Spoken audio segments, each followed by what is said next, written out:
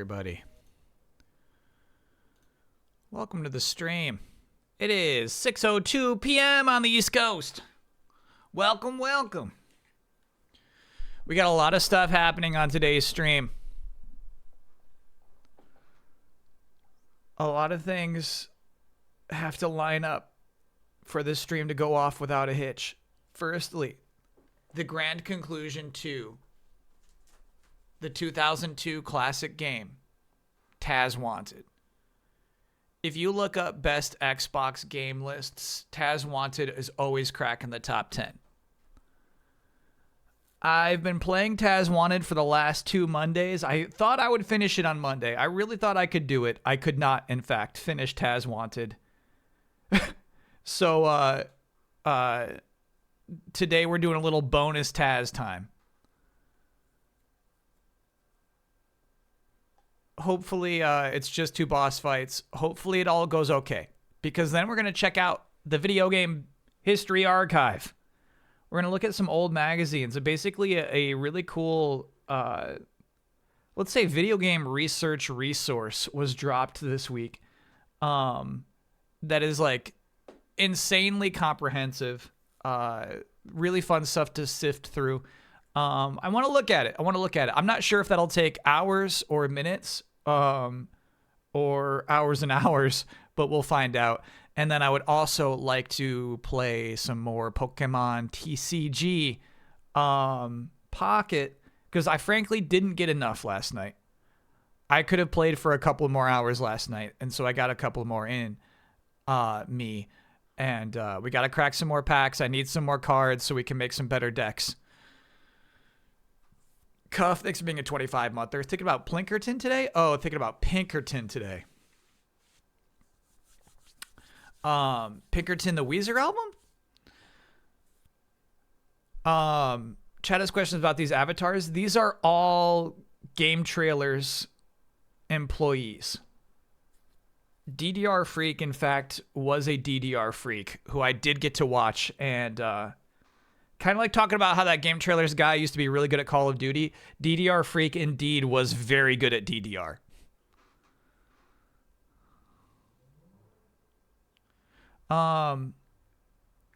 Pinkerton, the Weezer album, chat, is really good. FPS Bro Pro is me. That's my guy.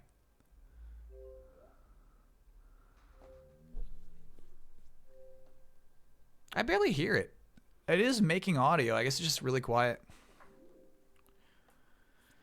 What we're going to do, unfortunately, chat, we are going to set it to 480p.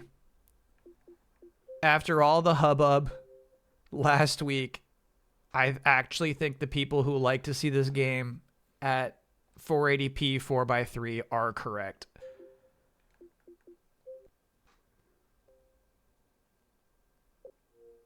I think they were right.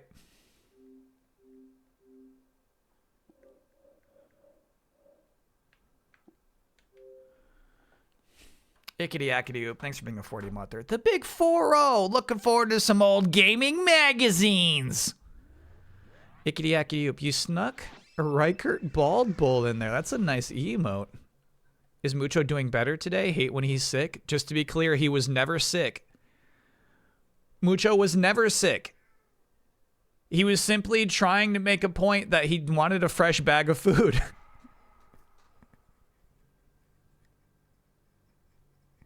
Doppler RL, thanks for being a brand new subscriber.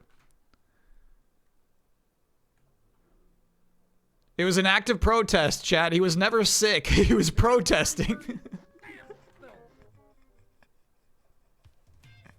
Did you give him fresh food? Yeah. So I was actually nervous about Mucho this week because he'd go up to his food, he would take like a baby bite. He would take 1 or 2 bites and then nothing. So I'm like, oh shit, I'm gonna have to take him to the vet. I can't figure this out. But this had happened once in the past where like he had like slowed down his eating and then I got him a fresh bag and he went nuts for it. So I'm like, what if I just go get a new bag of food right now? Because the thing is though, there was plenty of food left in that bag. I'm being wasteful throwing away the rest of this bag that Mucho is apparently sick of. But yeah, so I just bought him a fresh bag of food, and he's like, "Thank you! That's all I wanted!" And I'm like, what are you talking? You can't be like this, bro. And then, yeah, he's been demolishing his bowls of food now. Because it's a fresh bag. 99% chat. 99%. Good stuff. We're almost there. We got 2 bosses. We gotta clean their clacks. What's your method of sealing the bag? Alright, so it's like Hill's Science Diet cat food, right? It's actually really nice, and it's got like a really nice like Velcro seal at the top. Here's the thing. That food is fine.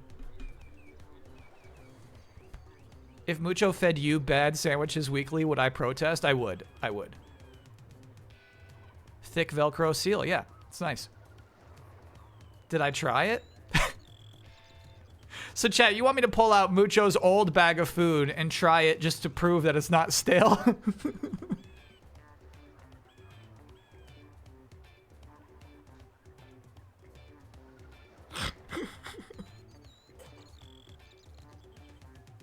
Because here's the thing, I feel like that's the only way I'm going to win this argument.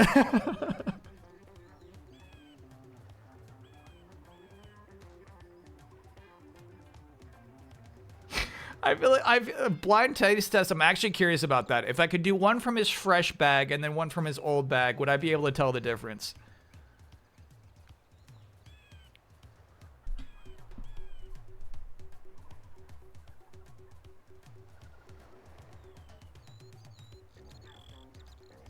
Should we do this? This seems like a bad idea. Because here's what would be fun about it is I could put on my sleep mask, right? And I could have it very clearly marked to chat, so you would know which one is which. You would know which one is old bag and which one is new bag. But I wouldn't know. I think that would be what's fun about it. But I do also think it would be degrading, so I think we shouldn't do it. My cat used to throw up when I got near the bottom of the bag. I eventually figured out that it was probably had to do with the crumbs of food that settled near the bottom. And it upset his stomach for some reason. Maybe that was it? That might be it, yeah. Put buffalo sauce on both.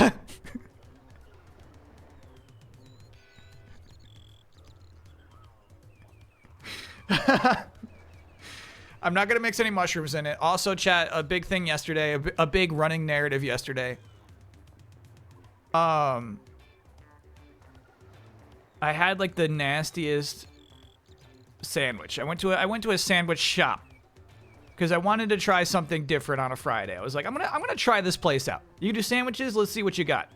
They had a menu that like they had a lot of stuff on it where it's like just where's your turkey sandwich, bro? Where's your turkey club? I was like, we don't have those. Anyway, I got a buffalo wrap, right? The buffalo wrap was 30% mushrooms. And I saw a really funny theory on the Discord today. Someone says, like, did Kyle accidentally order a veggie buffalo wrap? It's like, no, there was chicken in it.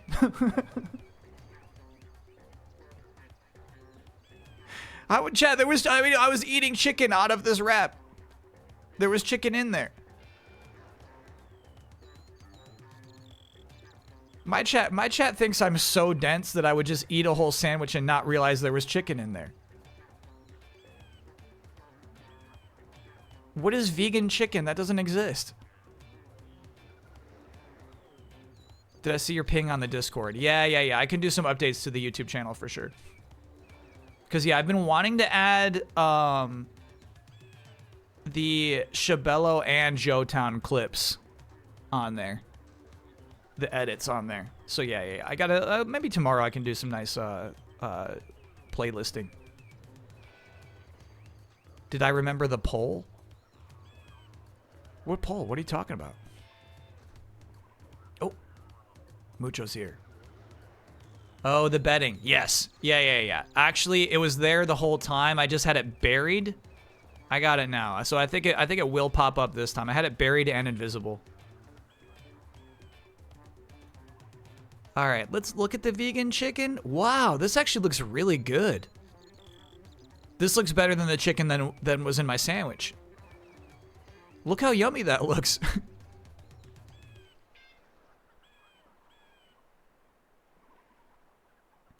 Anyway, yeah, today I ate good. Today I ate good. Don't worry about me. Today I'm feeling like energized. I had good sleep. I had good food.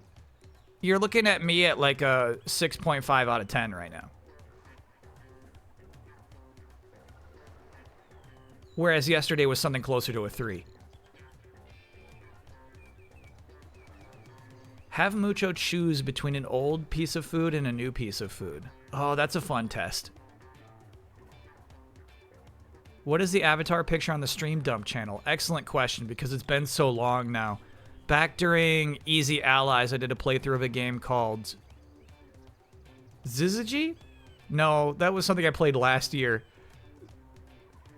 It's about a wizard who rides on a unicorn. Prism! Prism. Prism with a Z. Prism with a Z. Prism with a Z. And it's about this wizard who's riding a unicorn, and he just like curses at the unicorn the whole time. He freaking hates that unicorn. It's one of the only games that we did for Dumb Game Monday that I bailed on. I couldn't play it anymore. I don't know if it was like 20 minutes or 3 hours, but we did not play a lot of Prism. Yeah, Screaming Argonaut has a thumbnail there. You can see it in its entirety. So anyway, that is the icon for the Stream Dump channel. Almost as a way to say that, like, look, I'm not taking this seriously. It's like a defense mechanism. It's like, I'm using this unpopular character from this unpopular game that I hate as the icon, just to say, this is just the Stream Dump channel. This will never be my full effort YouTube channel. There was somebody even in the comments recently who was like, hey, I think this is just some fan uploading Kyle's videos. And someone else was like, no, it's him. And then the person responded, I don't know.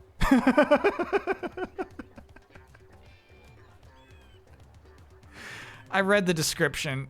I don't know. It's me. It's me. If you're watching this now, if you're that person, it's me. I run that channel. It's official.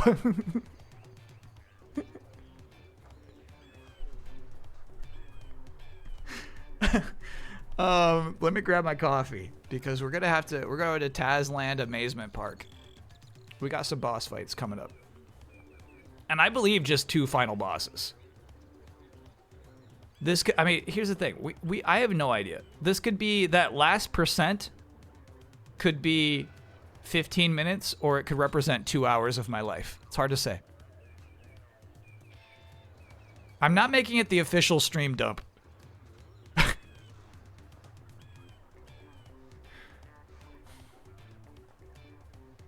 If Mucho had a channel, the picture would be the bottom of the food bag. I'm about to throw away a lot of cat food because this guy said it was too old. Anyway, let me grab that coffee. Yeah, you're prissy, bro. You're prissy.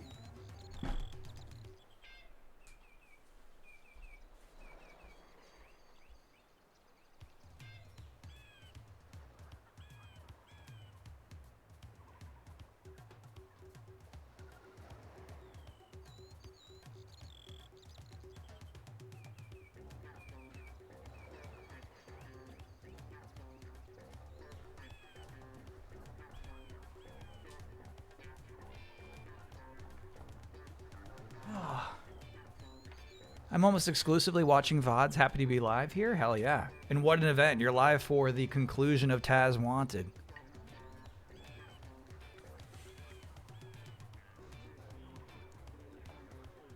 Mix up a batch from the 2 bags and see if Mucho eats it all. No. I'm not actually, I'm like pretend spiteful. I'm actually like truly deeply happy. Oh shit. That he's eating. You know what I mean? Like, I'm actually, like, truly happily relieved. I'm gonna need to buy a new old Xbox controller. We got a frayed wire here, dude. Shit. Are these expensive? Is it actually hard to get an original Xbox these days, or a 360, original 360 controller? Because I actually like them.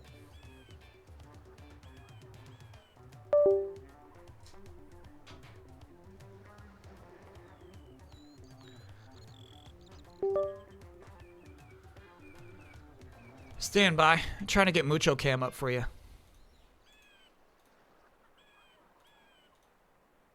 There he is. I kind of liked those Windows 11 USB sounds. I'm getting familiar with Windows 11 still.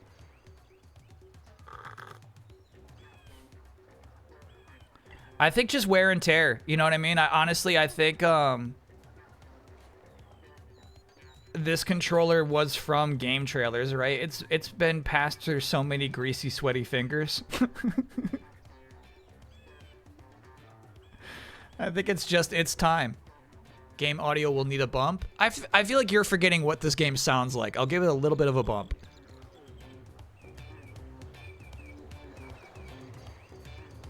If it's not drifting, just put electrical tape on it.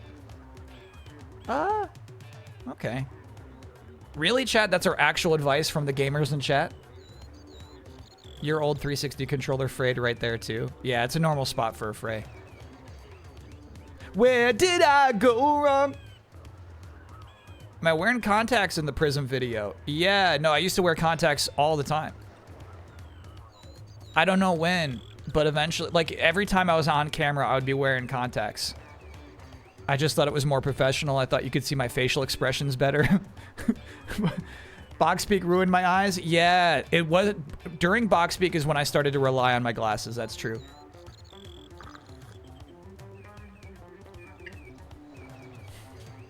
That's true. Would I ever do LASIK? I dream of LASIK. I think I couldn't afford it. All right, chat, I'm about to press A. How much is LASIK these days? I had a friend who spent like $10,000 getting her eyes lasered. It's like, I simply, like, I couldn't do that.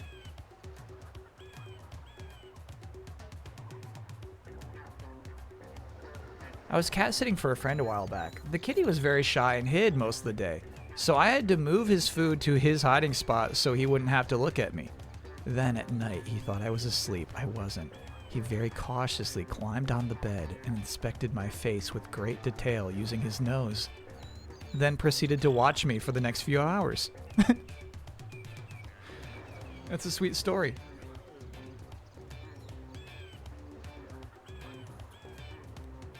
You got LASIK at 19, best investment of your life. Cool.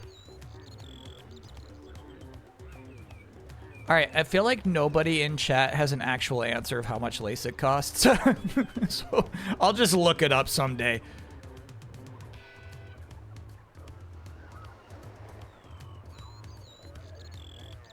Scroll up, scroll up. I see $20, I see 5K Canadian, oh, 3,500. Okay, you're right, there's some actual answers in there.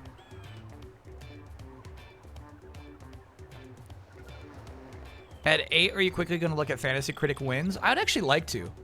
I'll tell you straight up, I didn't make any bids this week, but I'm kind of curious what the most bidded upon game was. Bid upon, bid upon, bid upon.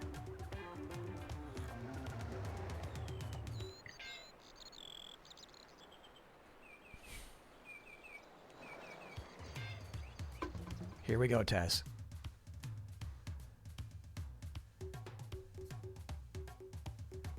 Final boss fights.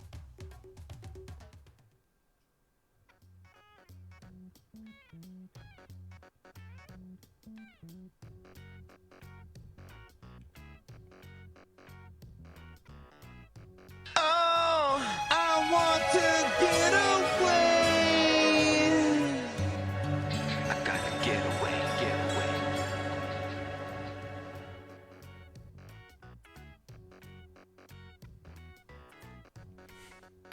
So what happened is they saved our progress that we beat the level. They saved our progress that we beat the level, but we have to get to the end of the level. Which will take less time. It'll take less time. But let me warn you right now, pray for me. It's gonna take a long time to get back to that door. Because here's the thing. Look, we got our golden Sam, we got our 100 sandwiches, we got our 7 signs, you know what I mean? We got all of that. But it's merely gonna be a matter of getting to the end of this very long level. Pray for me.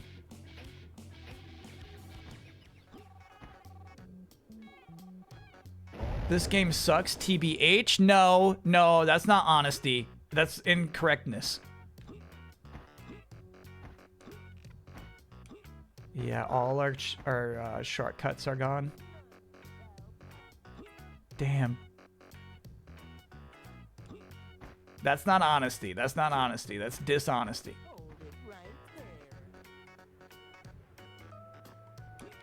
Ooh, it looks like it saved this shortcut. That's weird. We'll take it.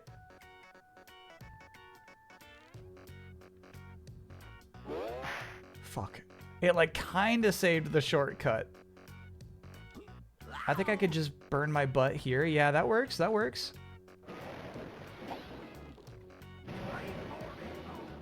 Pray for me.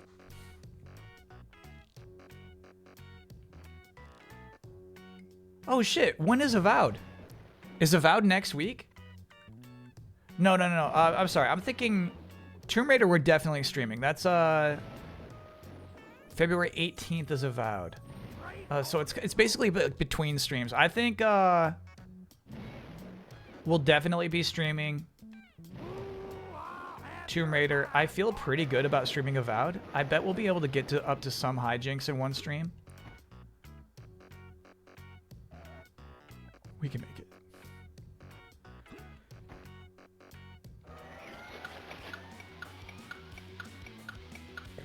Excuse me. Having this checkpoint unlocked is huge for us. That saved a lot of time right there. We're happy about that.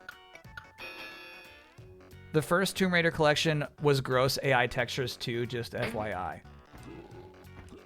Okay, so yeah, hold on a minute. Oh, fuck you. Fuck.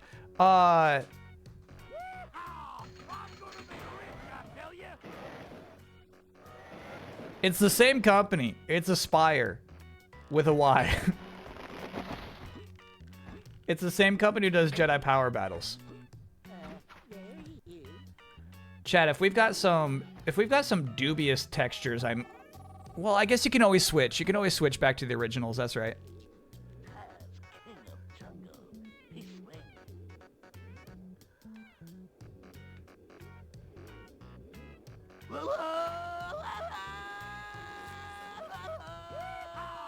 That's crazy. No, that's crazy you gave that to him. I beat my chest. Oh, come on, bro! You just caught me! Shit!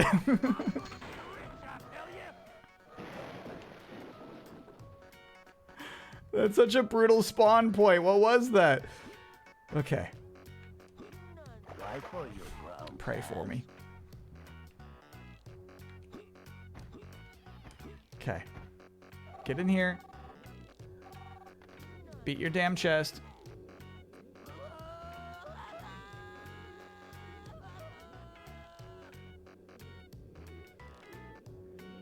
What is the texture controversy? Some of the textures in Star Wars Jedi Power Battles, the re-release they just put out, they're just globby. They're just gross and AI'd up. Where, like, it's pretty clear the AI didn't even understand the intent behind the textures that it was giving, that it was fed. Things like give me a grate, right? Give me, like, a metal panel with holes in it. And it's like, oh, these black holes? Those are cool sci-fi dots. Let me add a little texture to these. It's like, no, you fucking AI. God damn it. That's not it. Okay. It's like fixed it for you, you know? So it's just really frustrating to even look at. My chat's saying that Tomb Raider is likely the same.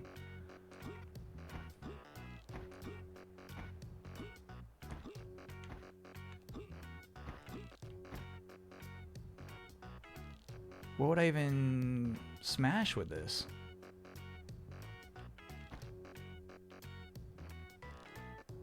Let's just do it just in case. Oh, I see a guard just popped in.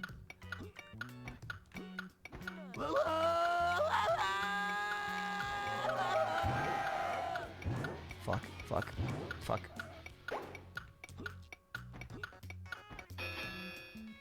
Alright, so we'll have to go back to spin on that thing.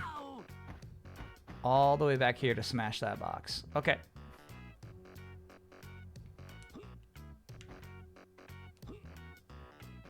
Let me eat this dynamite now. Play Tomb Raider Legends instead. Is it better? I've seen that game. They always put it on sale for some reason on the PlayStation Store.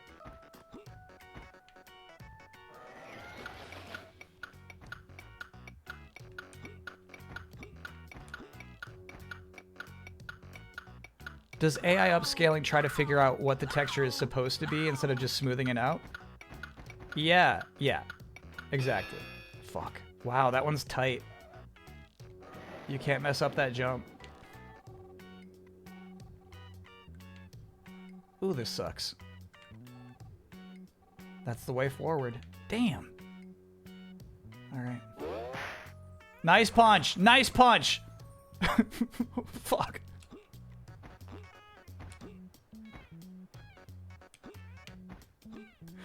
All right. So this last level has been a lot of this. It's a really tricky level.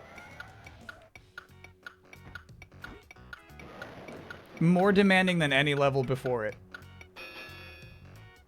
This is some slippery moss that Taz kind of fucks around with. Yeah. Easy, bro. Easy, bro. Easy, bro. Easy, bro. Easy, bro. Okay. Holy shit, Taz. All right, and these are some pretty tricky jumps too.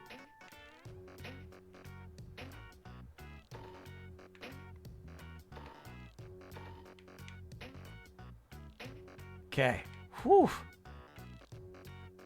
Thank you, game. Now I'm pretty sure we can just end the level. This falls out. Yeah, we're ready for it. We're ready for it. Taz, no! Nah, everybody saw I jumped way too early on that. That's on me. That's on me. That's on me. I jumped way too early. How's the inversion brain? Honestly, like, I feel like I'm still Taz brained. If you're wondering what we mean by that, chat, Taz has permanently inverted camera controls. You can't change them back, but I've like grown accustomed to them. It presented itself as an obstacle as we played Ninja Gaiden 2 yesterday, but like here in Taz, like I'm comfy, dude. I'm Jones now. Yep.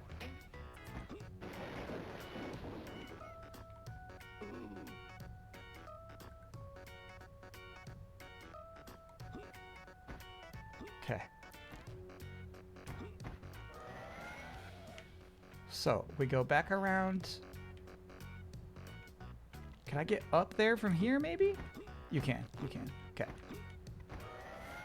Let's nail this jump. Fuck. Fuck. We all saw I started Beyblading around, you know what I mean? I was hopping and popping, and I was like, okay, I gotta bail because I'm hopping and popping. I understand now. I understand now.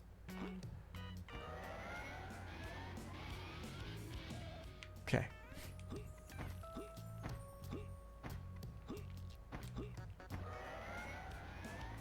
So maybe we don't do a spin jump for this jump. Bro, that's a long jump for a Tasmanian devil.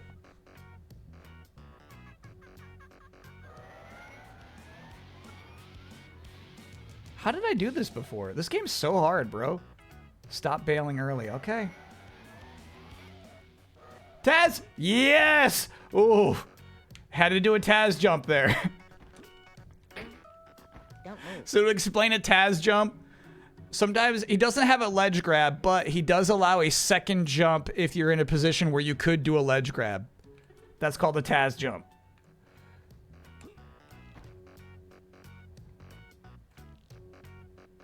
Complete the level. Here we go. All right, that didn't take too long. Hey, 10 minutes. That level sucks, brother. That level's so crazy. It's just a tough level.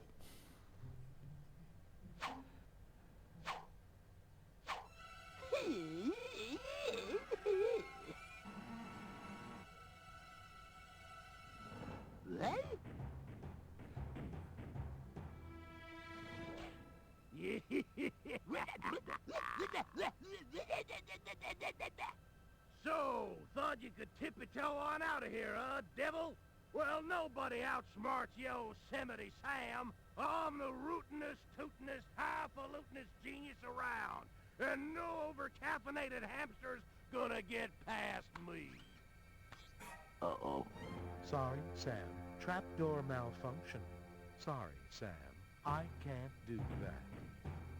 Trapdoor malfunction. Come on, Button! Oh, come on, you idiot Button! Warning.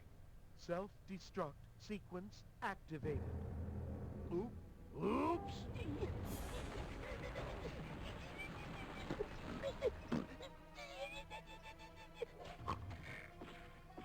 How did that happen? Oh, Bilgewater. This ain't gonna go well. This shit's too loony sometimes. Yosemite Sam is trying to blow up Taz's home. No, he's not. When Sam jumps onto the plunger, Taz needs to scorch him off using flaming hot chili breath. Catch him in the act 6 times and it's game over for Sam. Alright, let's catch him in the act. It's you or me, Furball, and I'm a betting on me. Okay, so first we need chili breath. First we need chili breath.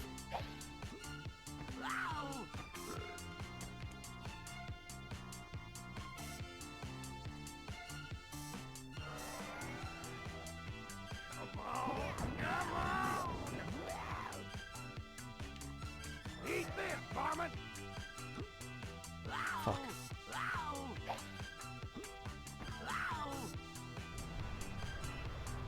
Got it. Okay. So I lose chili breath if I hit the lava. Come on! Eat this, varmint! Fuck.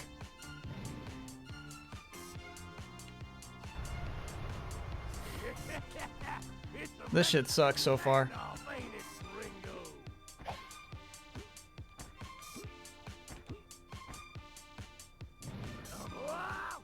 There we go. We're on the board, baby. Mr. Brownie. Thanks for being a 26-monther.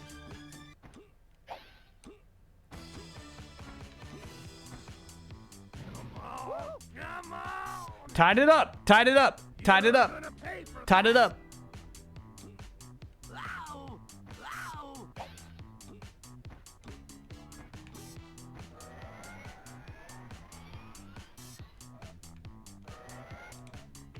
Fuck this.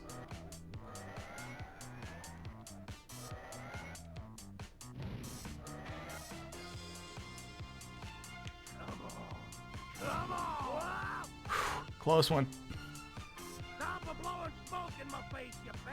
I just like, it's hard for me to imagine a world where Yosemite Sam would be physically capable against the Tasmanian Devil. You know what I mean? How come he could just like poke Taz with his staff? That's a cane. How come he could just poke Taz with his cane?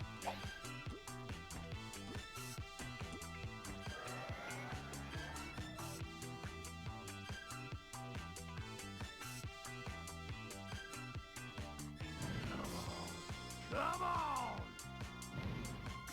Shit. Eat this, varmint!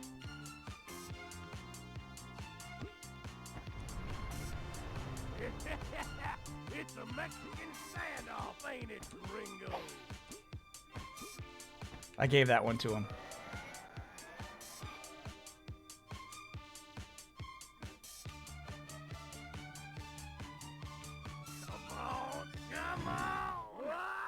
Come on! Come on! You're gonna pay for that! Uno mas, Sammy boy.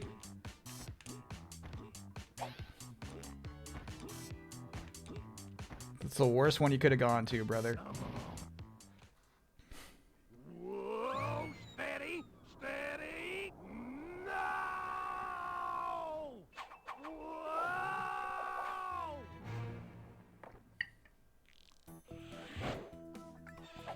Imagine laughing at this shit.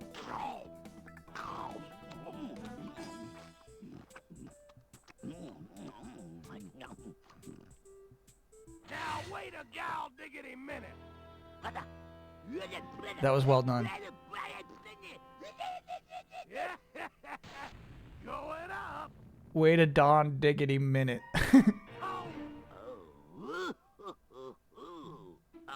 Gold darn racing. You see Taz do that super jump?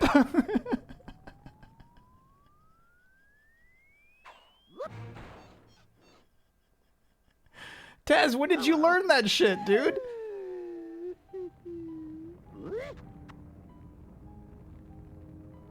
Whoa.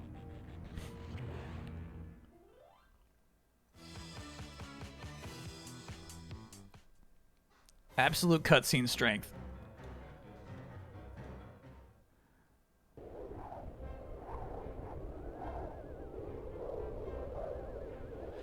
Chad, I'm glad you warned me there's 2 boss fights. If this happened Monday night at like 2 a.m. or whatever it was, I would have been so mad. Welcome aboard Flight 108. Today's destination, Yosemite Park and Zoo.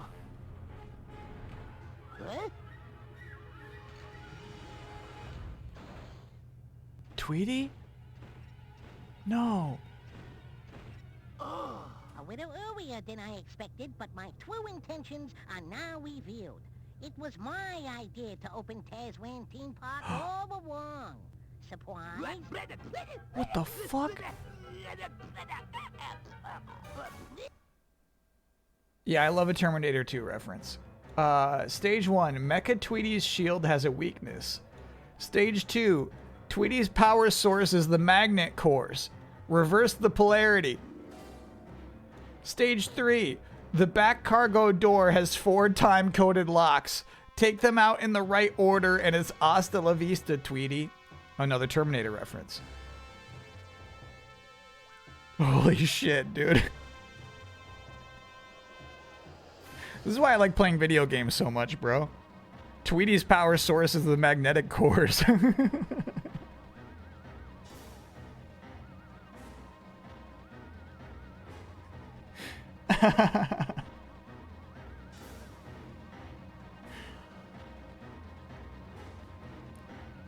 Imagine having to do a three-phase second boss fight on Monday night. I would have been out of control.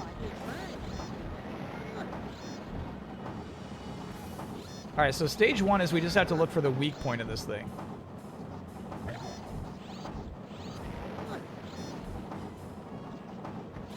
I can't move forward.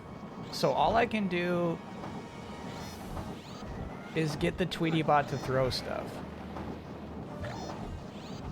Huh.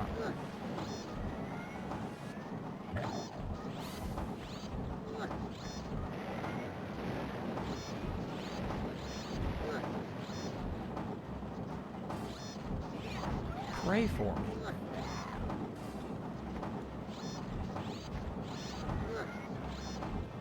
Can you kick your boxes? There's no kick button.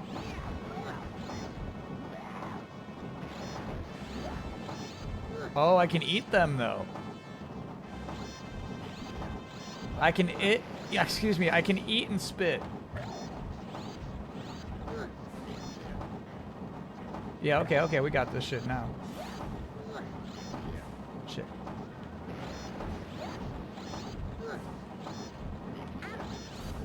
Ow.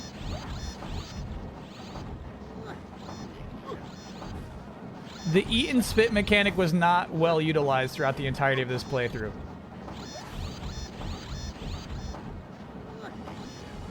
Too early that time. Too early again, damn. Too late.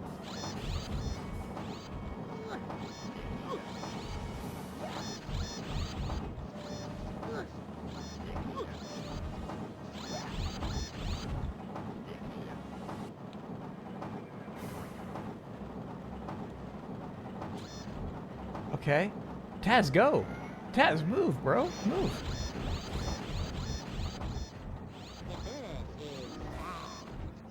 Okay, reverse the polarity.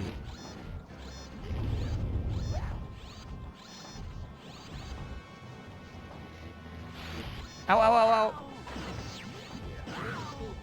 Fuck.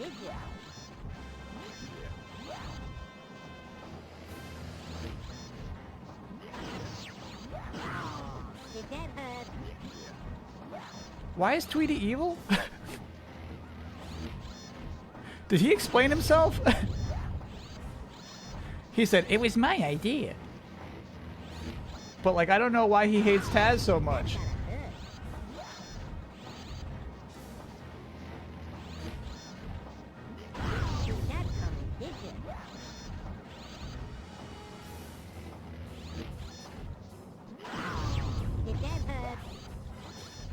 Okay, you have to hit each of these twice, I guess.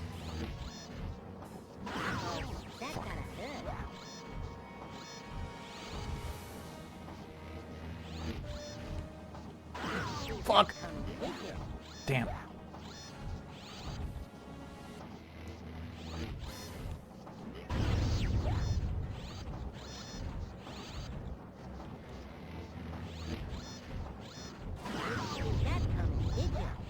Nah, I took the trade, bro.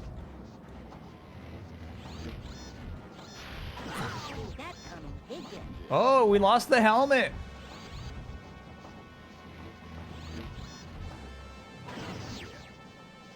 Taz died. Fuck. Yeah, alright. No, very carelessly, I was not realizing that the number on the back of the helmet was changing. That's on me.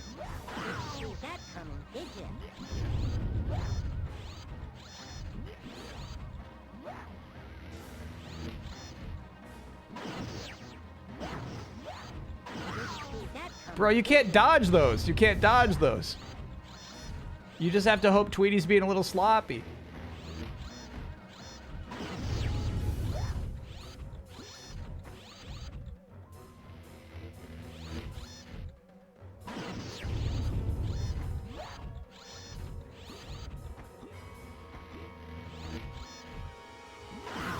Checkpoint could have been worse. You're not wrong about that, chat.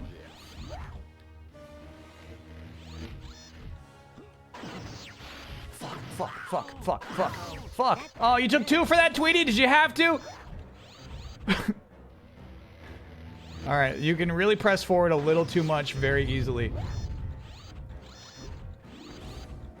Can Taz not spin? Oh, he can spin. It's a central mechanic of this whole game. Until now.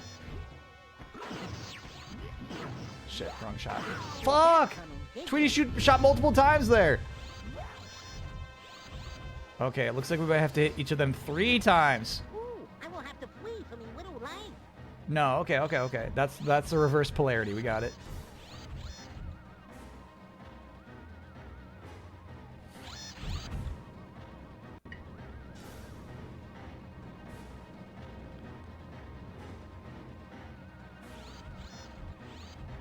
Enough already. Let's finish this. Is he growing? How'd he do that? Tweety's fucking huge right now. Alright, I'm gonna guess we throw the... Oh, did that hurt? Shit, no, I gotta eat that. Good dodge, Taz. No, fuck. God damn it! God damn it! Oh, I see. I'd already had eaten one.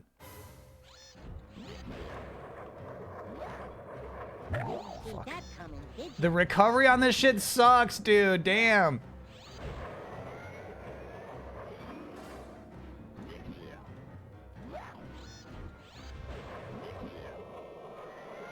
Okay, so it looks like left one first is correct.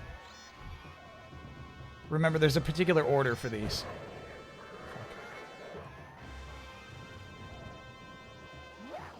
Ooh, okay. God damn it! It takes him so fucking long to swallow something. Okay, so it is not, 4-1, so it's gonna be 4-2, no question.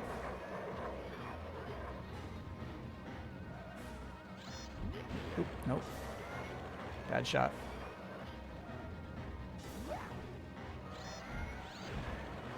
Oh shit, actually. I guess we don't know yet.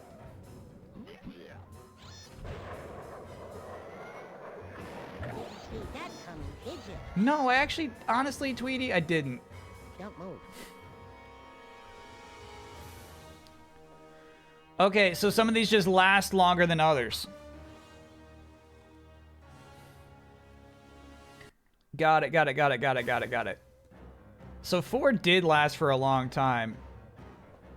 1 lasts for not very long at all. No, fuck. You're dead. You're dead because you pressed that button, Taz. God damn it, Taz. He gets so caught up in his fucking animations sometimes. Refuses to cancel. 1, 2, 3, 4, 5, 6, 7, 8, 9, 10, 11, 12, 13, 14, 15, 16. Yeah, okay, all right. Left is good. Left is good. It's confirmed. Fuck. That's not the one we wanted to hit. That's the shortest one.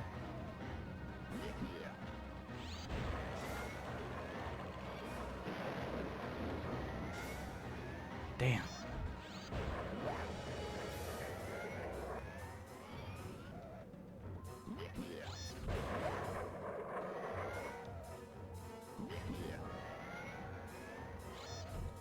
Too risky.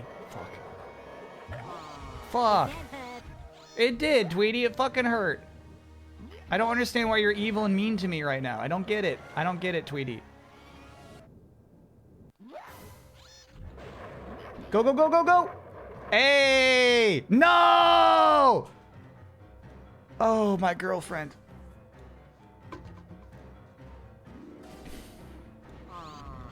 That's so shit. Yeah, it fucking hurt, bro. It fucking hurt.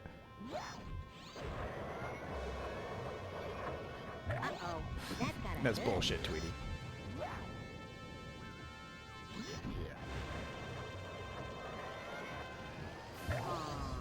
Damn, he's good. Wow, I feel like... Oh, maybe it's random. Fuck, it has to be. So it's gotta be random, which... Okay, so now 2 is the short one. Oh my god. Okay. Okay. No, Taz, not 2. Fuck, you really can't eat in a hurry.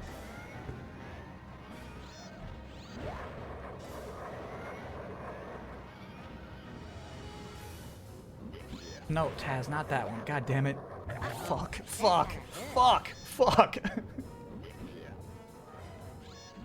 He gets so caught up in his fucking swallow animation, it kills me, dude. Damn. No, bro. No. Damn.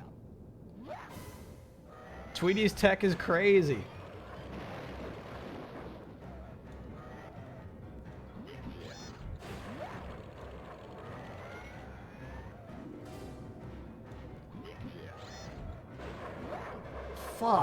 Fuck. This is fucking impossible. Alright, so it feels like far left is good. Okay, shit, doesn't even matter anymore. Give me a new seed. No, it changes. Uh-oh, that gotta hurt. You broke the door dying when it opened. Yeah, I saw.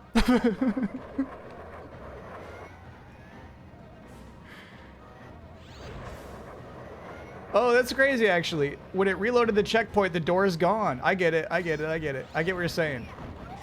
Fuck. The door is a window now. Hopefully Tweety will still die.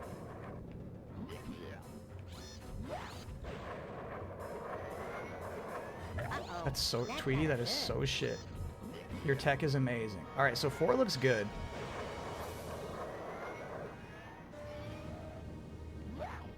Yeah, 4 and 3 look great right now. Oh, fuck off.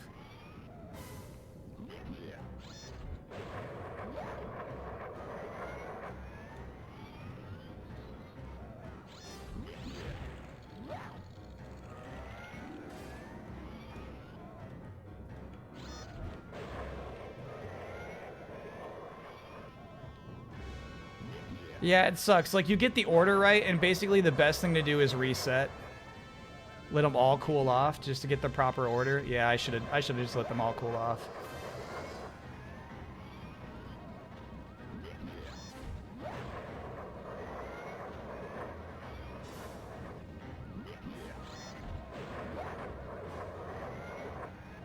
Okay. Hopefully this works.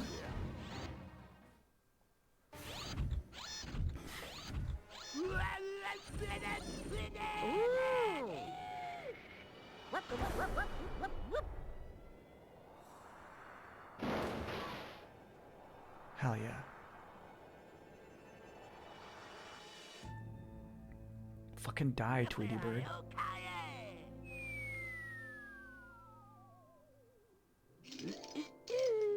He said yippee-ki-yay?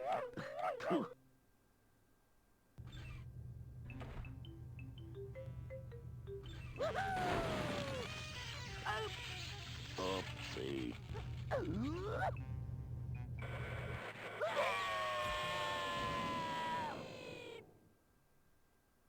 Whoa.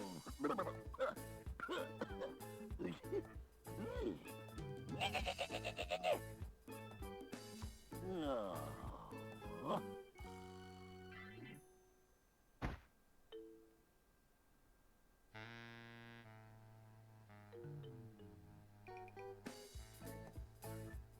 Has no maid. No!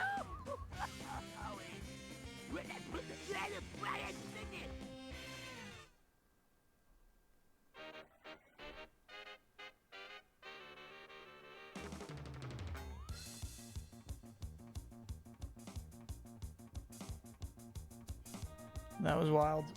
Absolute boomer humor. That's the best they could do. We missed a bonus level? Oh, well, they wouldn't let me go back. They wouldn't let me go back. Yeah, you remember. So we finished that last level. We got everything in the Taz level, but we got to go, I think, to the hub world to play the bonus level of it or something.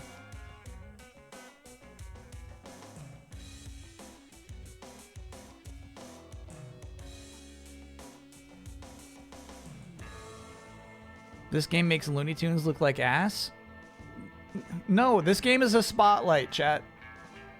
This is what Looney Tunes is.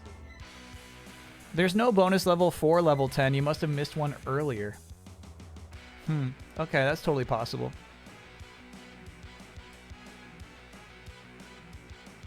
Can you explain why you did this? So I actually think like this is a well-designed 3D platformer.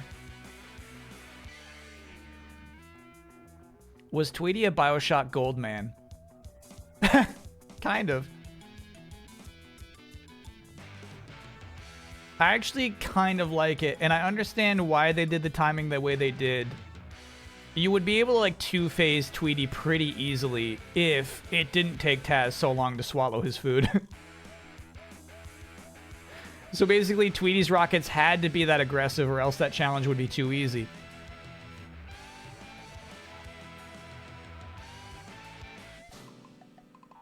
What was Tweety's motivations? So honestly, this entire playthrough I've had the volume extremely low.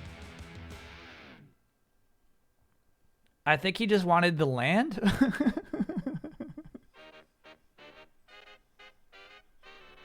I think he just wanted the land and the power. He wanted to build the theme park, yeah.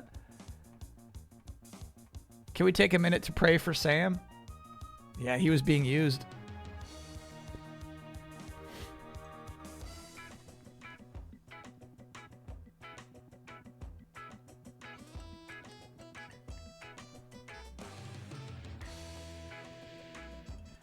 Yeah, we can't end the playthrough on 99%. We simply can't.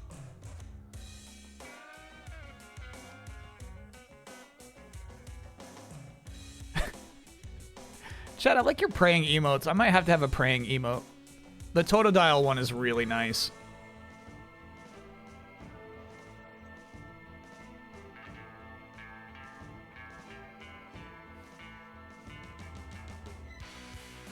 Get the full 100% for Robbie. Yeah, we have to. Was this punishment? No, hell no. Somebody added this to the... I submitted this to the docket.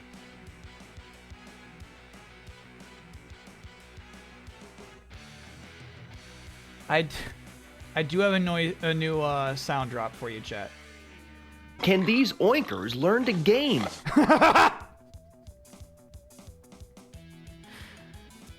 I don't know when we'll be pressing that button.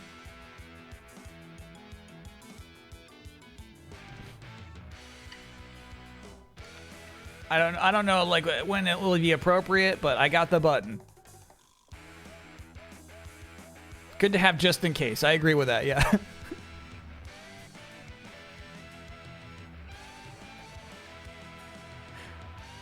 Jim Cummings. There he is. There's your precious Jim Cummings, chat. Who is Maurice LaMarche in this game?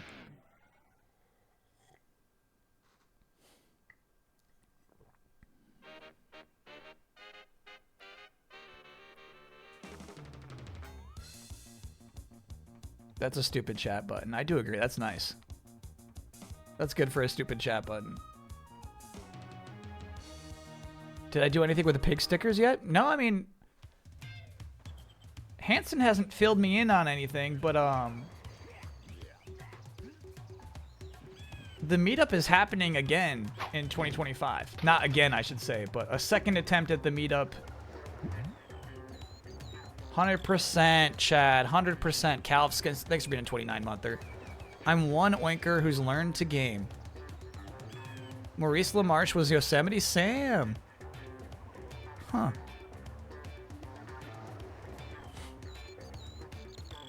Chad says, thank goodness.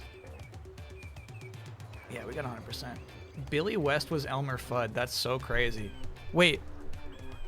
At what point in this game did Elmer Fudd appear?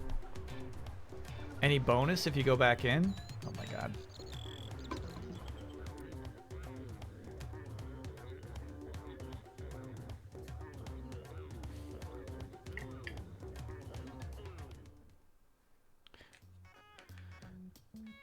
So maybe we go back to the hub from here.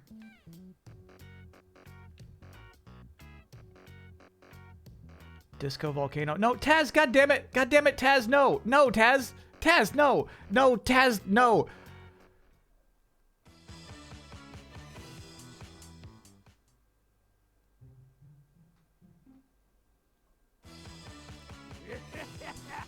Don't move. Yeah, bolt. All right, that'll do it. I can't even like. Oh, return to hub. Return to hub. Return to hub. Return to hub.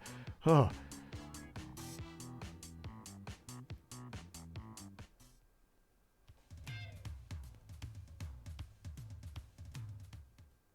There you go, Tess.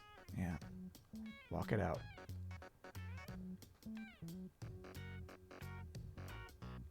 And there you go.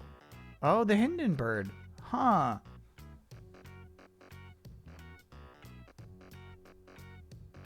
So that's the Tweety fight. So no, I don't know if we can even go back to the other hubs.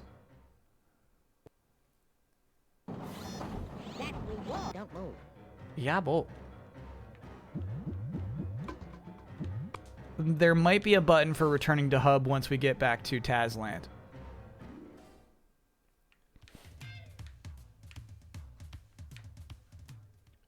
Joe Alasky is also Grandma Pickles. And what else? Why are you just bringing up this man Joe Alasky? Don't move. Yeah, bolt. No, return to hub from here. There it is.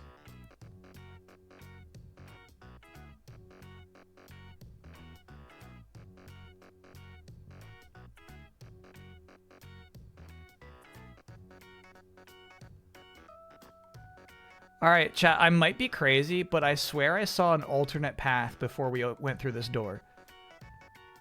He's Daffy and Tweety in this. That's crazy. Don't move. Yeah, so that doesn't say your like completion rate or anything.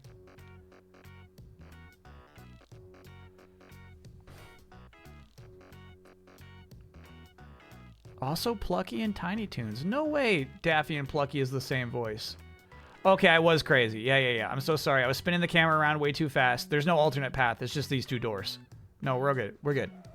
We're good. There's concept art somewhere in this? You're right. We unlocked a lot of concept art.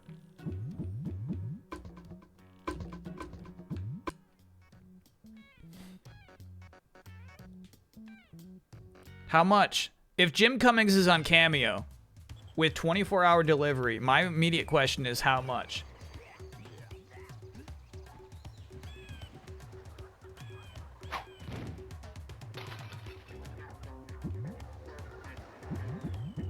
Records? Extras, obviously extras. Oh, for sure. Wait, there was, chat. Overall game records, there it is, baby. 10 of 10, 10 of 10, 1,000 of 1,000, 70 of 70. 100%. I won't hear your foolishness. Secrets?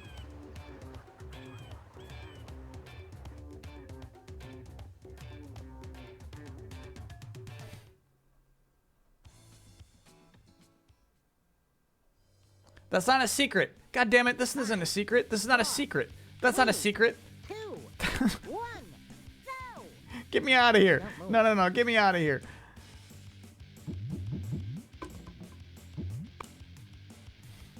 The bonus levels are the secrets, yep. No, this game was developed in a time before gamer scores, chat.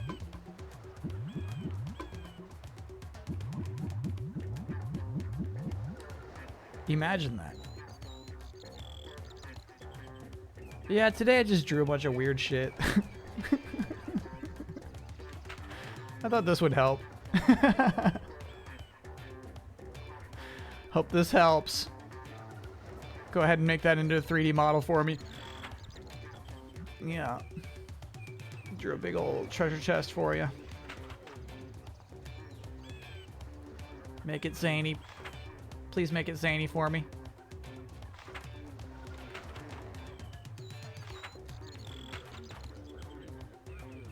Okay, we are having a hard time deciphering Taz's skateboard before. Now you can clearly see it's an upside down elephant. Since that was the zoo stage where you did get the elephant.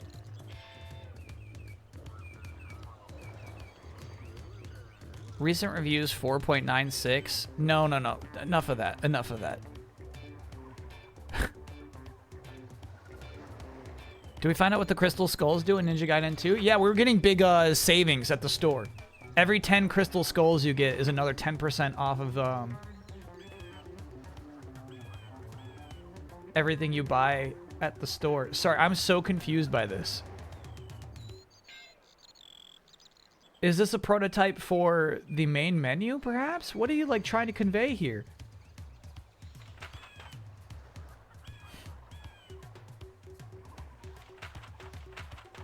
Okay.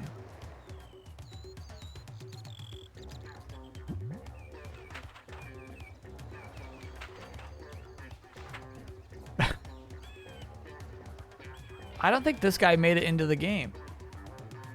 Were we ever this Taz? Yellow Hat Taz? No, because the construction site had SWAT Taz. That's right. Yeah, construction site had SWAT Taz instead of that one. Rare canceled Tazes. Why did you make the hand dryer so big? That's crazy.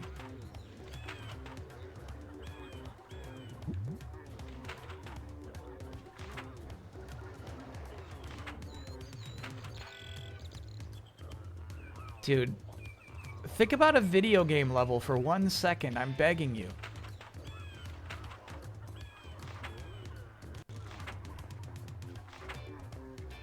Oh, those are cool to see.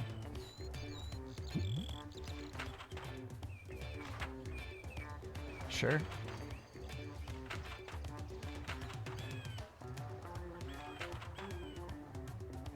This shit all made it in. I don't know about the toilet paper. This made it in. This made it in. This is basically 1-to-1 with what they ended up creating there. That's cool. I love Werehog Taz.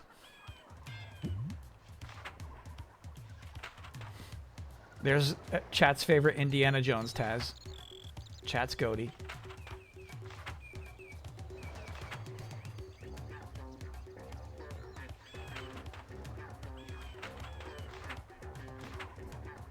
Did we have minor Taz? I know we had the mine level, but I don't remember his power being minor.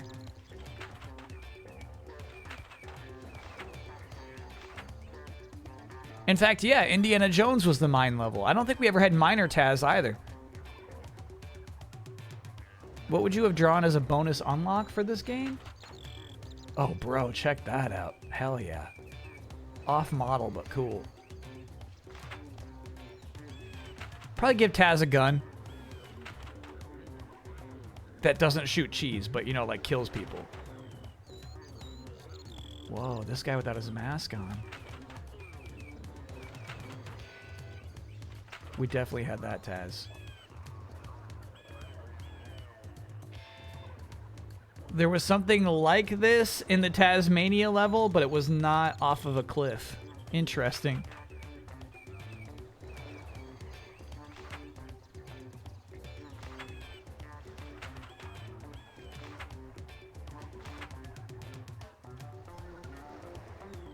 A lot of this stuff just ended up in that last Taz level. Reindeer Taz was canceled. Damn. Taz's girlfriend.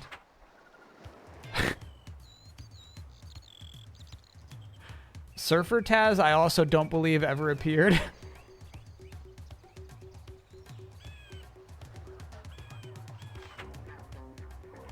That's crazy. Yeah, this is super abstract. I don't know about any of this, actually. We did have Surfer Taz? Oh, you're right. And then he would flop you with the surfboard, so that was the beach level. For sure. For sure we had Surfer Taz. Yeah, look at this weird shit. What were they thinking? What are you imagining here?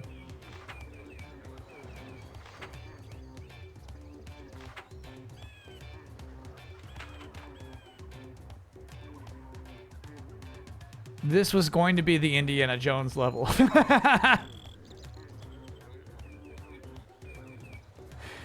And then, like, as they're consolidating, they're just like, okay, well, our Indiana Jones Taz is too good. Put him in the mines.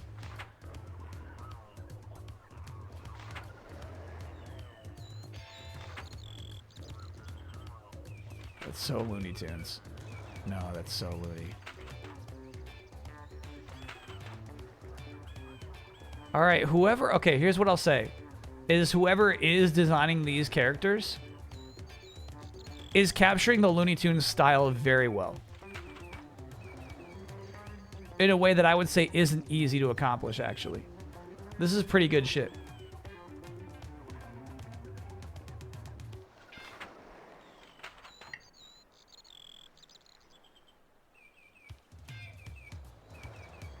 There was one of this guy. That's a cactus gun. It shoots out cacti.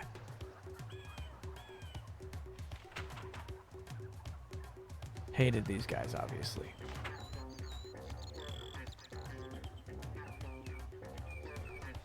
What's funny is I think they just kept the net guy the whole way through, though.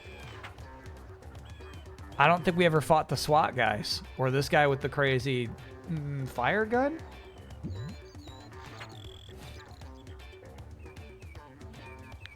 Can I get no, yeah? Just brought home our new kitten, no name like our first cat, been calling him Junior Cat, aka JC, aka Jesus Christ. Yeah, absolutely. New cat? That's a double. Oh, yeah. Yeah. Maybe in secret levels? No, secret levels are not secret levels. They're just playing the same level you've already played. Again. This is crazy. This is Elephant Pong. I don't know if we ever had Explorer Taz. Can I get a hell yeah? Locked in 2 music tracks on an indie game I'm working on this week. Oh, that's cool. You get all I can do is give you an oh yeah. Oh yeah. But that's extremely cool.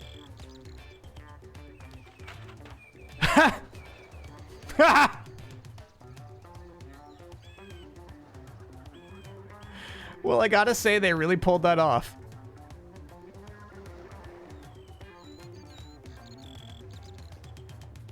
They really pulled it off. What's crazy, though, is, like, in Aliens, it's like a robot made for, like, moving boxes, right? it's like a forklift robot. There's no reason for Tweety Bird's robot to resemble a forklift robot, other than to directly reference aliens.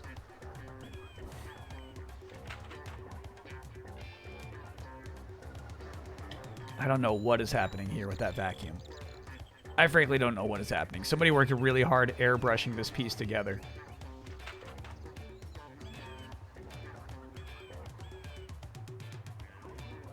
Okay, this one's really strange. Because Taz is wearing gloves. Strange pointed shoes.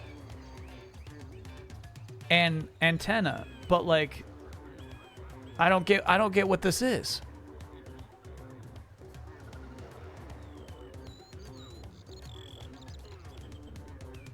He's one of the bird Martians. Can you give me an image for reference? The blimp was filled with boxes, to be fair, yeah. Chat, the reason I kind of believe that is there was concept art for that super abstract level. So I think there was at a time a plan to make a space level.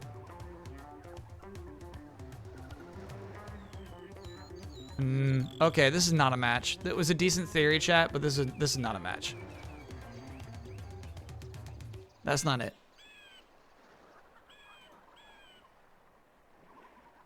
But maybe this was the look for a space. Those shoes are so weird, dude. What's the intent there?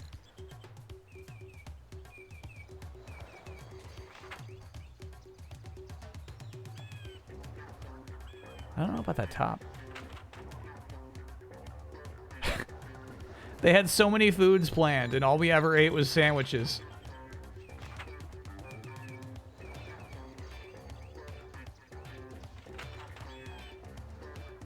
Cool. That's it. Maybe that Taz is based on a secret Looney Tune? Your Honor! It's a secret Looney Tune. Alright. That'll do it, chat. That has been, that was. Taz Wanted. Wow, so many languages.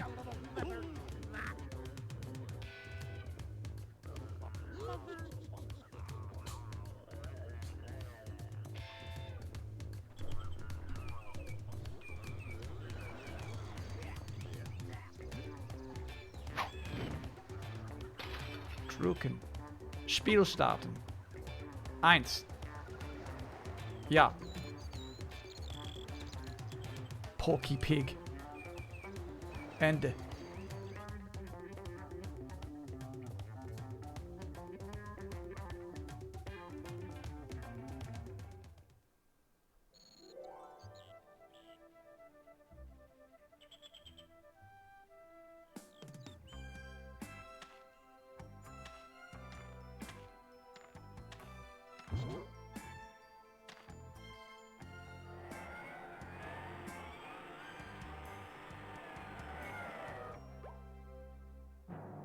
Character designer did a lot of other Looney Tunes games before and after this. Also, just found out there was a Looney Tunes fighting game?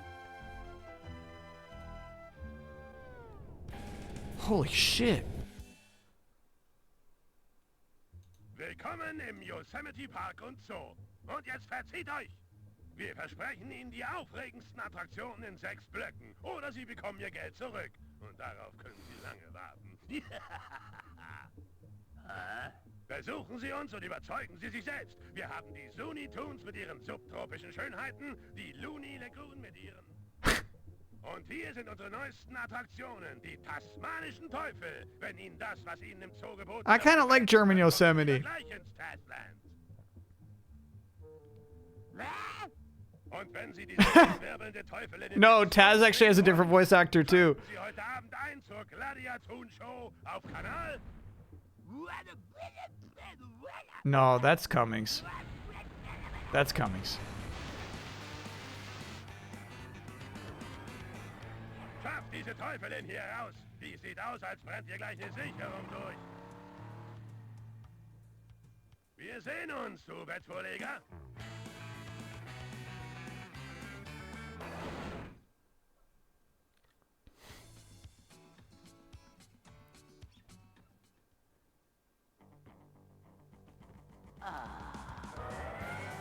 Honestly, the Looney Tunes fighting game being Power Stone style is like the least interesting way they could do it.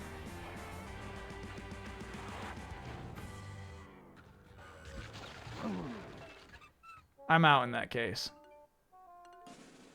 Chad, are you up for another playthrough of this?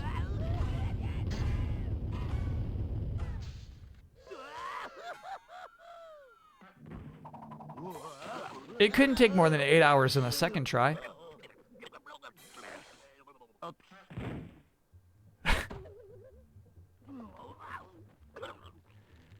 Should have been a Smash clone. Yeah, because look at the tone. Sorry, I'm hooked on German Sand. I'm hooked. All right. Look at the tone here, you know?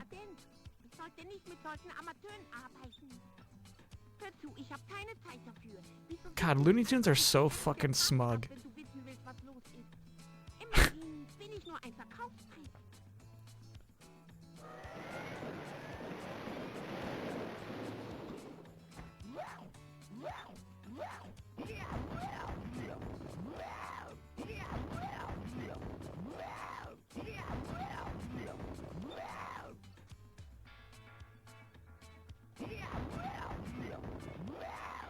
I swear some of it's different. Maybe I'm crazy.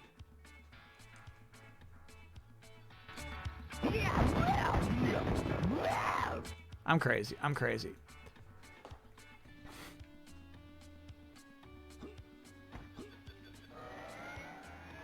I'm crazy. It's all Cummings. No, no, no. It's all Cummings. It's all Cummings. It's all Cummings. I won't be fooled.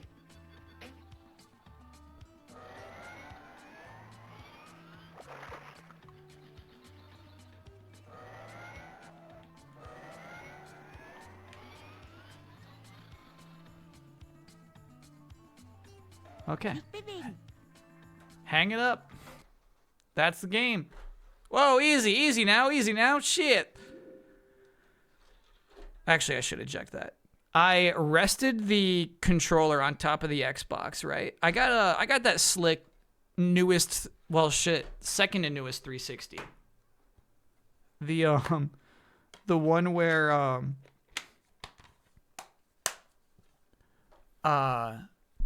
Don Metric, he lifted the old 360 off of it. There was the curved 360s. Like, let me show you the slim 360. And there was this one beneath it. That's the 360 I got. Really sensitive eject button.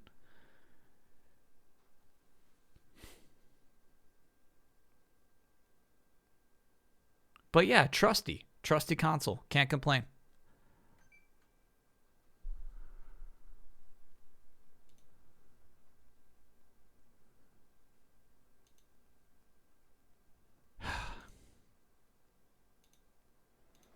Sorry, chat says maybe that Taz outfit was just based off this alien? No. God, I fucking hate everything about this shit. Do you know what I mean? I hate the principles of animation that led them to give him this expression.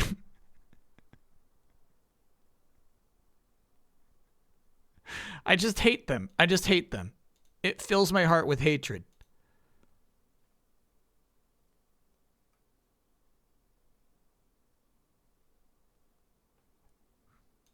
Now this is wild. This is a Christmas ornament, I guess. No, it's a miniature. That's no ornament, chat. What's wild about it to me, she does have mistletoe though, so it's a Christmas themed miniature. You might have a hard time reading this on your phone. There we go. This poem.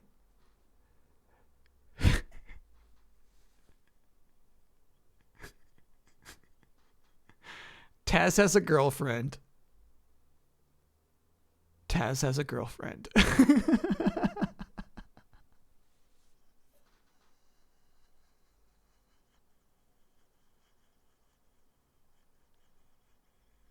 The ellipses, bro.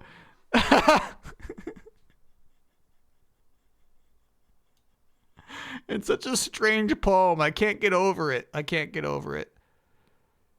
He seems happy here, though. He seems happy.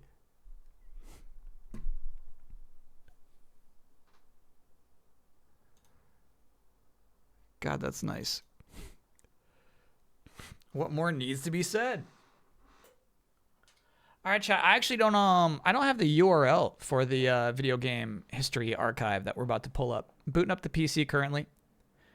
Two important things about the library. There's a 10-minute video from VGHF that explains the what, why, and how it all. Highly recommend watching before digging in. 10 minutes is pushing my upper limits of patience, but I'll look at it, not weirder for you. The library has no explanation on how to use it, so I whipped up a short guide that might be helpful. Okay, I will say, not weirder, both of those links are actually the same thing. Do I remember the PS2 game by the Tomb Raider devs called Hurdy-Gurdy? No, I can't say I remember that.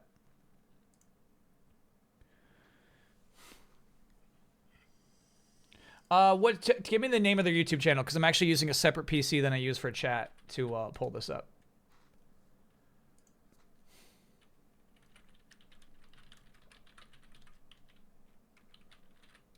I think I got it. Video Game History Foundation. Now open. Now in early access. Am I looking at the right video?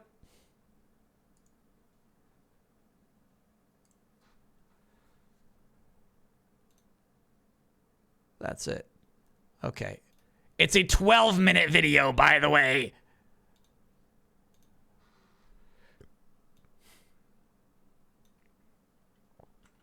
Updating the Twitch title, letting Twitch know we're switching games. See, I feel, chat, I honestly feel like Taz Wanted was such a good submission to the docket. My chat's like, why were you playing this? But like, that shit's gonna be easy chocolate tier at the end of the year. That's the very foundation of what this Twitch channel is all about.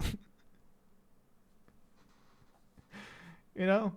It's like, I don't think any of us in our regular lifetimes would have seen that video game.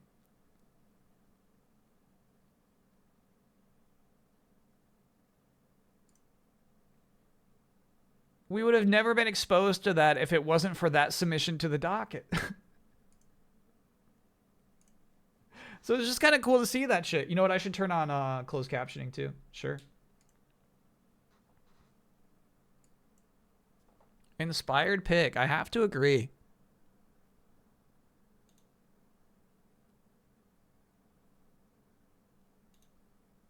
There we go.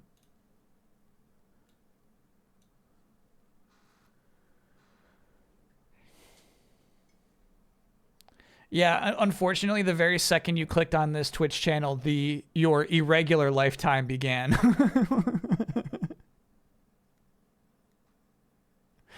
That Taz ornament was by the same artist as the Bugs ornament that I ended up buying. That's interesting, actually.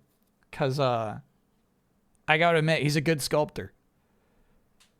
He does good work. You only need to see the first 8 minutes. The rest is testimonials. Copy that. Folks, the Video Game History Foundation library is now open wherever you are. We're starting to roll out digital access to our collections of video games. All right. First things first. All of this is so cool. They even got a little kitchen in here. Doesn't this just look like a cozy place? History material, and they're free for everyone to access. I think we had this Lara Croft back at the game trailers office, didn't we? We definitely had one of the dumb power armors from Fallout, and I think we had Lara as well. Right now.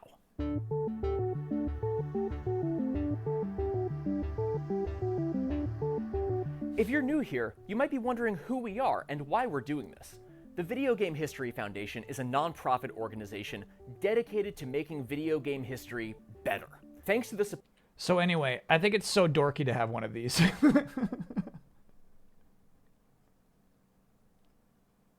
I think these are actually stupid. I feel like, I don't know. I feel like there was like maybe like a 10-year span in video game history where it was somehow logical for publishers to create full-size standees and send them to gaming outlets and stores. It's no longer viable. You know what I'm saying? Unfortunately, there is no 1-to-1 scale Clive from Final Fantasy 15. Nobody made that. We don't live in this period of exuberance anymore. Exuberance? Excess. We don't live in this period of excess anymore. Support of generous donors like you, we've been able to push game history and game preservation to the next level. So it is cool to have in your We're fighting for library. reforms to help make video game history more accessible and working with members of the game industry to celebrate and preserve its legacy. And for the last 8 years, we've been building an archive filled with the kind of stuff researchers need to understand the history of video games. Things like game development. This stuff is a materials, joke to press Bloodworth. kits, artwork, media coverage, memorabilia, and more. And we want you to be able to use it, whether you're writing. Now, I realize that it's like a dumb fucking joke.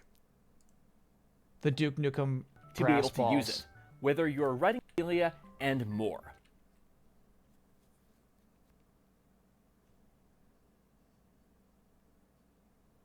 But those kinds of things are actually, I got, like, check these out. These kinds of things are actually, like, really nice to have as, like, a fidget thing. You hear that shit? They're just nice. They're actually, like, super nice.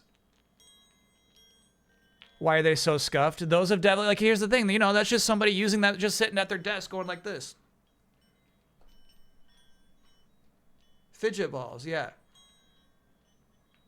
Have I ever seen the Cane Mutiny? No, I've never heard of that before. Am I a Midwestern ant? Sometimes I have a lot of Midwestern ant tendencies. No doubt. Does Mucho like them? He doesn't like the noise they make, no. They do chime, yeah.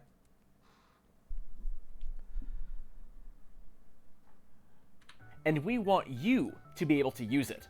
Whether you're writing a book or just The making Age a of video, Decadence is so you're a funny to me, researcher. chat. And we want you.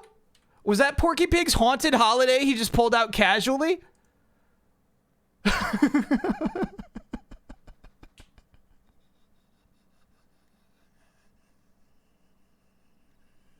That's so crazy. Chat, you have to know this game is absolutely insane. This game is insane. It's a Super Nintendo Porky Pig horror-themed 2D platformer. That's so crazy.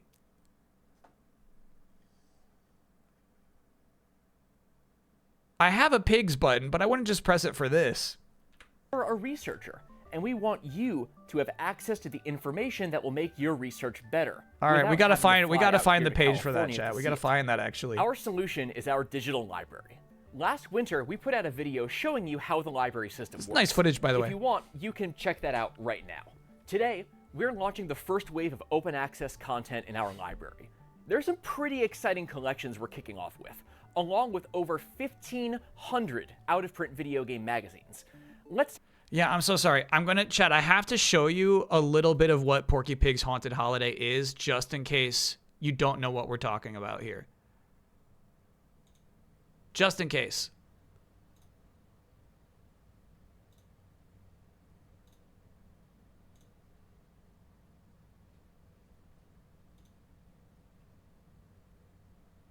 Just so you can understand how crazy it is, they just casually picked that up.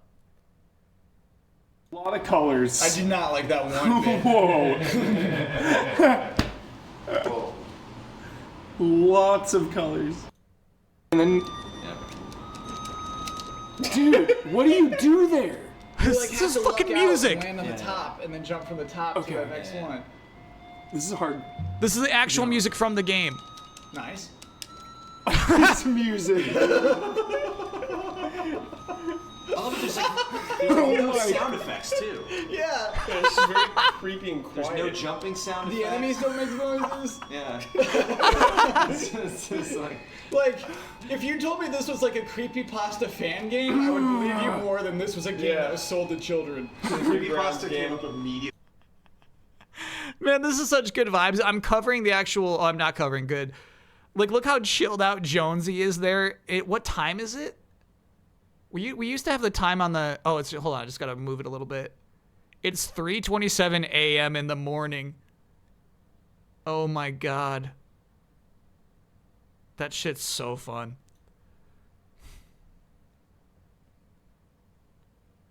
The business law clock.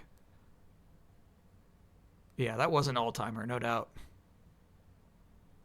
Fucking music. So anyway. That is why it is so funny that in the middle of this montage, somebody pulls out a design document for that game. Porky Pig's Haunted Holiday was just casually, somehow they had the design docs for that sitting in this box. That's so crazy. Did we hit credits on that? Yeah, we brought it back for a Halloween stream later on and finally did beat it. Take a quick look at what you'll be able to see first and how we're turning this physical library into a digital resource. First off, we're going to talk about our collections of development materials, and this is the really juicy stuff. You're right, it's good we watch this first, chat. The best way chat. to study video game history is to have Librarian for VGHF here. Friend told me this was happening. If you want to see everything we have cataloged so far, library.gamehistory.org. If you want to text search stuff, view digital content, archive.gamehistory.org. Also, Porky Pig Design Doc is not in the library yet, but we're working on it. Great to hear. It's from a collection we got from a family of a former Sunsoft exec. That's so precious. That's a precious treasure. T-Beaks, thank you for gifting that gift sub. Great to hear. Thanks for the URLs. Access to materials from the making of games. Things like development documents, scripts, source code, original artwork, video. Yeah, I mean, here's the thing. They already have amazing finds, right? But what this does, the work that they're doing here, is going to create more people, opportunities for like more people to donate their stuff. Now we know who to give it to. If my grandfather worked at Sunsoft, I know straight who to go to with the design docs, you know? Like the awareness is huge. Yeah. What's the poster on the wall? This is Monkey Island. I've never heard of this before, but it's probably some sort of obscure game. Maybe it got canceled at some point. Footage, team photos, even something like meeting notes that can tell you how video games got made and sold. So we've been working with members of the game development community to capture and preserve their work. Our flagship collection is the Mark Flitman papers. Mark is a retired game producer who had an amazing run in the 90s and 2000s working for publishers like Konami, Acclaim, Midway, and Atari. He wasn't the one programming or usually designing the games, but he was the one who made sure they got. This guy's fucking awesome. Great random stuff. The publicity kits under promotional materials. Oh yeah, if you got Rex, we'll take them. We'll take them. Done. If you want to know about the business of making video games, Mark's collection has everything. Yeah, I was actually super distracted by his whiteboard before. Because it said like Marvel 2099 up here, like Monster Dunk. I don't know any of these things are on his whiteboard even. Steel Wars? Everything. Budgets, marketing plans, licensing guides, charts, angry memos about deadlines. No way. Is everybody working 24 hours on this? When are these things getting fixed? Okay, let's begin the sentence again. This shit's actually crazy. Notes that can tell you how video games got made and sold. So we've been working with members of the game development community to capture and preserve their work. Our flagship collection is the Mark Flitman papers. Mark is a retired game producer who had an amazing... See what I'm talking about? It says like Marvel 2099 up there for N64 and PSX. ...run in the 90s and 2000s working for publishers like Konami, Acclaim, Midway, and Atari. He wasn't the one programming or usually designing the games, but he was the one who made sure they got done. If you want to know about the business of making video games, Mark's collection has everything. Budgets, marketing plans, licensing guides, charts, angry memos about deadlines, and 5 minutes of Macho Man Randy Savage losing his mind in a recording that Mark Flitman made for a wrestling game in the 90s. Sorry to undercut this. Maximum Carnage was what the angry email was about. We played that last year. Ooh, Marvel 29 One Nation Under Doom was a canceled PlayStation game and also on PC. So cool. Oh, look at this shit. All right, stand by. We're gonna go through the eventual archive, obviously. Daredevil 2099 actually looks cool. Hell yeah.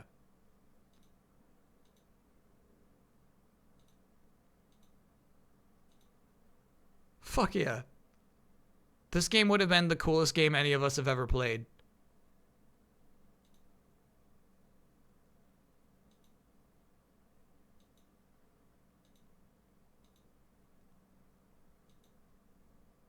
So cool. Chat, quick aside. Quick aside. I've been reading the first Avengers from the 60s. And it's fucking nuts. Because this is the shit I get super into. Is like the idea of a solidification of a character. The idea of like a character today is so strong because they've had decades of history to iron shit out.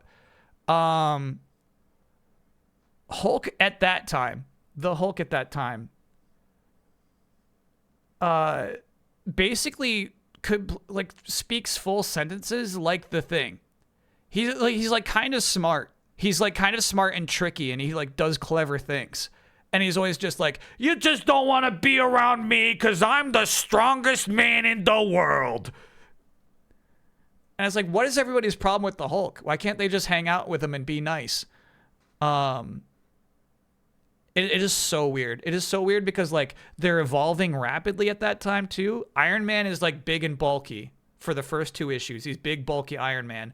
And then in issue 3, he's already in golden red that he'll be wearing for the rest of, 50 years from then. It's so crazy, like, how rapidly things change. Ant-Man is just tiny the entire first issue.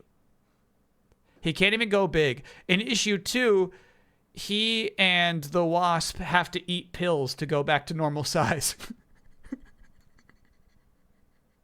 You know what I'm saying? So what's cool about this is they're just figuring shit out.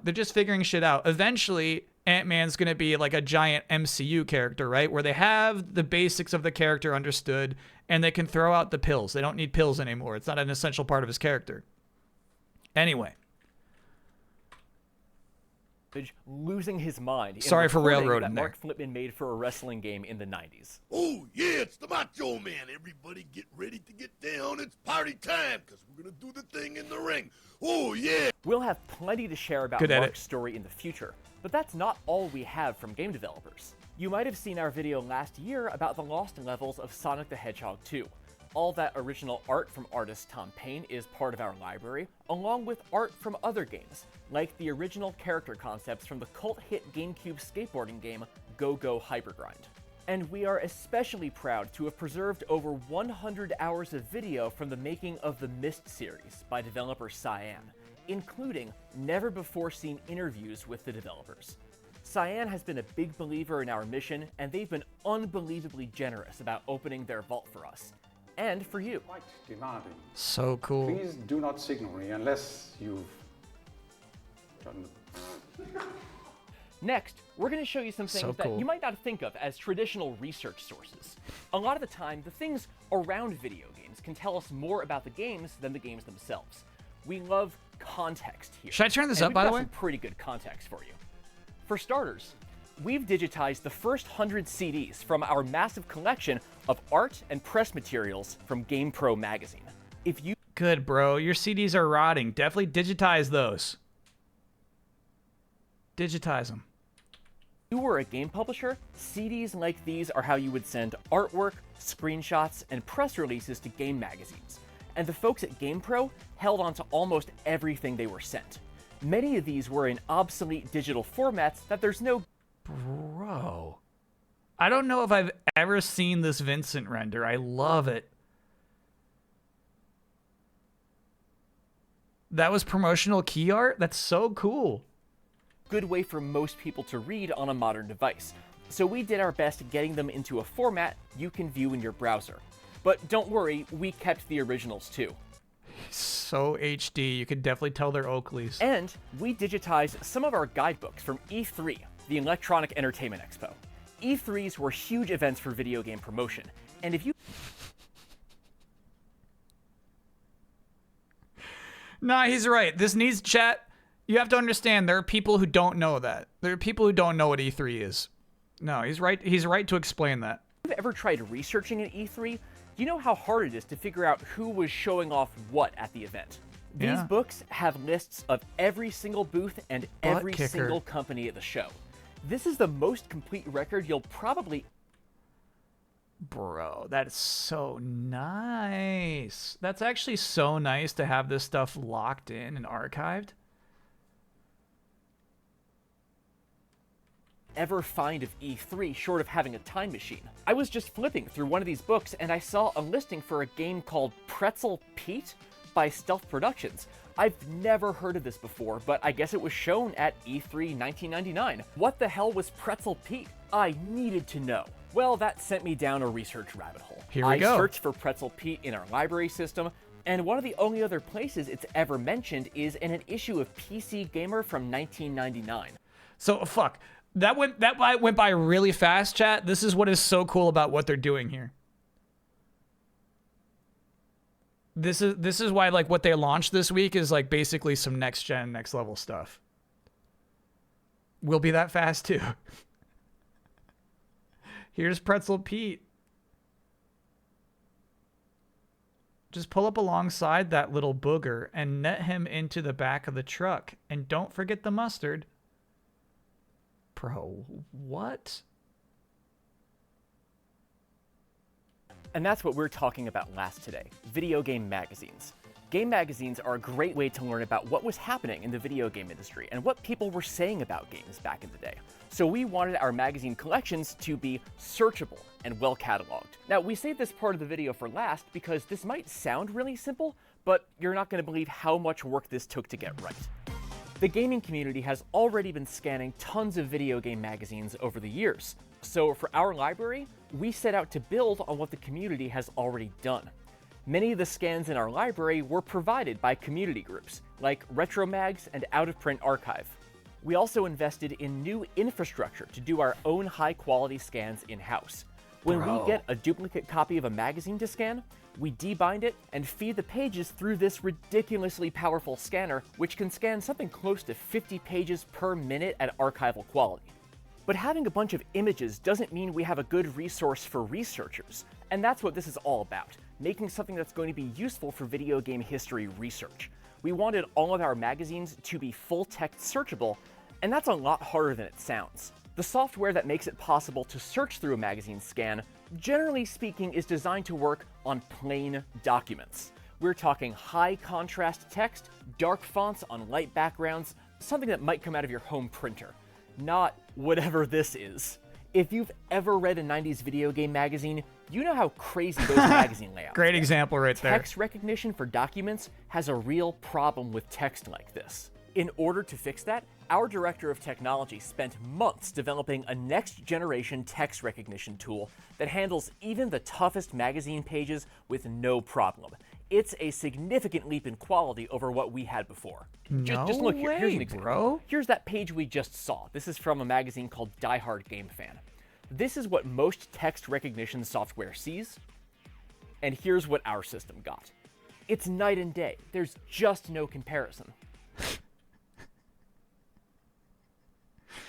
gamers, bro. We didn't want to launch the library until we got this right. And thanks to all these new tools, video game magazines are a better resource for studying game history than they ever have been before. This is just the beginning. Our digital library is the long-term home for our collections, and over the coming years, we're going to keep building the library and adding new material. We have a whole storage room full of stuff we have to keep processing, so there is plenty to come. We've been building towards this for a long time, and we think this is going to change how people study video game history. But you don't have to take our word for it. We gave some of our friends an early preview of the library system, and they seem to like it too. The Video Game History Foundation. So you say the good stuff's over at that point?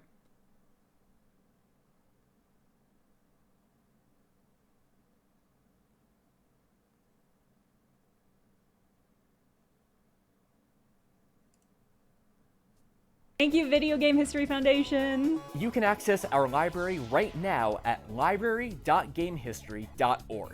There's so much exciting material in here, so stay tuned to this channel and our blog because we're going to be taking a deeper dive into these collections in the future. We like to joke that we're a library startup, which isn't really a thing, and building a new digital archive system is a daunting project. We're using tools that are used by academic libraries and museums, but we want this to be accessible to everybody. Let us know what you think, because there will definitely be more changes to our system coming down the road. Your ongoing support is what makes projects like this library possible. If you like what we're doing here and you want to see it keep growing, please consider supporting us at gamehistory.org/donate, or joining our Patreon community at patreon.com/gamehistoryorg.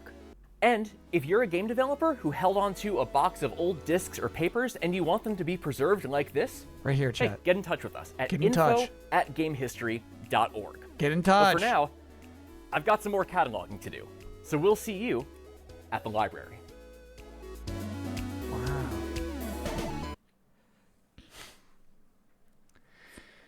Yeah, Chad, I'm thinking there was a bunch of really cool shit we could have donated at the end of game trailers, you know what I mean? We ended up donating it all, I think, to like a hospital. Like, the thing is, like, you know, it's like a bunch of old shit, you know? Like, I mean, it's like a bunch of like things that like a kid in a hospital couldn't even possibly appreciate.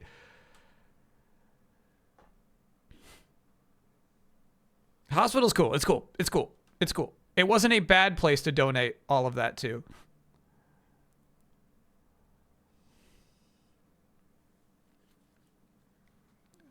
But hell yeah. Cool.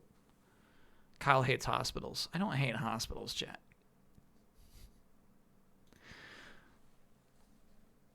So what do you want to do first, chat? We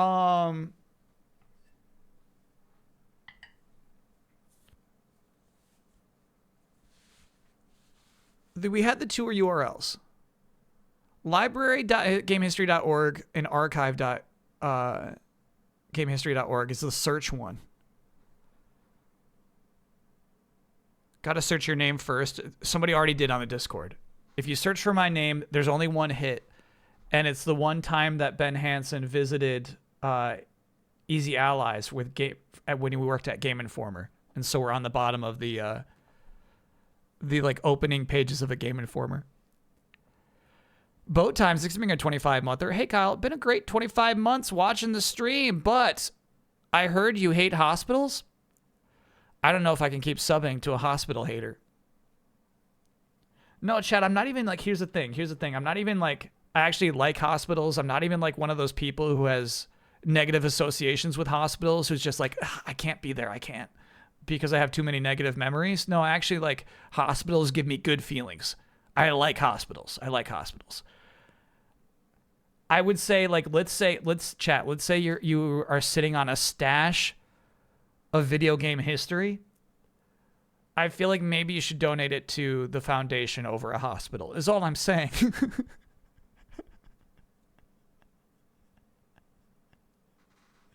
That's all I'm saying. I kind of liked the idea.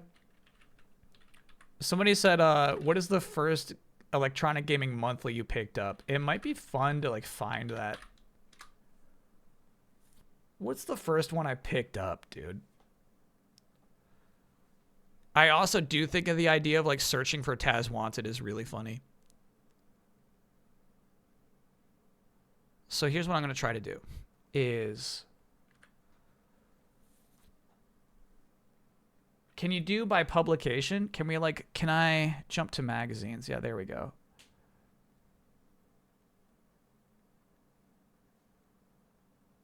Periodicals. I'm not looking for a particular. Wow, they've got so many different magazines in here, bro.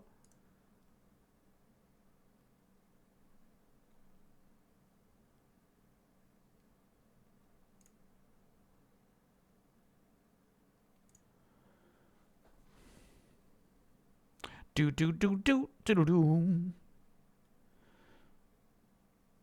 Do do do do do do do do. May 1989 all the way to February of 2009. Crazy. I highly recommend archive.gamehistory.org. It's a lot easier to look through. It has everything digitized. Copy that. Give me a sec. And that's the one where we could type in anything and just go to it, right? We could type in Taz Wanted. Let me pump this up a little bit, make it readable for you, chat. The Mark Flitman Papers. The Magazine Library. There's Electronic Gaming Monthly. The GameCube launch, bro. Oh, I see. Yeah, that's much easier to look at, isn't it? What's Girl Gamer? Official licensed Nintendo magazine in the UK that was targeted to girls.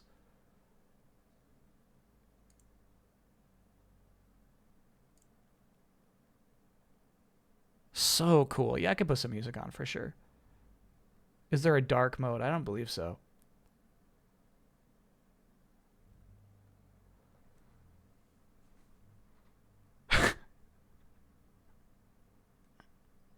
I don't believe I've ever seen this advertisement.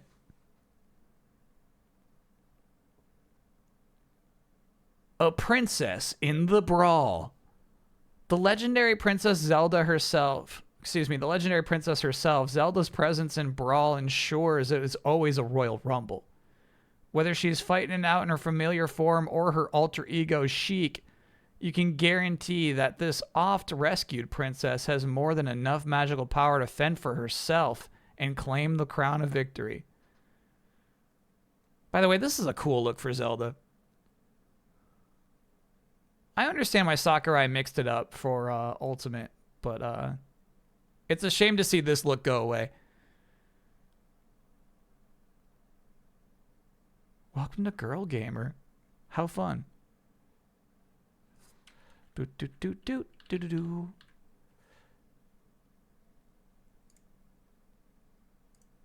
All right, anyway. Is it possible? Can we find the first Electronic Gaming Monthly that I ever got? That I ever picked up?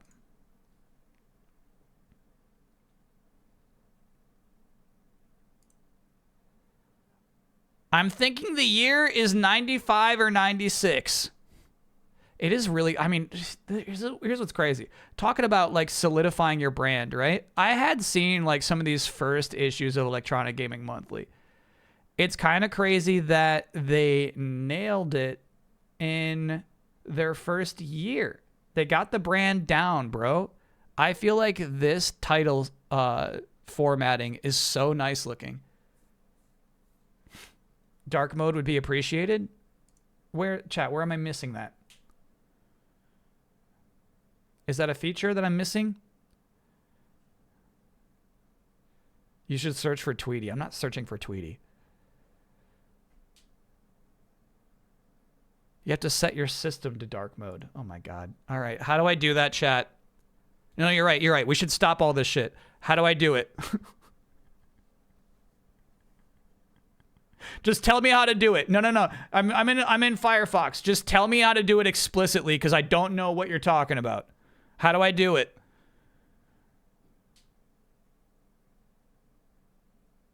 Give me the steps. Type dark mode in a Windows search? Oh my God. All right. Dark mode.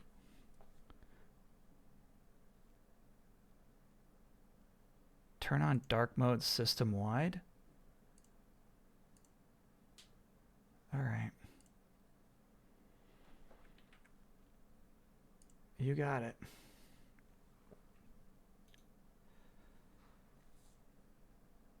Okay, we're back in. Actually, you're right. I should get some music going too.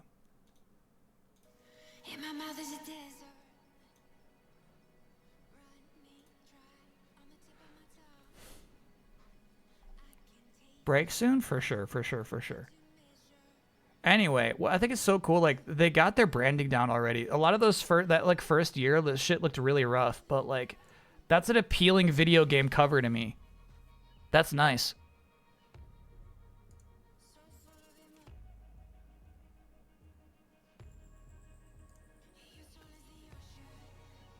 Looks great on my 84 incher now. Okay. Fantasy Critic purchases drop in 1 minute. So I feel like when we come back from break, we should check those out.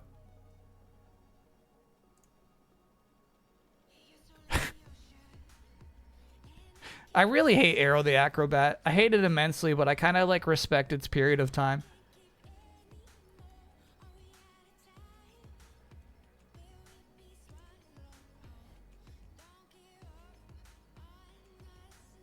Wow, dude. So cool.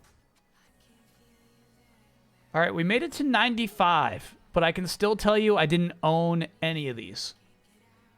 I didn't pick up any of these. It's cool though, right? Shit, this is really funny. They were showing you like the CDs, right? That had the Mortal Kombat key art in it. And so there they are. They had like these, probably not PNGs, right? But these flat images they could use just to like put on their magazine covers and pages, right? But they're like reusing that same shit. Months later. Yeah, back to the old MK key art.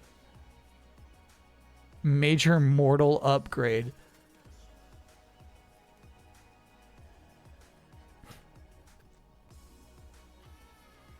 What a cover here, dude. Oh my god, we might have to read this issue. Photos from Japan, Ultra 64 game screen debut. Show me that document, would you? Be a darling and show me that document.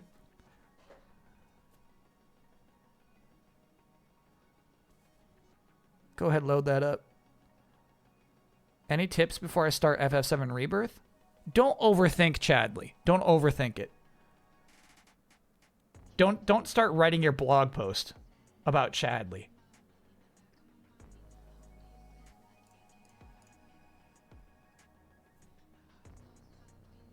Hell yeah.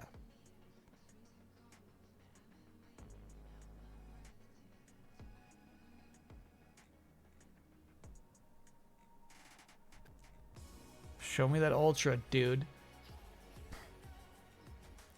Ladies and gentlemen, the moment you've all been waiting for. Nintendo's Ultra 64. This system has been shrouded in secrecy ever since the beginning. And now EGM and all you readers are going to have a look at the future of gaming. That was hype I just fed you. Did you fall for it? Probably, and why shouldn't you? Everyone in the gaming community, including this magazine, has been touting the U64 as the most incredible system on the planet. Maybe it is. However, before you get lured into saving every penny you've got just to buy a U64, or N64 in Japan,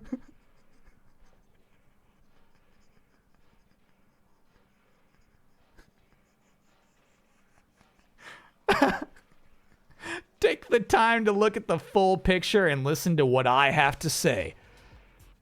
Yeah, it's honestly, Chad, it is kind of crazy to see hype used this long ago. In the same way we'd use it today.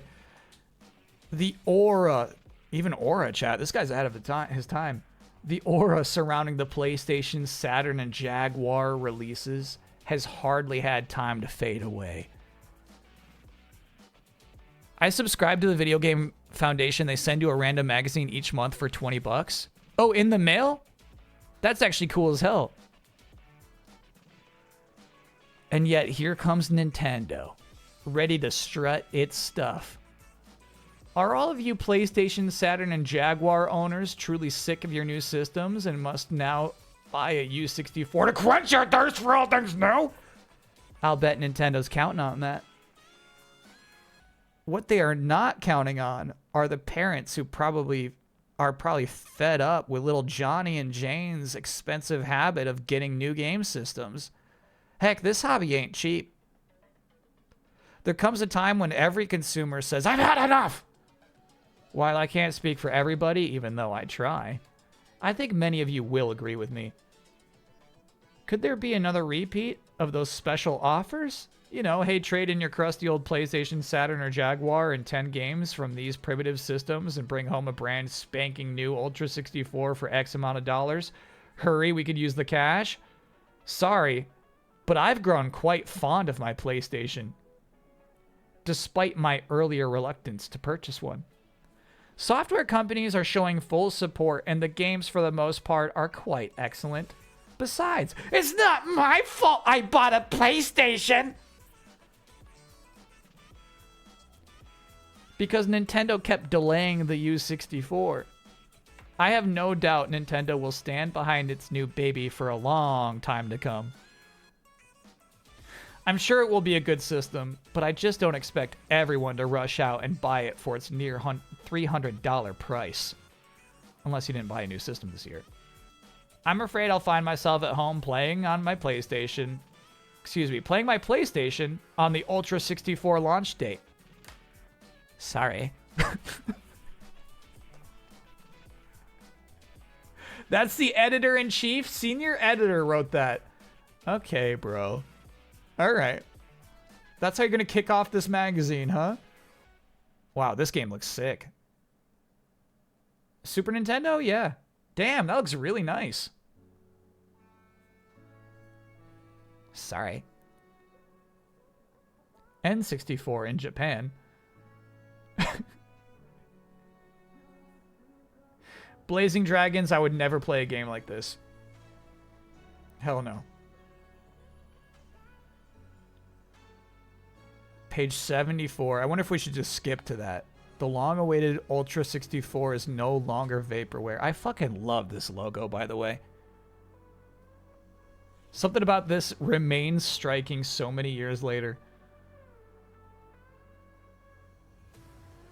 Now, for the first time, Nintendo raises its curtain of secrecy to give the gaming press the first look at what may be the most powerful home system ever. The Ultra 64. Powerhouse of the future? Oh my god, this is hyped up. You're hyping me. You're hyping me. DM, you're hyping me?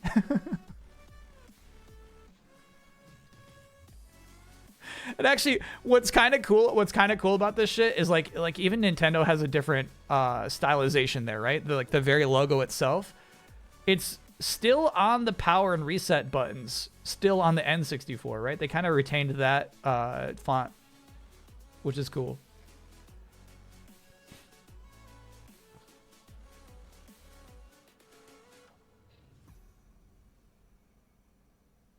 Kind of cool they do it this way. If you got a 3DO, just skip to page 124. That can't last for too long. What is even this screen? What is happening in this screenshot?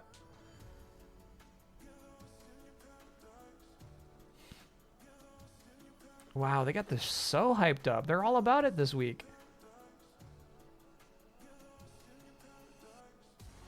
Blade Force. All right, so I guess we'll find that by the time I am picking up this magazine, 3DO ads are already gone. It's actually really crazy to see this much effort into promoting 3DO games. I didn't know it was ever like that. You know that dream you've always had of playing professional sports? Well, it's not a dream anymore. It's a nightmare.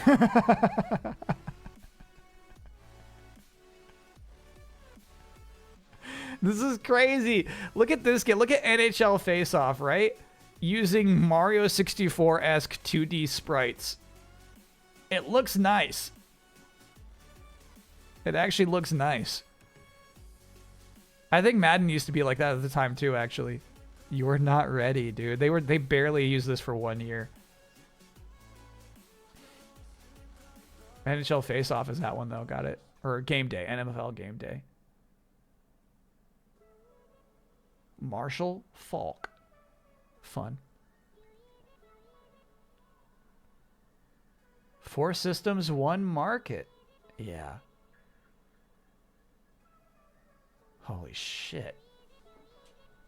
When there are too many cooks in the video game kitchen, someone's liable to get burned come Christmas.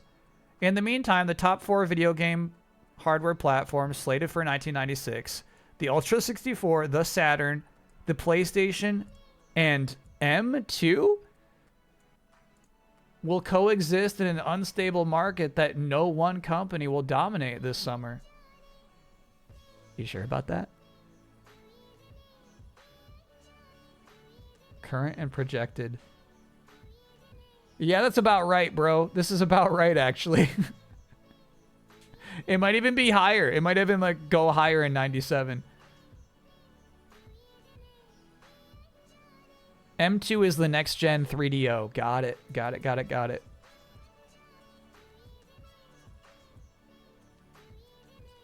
Yeah, I wonder if you combine PlayStation and N64 in the years 97, they've definitely sold more than 12 million units.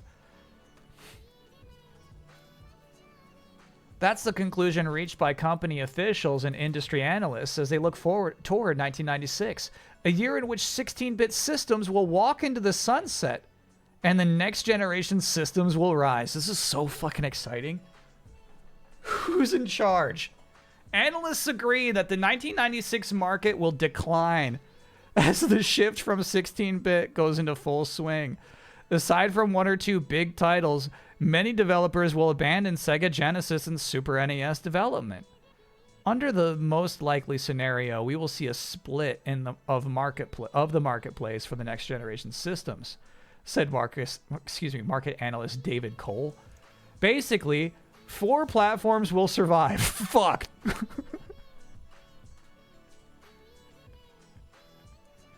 Why do you think that? The Ultra 64, assuming Nintendo will deliver as promised, the Saturn, the PlayStation, and 3DO will continue to have their foot in the door and widen their foothold should the M2 win acceptance. This is crazy. This is crazy. The issues around the PS2 launch are probably crazy too. Yeah, I bet. I bet. This is such a resource. It was hypothetical. Okay, all right, all right. Analyst Mike Wallace of UBS Securities suggested that Sega may exit the hardware business altogether in favor of software titles. Holy shit.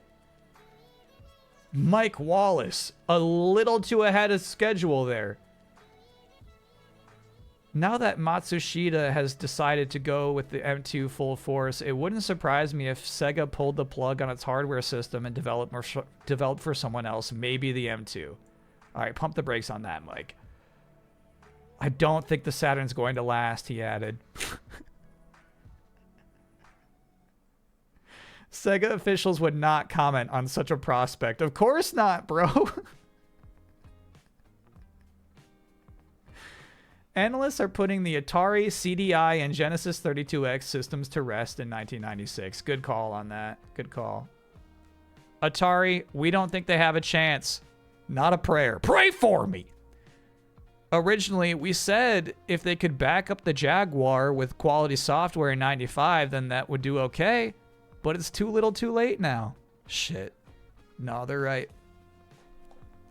They're fucking right. That's so crazy to like read this time where like the editor in the beginning was talking about how people had bought a Jaguar this year, right? Look at the red quote. Oh, you're right. I did skip those. Like the obvious, like this is the like the tip. This is the very end of the Jaguar existing. You know, that's so crazy.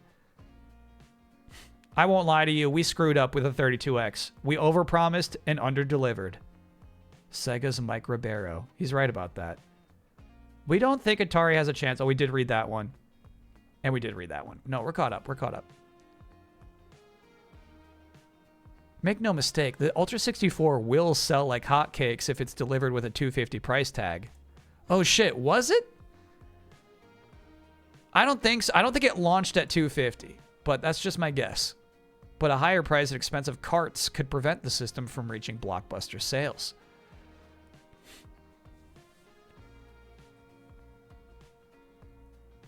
All right, I'm getting a lot of conflicting information from chat on the MSRP of launch N64. Roaming, I think we don't want... I mean, do you... Oh, yeah, we should do even spread. So if you click the 3 lines at the top, these up here.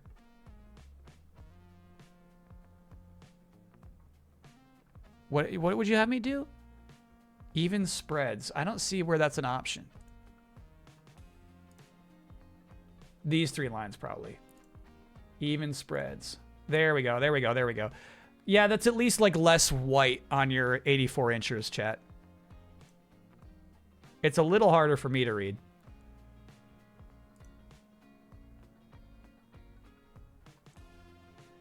There we go. No, we got it. We got it now. Wikipedia says $199. Damn. Okay. Good guess then. They said $250 back here. M2 technology ultimately only got used for interactive kiosks and vending machines after Panasonic purchased it from 3DO and decided not to compete with Sony and Nintendo. So you're telling me this shit never even launched?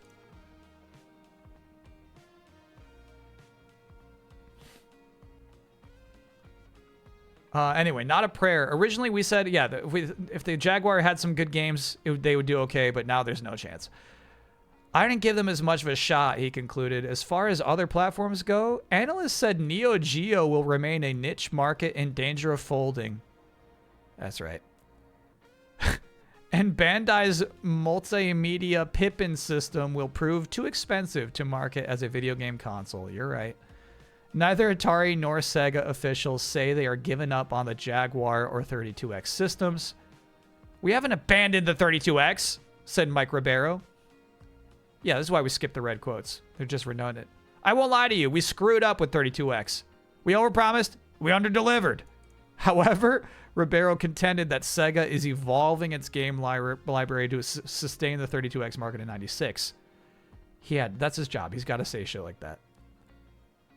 Both Sega and Sony will remain neck and neck. Net access via the Sega Saturn makes sense in Japan, but some obstacles in the US market could hinder a widespread release. For the Sega Saturn, they're talking about online. That's so crazy, dude.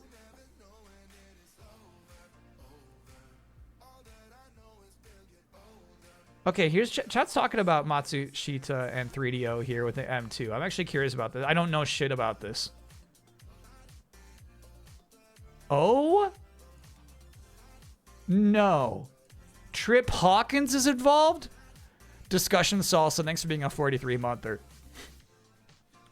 3DO has promoted Chief Operating Officer Hugh Martin to company president.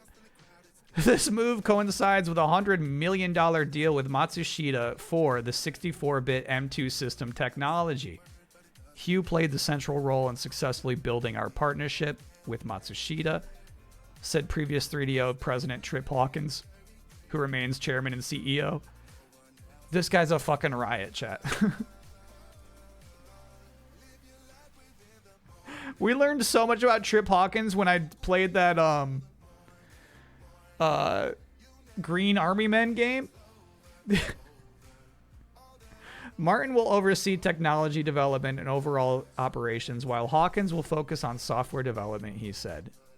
Hawkins would not be a great success. Oh my god, I love 90s advertising, bro.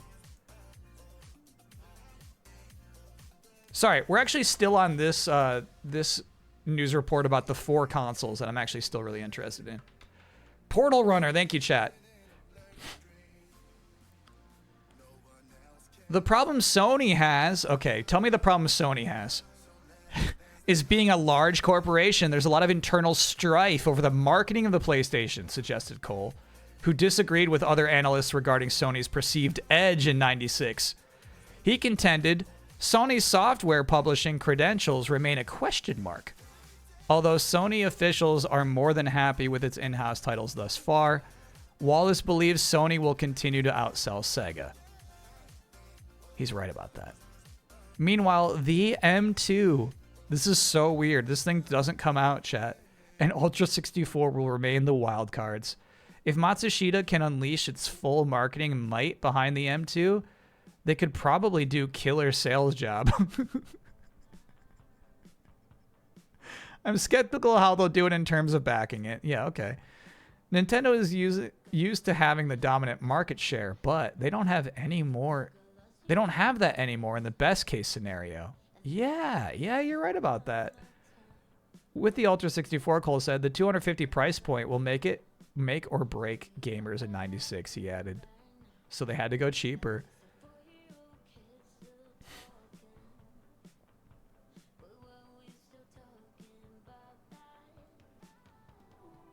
God, this is what Yamauchi said about the Ultra 64. No other home video game system, no multimedia personal computer is the equal to the Nintendo Ultra 64.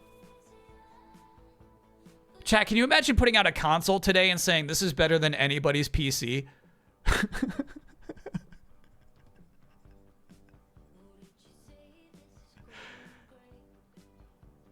Matsushita is Panasonic. They were huge in the late 90s. I appreciate that context, chat. Yeah, it's like I'm like learning about Matsushita for the first time.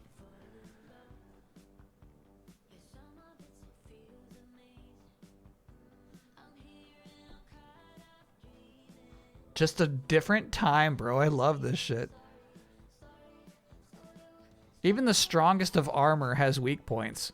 And as the Ultra 64's launch nears, competitors tell how they'll exploit those weak points to fight the Ultra 64. Weakness 1 is high cartridge prices. Nintendo is bucking every industrial trend by insisting on going cartridge, says Mike Ribeiro, Sega Executive Vice President of Marketing. Tough job, tough job. The flaw with that concept is that games will need expensive memory chips, jacking card prices up to $100. All right, let's not go that far. By that time, Sega will have a library of titles between $39 to $59 US. While Sony has not made an announcement, it's likely they'll follow suit. Chat, were carts ever a hundo? I feel like they got up to 80. I feel like you could spend $80 on an N64 cart. 100 seems crazy to me. I bought WCW World Tour for $80. Hell yeah. Snug Mode, thanks for being a 56-monther. Xbox will never win. Not even the glint of anyone's eyes at this point. Majora was 90. Earthbound was 90. Well, we're not talking Super Nintendo carts, but you're right. Those would get up there too. DK64 with the expansion pack got up there.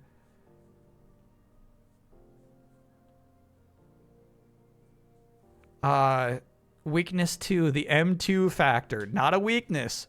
Panasonic will not bring the M2 to market without quality software, according to the company's spokesperson, Bill Gardner.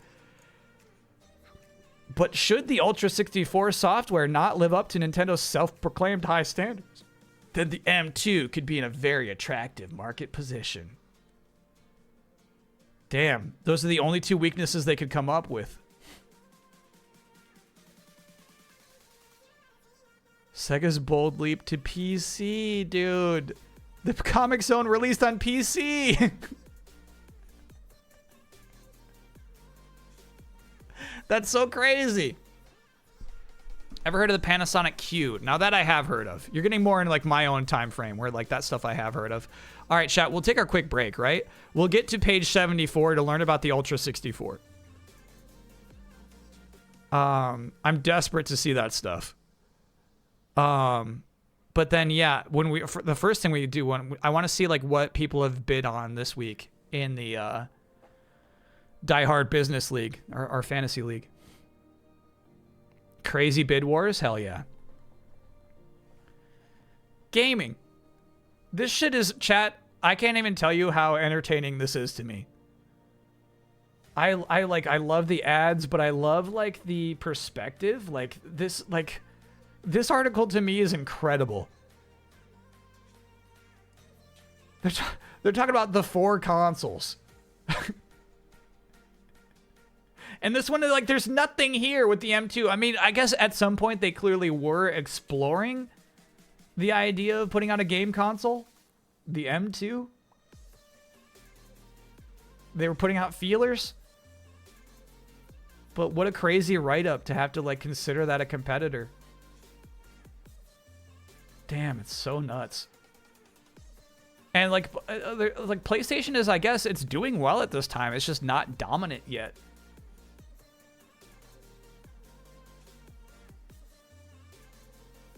Good shit so far. Do I plan on incorporating this stuff into delayed input for historical context? Yeah, that'd be nice, actually. But we'll see. Most of the time, I just like making fun of Xbox.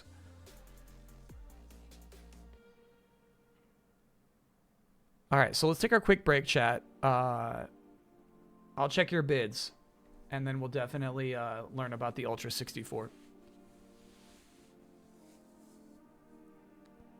I played Echo the Dolphin on PC. That's so crazy. It's actually, I mean, maybe I should even look at this article too, dude. It's actually, I had no awareness of this because they left PC for so long. It was a big deal when they started coming back.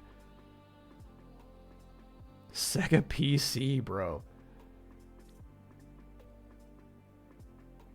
How fun. I wonder if they were good ports. Don't call them direct ports. Oh, my bad.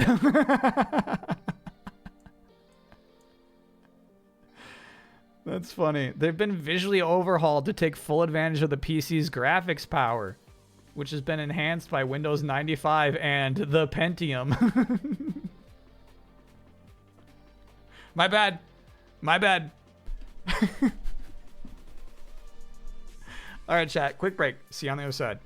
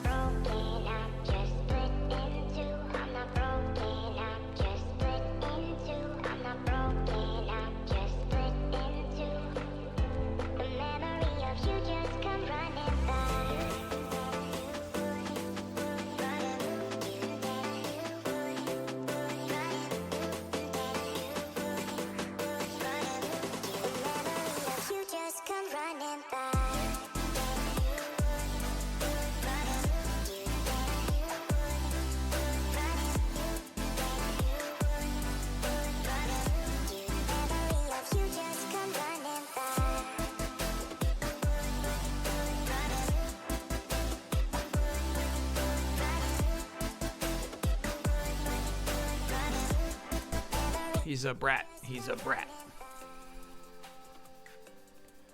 We're back.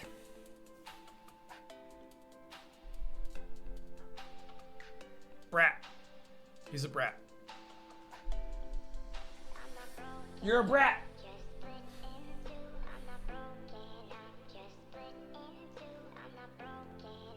Best vacation. Lake Retreat is doing really well. And unfortunately, Ski Resort is doing so poorly. Chat, that's like, Ski Resort is my dream vacation. It's what I want in this life. Those are just hard to pull off. Be nice to Mucho, he's sick. He was never sick. He was never sick. You ever skied before? Last time I skied was over 10 years ago. I love skiing and I just never ski. Am I a hoodie snob or do I just buy hoodies from anywhere? It's not so much about the brands as like the fit for me. Like some of my hoodies come from Target, but I am like very particular about my hoodie needs in terms of like zipper and thickness and sleeve length. Be nice to Mucho, he's protesting. He's definitely protesting back there on top of his van. Bids are finished. Oh yeah, let me pull that up. Let me pull that up. If anyone has the link to pop back into chat, that's gone. That's well gone. CA Brown, thanks for being a 51-monther. Got my 6 locked in until SGF. No way. What are you thinking? Did you spend all your $50 too?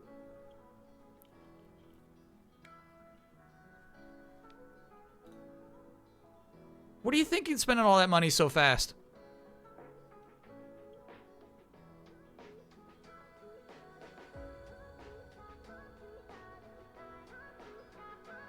Yeah, will this tell me what people bid on this week? I guess it does. So, Craze, I think I'm going to need your help parsing this information. Let me know if the music is too loud.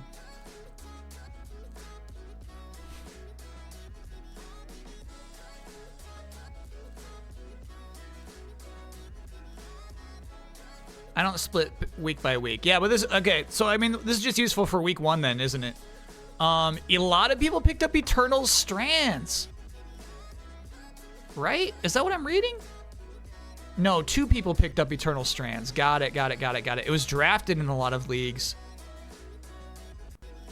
But only 2 people spent money on it. But look at the bid.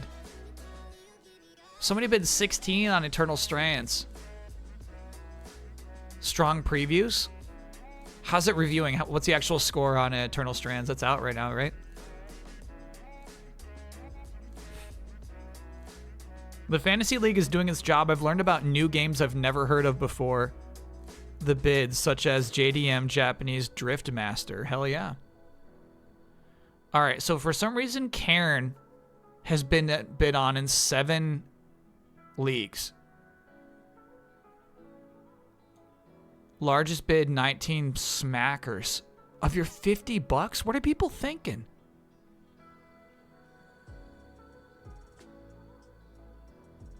Why are you bidding $19 on Cairn?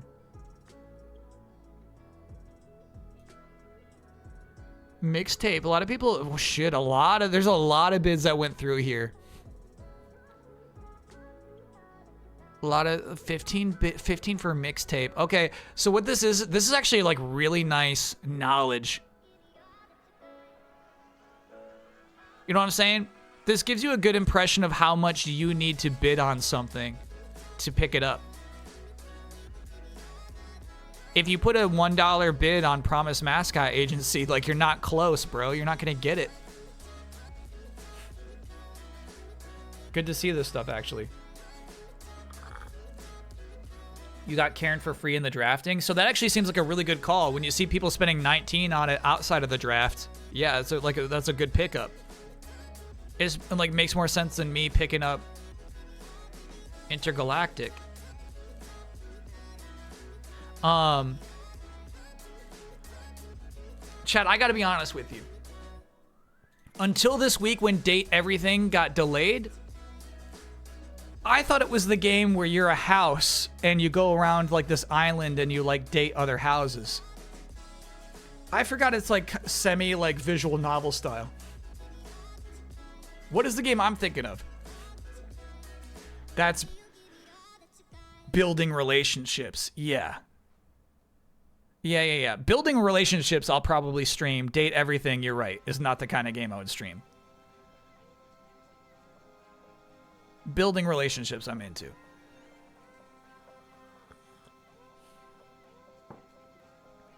Let's stream that shit.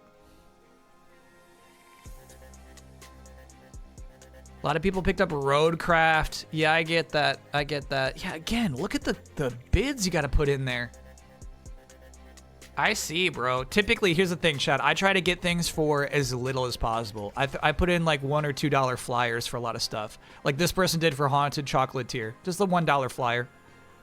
Let's see if I get that. Rusty Rabbit, I like that. For $1, that's a nice bid. You got it for cheap. Oh yeah, there's building relationships. So like 3 teams drafted that actually. That's crazy.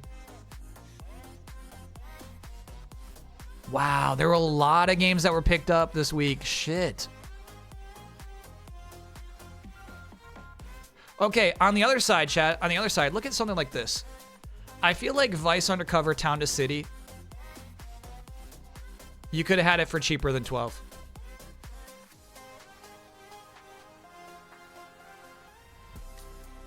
Did anyone else pick up Doke V? Let's see. No. One team. Oh shit. One team. Yeah, I'm so sorry. Only one team has Doke V. And they spent 14 fucking bucks on it. Chad, that's a waste. I have to tell you, that's a waste of your $14. Don't do that. Don't do that. You could have had it for free. You could have had Doke V for $1. Nobody was gonna outbid you. That was me. Public shaming. It wasn't public until Astro Tazo said that was me.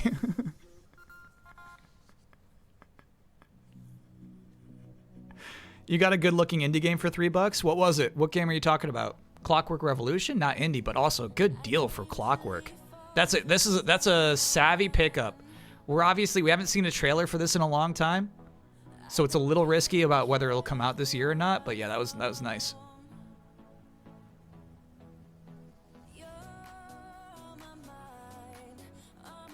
Koira is the name of the game you picked up for $3. I don't know Koira.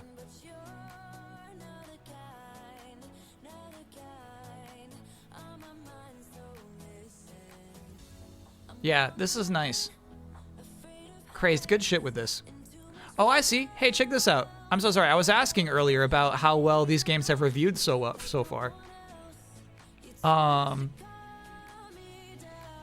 Honestly, chat, you're not happy if it's not above a 77. Especially if you spent 16 of your budget on Eternal Strands, you're not necessarily happy about that. Getting 5 points, you know? But as we can see, it could be worse than 5 points. It could be negative points.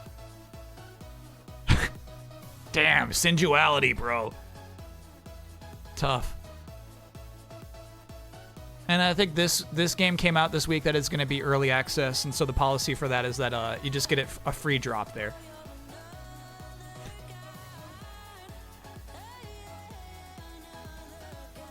The average score per game is going to be lower than average in this league. That's an interesting point that Vincent brings up, in that in this league in particular, you can't pick up any sequels or anything already in any other franchise. So, you're right. Our average score per game is going to be a little lower, probably. Fair point. So in that sense, yeah, 5.29 is not that bad. Good point. Oh, Dead Letter just hasn't been reviewed yet. Got it. And it might never be, is what's scary. How many games in our league will hit 90 plus? I think a lot. I think Mina's an easy 91. I think Wanderstop has got a shot. I think Split Fiction has a shot.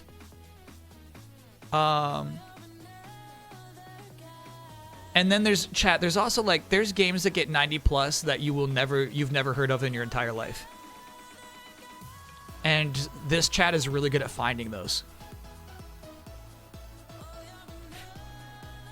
You know what I mean? Some fucking romance, not like Balatro. No. Like you know, like Tsukihime. Yeah, I'm talking about Tsukihime. Some romance game where it's like, I haven't heard of this before. Why is it reviewing so well? My chat's really good at finding those. My chat's gonna find all the Tsukihimes. Damn, this game sounds awesome. A mysterious murder, a doomed planet, an angry alien. Welcome to Star Trek Deep Space Nine Harbinger. Dude, cool. That's got to be a 3DO game, right? For PC and Macintosh. Got it. Tsukihime is incredibly popular. Yeah, right, chat. Stop saying it's famous. You're making me angry. 8.5 for this flight sim stick, dude. From Sega. Oh, I bet this is actually really nice. The US version of the mission stick will be black instead of gray and will likely retail around $69.99, bro. Damn. Tell me what these little flickies do. What are the flickies for?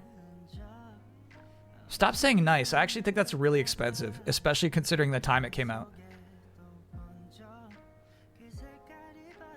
Melty Blood is based on Tsukihime. Really? All right, that's some interesting context. I still don't think it's famous. Melty Blood isn't famous. Have I heard of Fate? Yeah.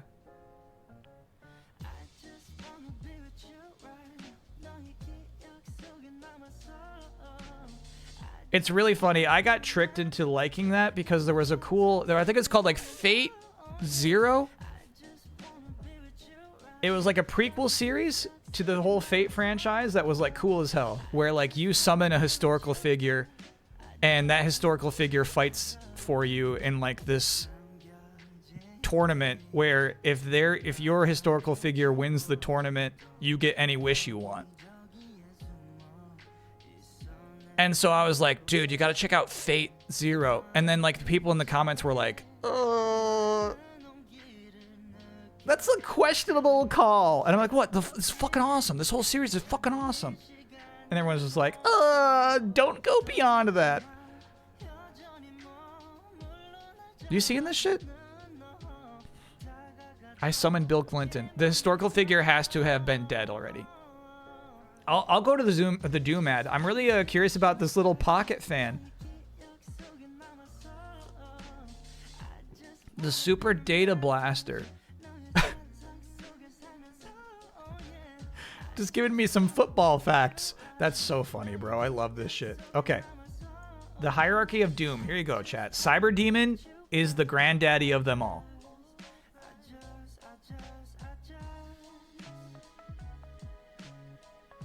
So the Cyber Demon had a Spider Demon baby, a Mancubus, and a Revenant. And also had a Baron of Hell and a Knight of Hell baby. And then also birthed me. This isn't a family tree, bro. It's the hierarchy. Okay. So he's just on top and I'm on the very, very bottom. I got it.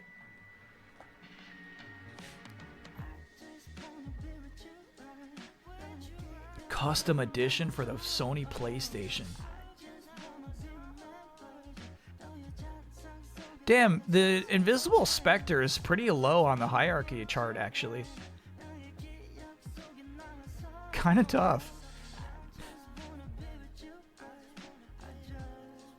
Either way, you're gonna scream. PlayStation long boxes were definitely in 95, bro. Very cool. Imp seemed high. I gotta agree with that. Chat, what is Snow Job?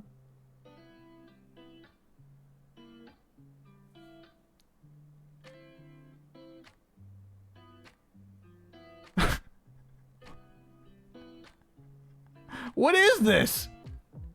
Guns, gangs, strippers, quick. Somebody frisk me.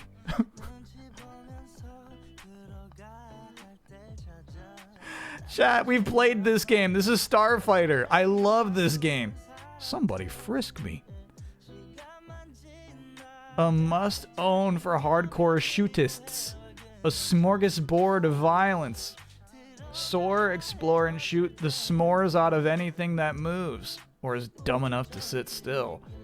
Huge 3D world, yes. Huge missiles, huge fun. Fly anywhere, shoot anything you choose. It's the American way? Okay, bro. But that is actually what is really cool about this game, is you are presented with an entire map that basically functions as a planet. It spins around both ways. So you can just like freely fly in any direction, including up. You can fly straight up into space. Starfighter is actually cool as hell. Kind of wish I played Snow Job instead, though.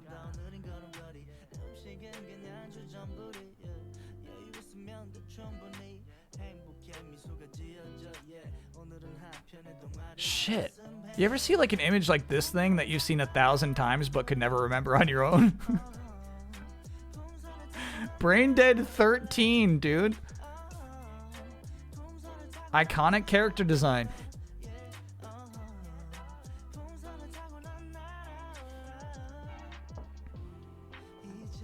Shootist. Whoa. Quarterman's cheat sheet. Now this is interesting because the Q-Man later on in EGM history becomes the rumor page. But at this point, Quarterman's about teaching you some cool cheats to do a 10-hit combo in Tekken 2.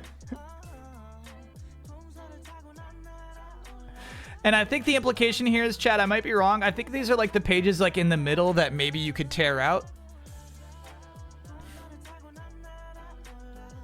I think the idea is like you rip that, you take that to the arcade, bro. Oh my god, like help me with this. What do you mean with this? This is like the Doom hierarchy. What is this shit? How do I read it, dude? Are these frames?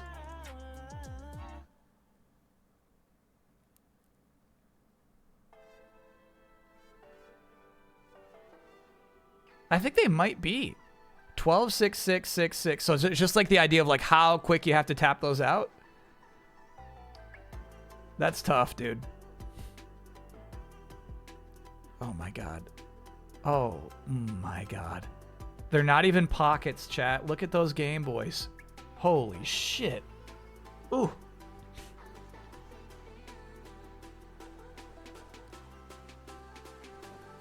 Damn, those look nice. This was a really cool one, too. I did breeze by the explanation. How to read that mess. Damage indicates the percent of damage. Thank you, chat. You're right. I did breeze by the explanation. When you see arrows, it indicates a new path to perform a different combo. But why would you? Explain why I should. Explain why I should. Teach me, bro.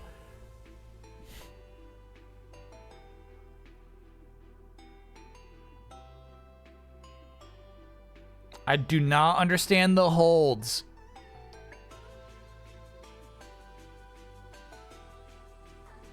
That's actually crazy.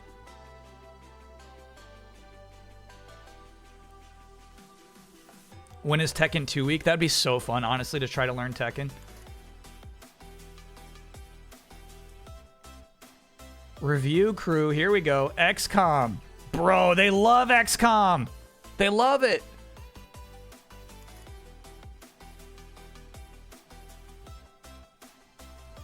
What's kind of crazy also is it's 95, right? Eventually we're going to get to where I start reading EGM. They stopped doing PC coverage altogether. It's actually kind of crazy how much PC coverage is in this at the time.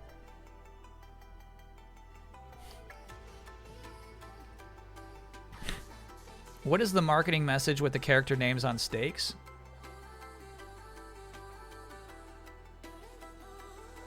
You know what? 90s are just hard. They're just hard like that sometimes.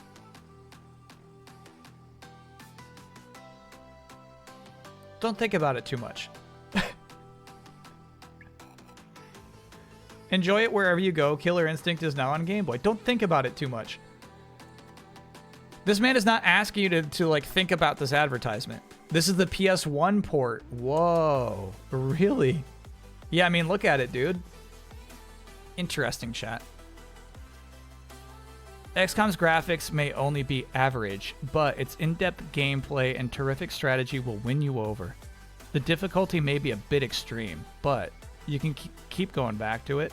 The range of missions and the diversity keep it fresh every time you play. While my cohorts may enjoy using the mouse, I like the controller better.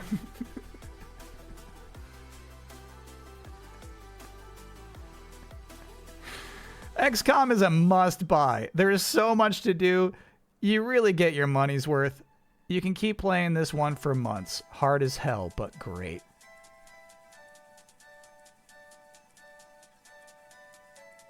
Cyberboy has been cruising the net looking for info on his girlfriend's computer. He's found some cool info and few people have been wanting to get a hold of. Another net junkie? What'd he find?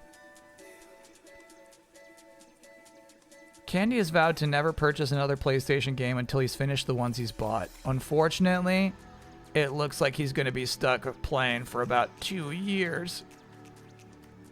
11th hour, I don't know. Got a Street Fighter Alpha player. Roach is really mad. Someone stole the stereo out of his car for the 4th time. Damn. If you're out there, you better watch out. There's nothing more dangerous than an angry Desmond. And Sushi X. Anonymous reviewer for EGM for a long time. Our elusive ninja is working on a line of fashionable clothing entitled Shadowwear. The ensembles include masks, swords, and an ever-attractive 2-piece dagger set etched in gold. Okay.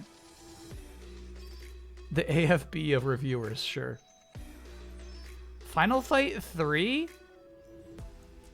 I wish these said what console they're on. It's so oh, it does. God damn it. It says it right on top.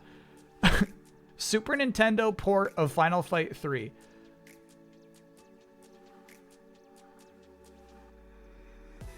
Super NES Mortal Kombat 3's got to be rough, but the reviews are nice for it, dude. Toy Story on Genesis, look how good this looks.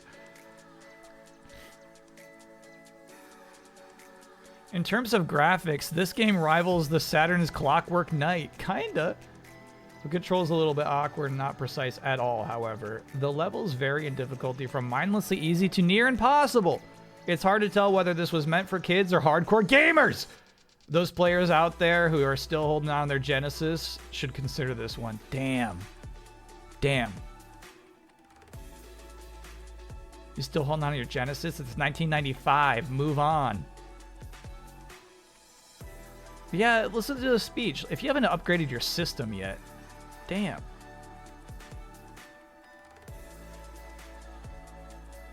What a time. 95 is a really weird transitional year, huh? Gargoyles. Ooh! Rough. This game was re-released recently. And I totally skipped it because I think it's actually not that good. Sushi X liked it, though.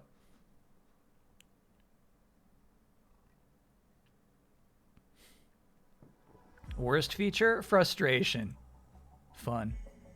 Time to compete? Medium. What is it? What do you help me with this, bro? What do you mean medium? Also try other Disney titles.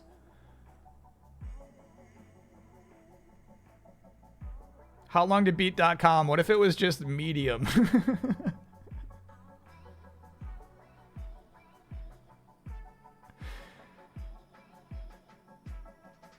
Gross, nasty, disgusting, sickening, and slimy. I love it. Cyberdillo. Wow.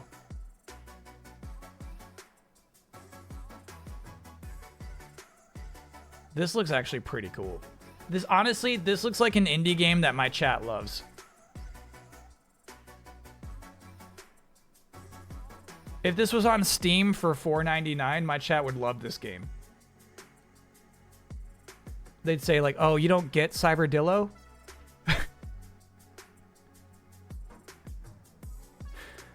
All right. Maybe play it again. Like, what do you mean play it again? Play Cyber... The second time through, you actually understand what Cyberdillo is about. Captain Quasar. No way you gave Captain Quasar a 9, bro. It's nice to see this system finally getting some good, great original titles. Captain Quasar has good graphics and tight control. Yeah, right! The only flaws with the accuracy are shots. The cinemas are cool. Why rap? Ah! For the most part. And levels are long. The fact that you can blow everything to Kingdom Come is an added plus. Sometimes it seems like a few of the enemies are immortal. I shot one soldier 20 times before he went down. A cool, fun game. 9.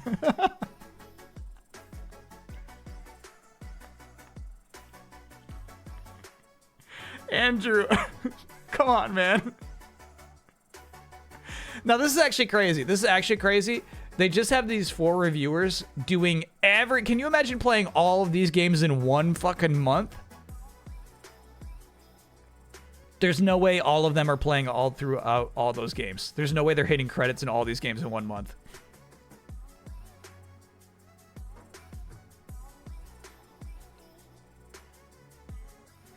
Ooh, we got some Virtual Boy reviews in here. So cool.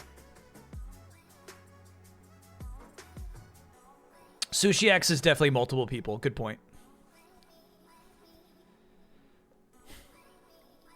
Yeah, it may be the medium. Maybe the medium length games they're all finishing in 1 month. Think of Mario Clash as a sequel to the original Mario Brothers game. Oh, the arcade one they're talking about there. Sure. The gameplay is relatively simple, and the use of 3D replaces the multiple platforms levels. The 2 levels are more of a gimmick than anything else. The gameplay is a little too loose. A little too loose for my taste. I kept having Mario jump over his target instead of on it. If you want a basic platform game, Mario Clash is decent, but most players will probably become bored with it. MC is okay, but nothing really outstanding. I didn't know this game exists. I don't know much about the Virtual Boy, to be honest with you. I know there's a tennis game. Never played on one, no. How cool, dude. I wonder what they had to do to get that screenshot.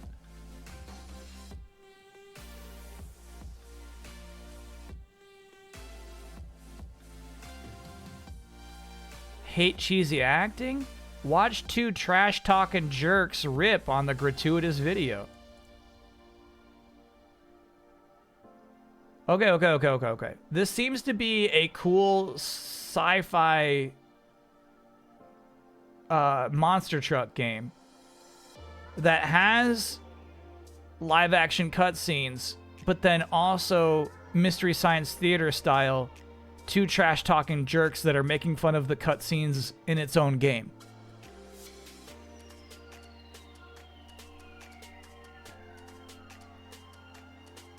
FYI, we've hit a weird server issue where items aren't loading correctly anymore, so this magazine might be your only one tonight. Sorry. You can still look at the item pages and thumbnails of stuff like flyers and press kits. Honestly, this is all I need. I should have expected this. Honestly, I should have expected this. I think, once we get to the Ultra 64 article, we're gonna hit time. You know what I mean? Anyway, I think what happened here is that one of the producers saw the cutscenes, said their shit, and came up with this idea of making fun of your own cutscenes in your own video game as a solution. I'm really curious about this. I would love to see this. We've been patching this thing up with duct tape for the last 48 hours. It's appreciated. It's appreciated.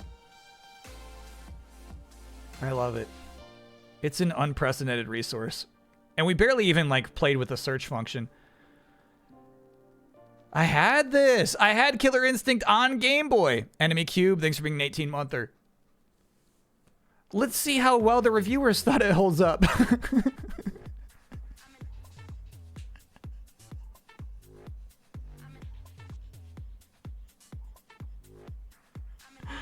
Damn. Nintendo really butchered this game. Here, this is actually interesting because obviously I think of a lot of the rare games as rare games. And maybe that's because we have so much hindsight in between, right? So it's kind of interesting to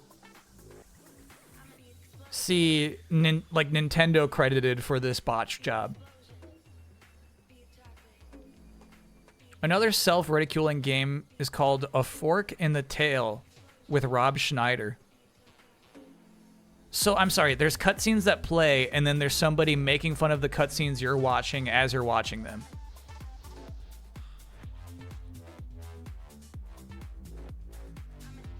That's so crazy to me. Yeah, this game is actually very good. I think I played it for the first time on my 3DS when they started putting out old games on that. Tails Adventure has an actual like nice structure. Kind of cool idea where like it has 2D platforming levels, right? But in a level, you can unlock a new gadget for Tails that will unlock progress in a level that you've already beaten. So you go back to that one, and then you open up a whole new path that might even lead to another new gadget that you take to a level beyond that one. To get new passwords through there. This game's actually really cool.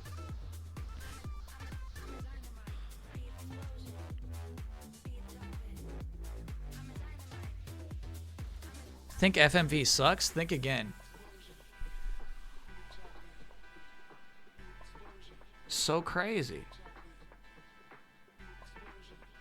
Thanks to me and a half dozen other outrageous stand-up comedians, there's so many laughs in A Fork in the Tail that FMV now stands for funny with my voice. Whew. Rob.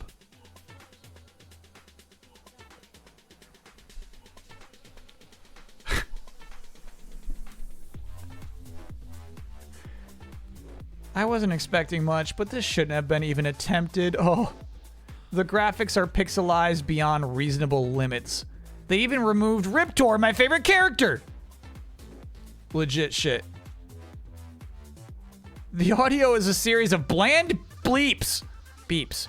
Worse yet is the control. You can't differentiate between weak and strong hits, making many special moves impossible to do. Not even good while on Super Game Boy. Damn. It would explain why I have no familiarity with Riptor. Yeah, that's my main. That's my main. Impossible to do. Okay, it's fixed. Keep looking at stuff. Hell yeah, good fix. Good fix. Sonic Labyrinth, by the way, could not recommend. Tails Adventure, easy recommend. This game, pass. That's so crazy, bro, because like I freaking loved having this game on my Game Boy. I like it because I didn't have a Super Nintendo, right? So it was like so cool I could play a Killer Instinct game. And I just loved the idea of like a fighting game with like a roster full of characters and shit. I loved that. Whoa. You see this? See this first person quarterback? What is this shit? This is not a game you could play. What is this? Quarterback attack.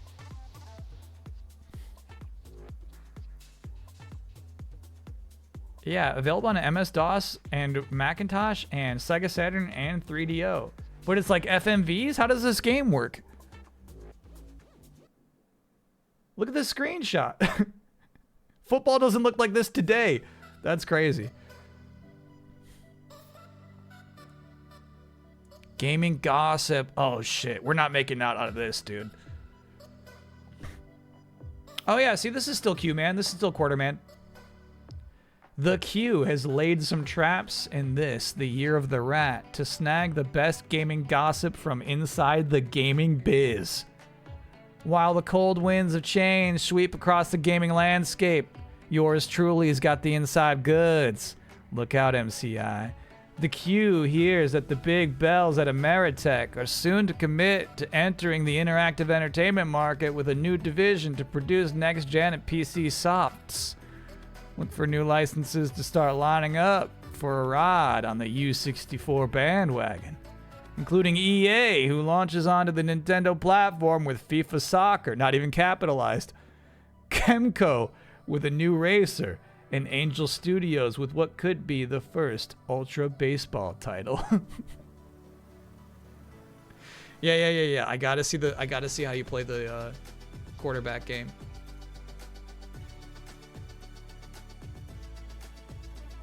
Oh, this is some next gen shit.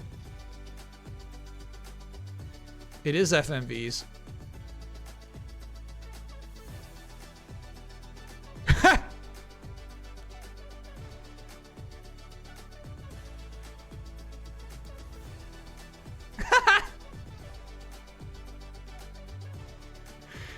Almost intercepted. Oh, Ditka's mad. Holy shit.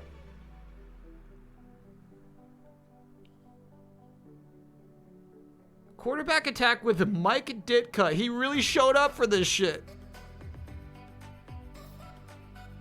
Wow.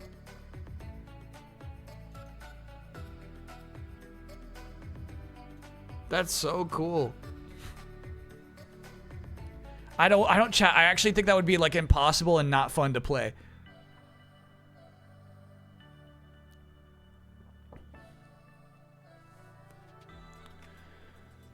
I'm curious what you got to say about Sony. That game is actually kind of cool. Damn. I mean, I'm kind of convinced. Here's the thing, is like Ditka was like acting there. You know what I mean? He was not phoning in that performance. He believed in the project.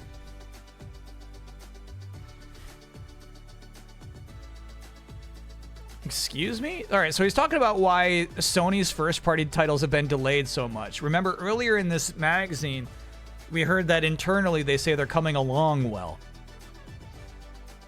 So, like, Sony doesn't have any, like, even though Twisted Metal was one of somebody's favorites in the review crew, it sounds like Sony's having a hard time putting out games on the PlayStation. An unfortunate bottleneck in the playtesting department, as well as some problems with game packaging. Remember, they've still got the tall boxes at this point. PlayStation 1 games are not yet published in the CD format, in the CD cases.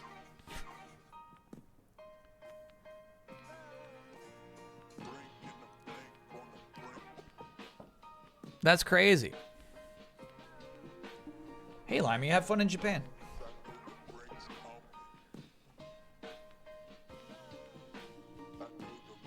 Rumor has it Sony was even forced to purchase game cases from Sega to make some ship dates. No way! What a rumor! That Sony was buying Sega Saturn game cases? That had to be the end of it. That had to be the end of it. I feel like it was less than a year that they were actually putting out the long boxes. Chad, I actually have a long box nearby.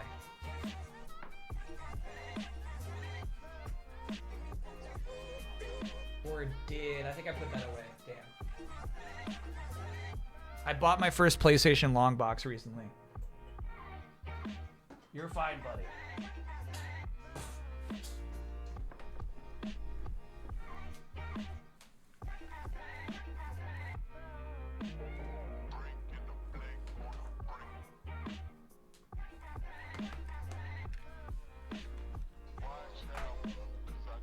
This thing.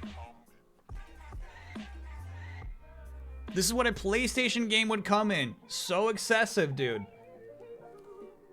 So unnecessary.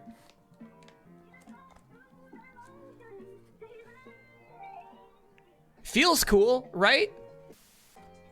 It feels like that's like a cool, like it makes the experience of like taking your game out, it makes it more official, you know what I mean? It takes up more space. It's cool. Takes up more space on your shelf. Feels nice. But anyway, I feel like that adds some context to this thought that game packaging would be any sort of obstacle for putting out first-party titles. Yeah, I know we got Mucho up for that.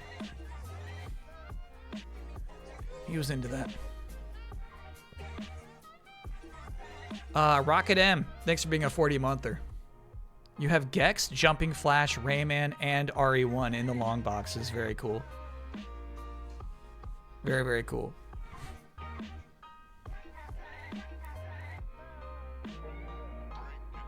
Yeah, and I'm so sorry, chat. I'm really interested in this shit too. The M2 technology. This is new to me. This is shit I was unfamiliar with.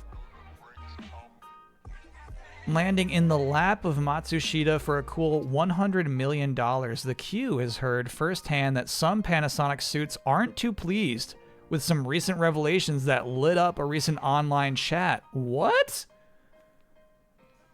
Q-Man, what are you saying? No, too much. It appears that the participants let slip that the M2 wouldn't debut until the fall of next year, while Panasonic's position has remained uncertain. The company, sources say, doesn't want to bring the machine to market prematurely and suffer the wrath of gamers. No, that makes sense. Suffer the wrath of gamers and competitors alike with a limited volume of softs. They keep saying softs instead of games. It's so funny. To represent exactly what the system can do. The Q's heard rumors that 3DO would likely have thrown in the towel had the Matsushita helping hand not come along.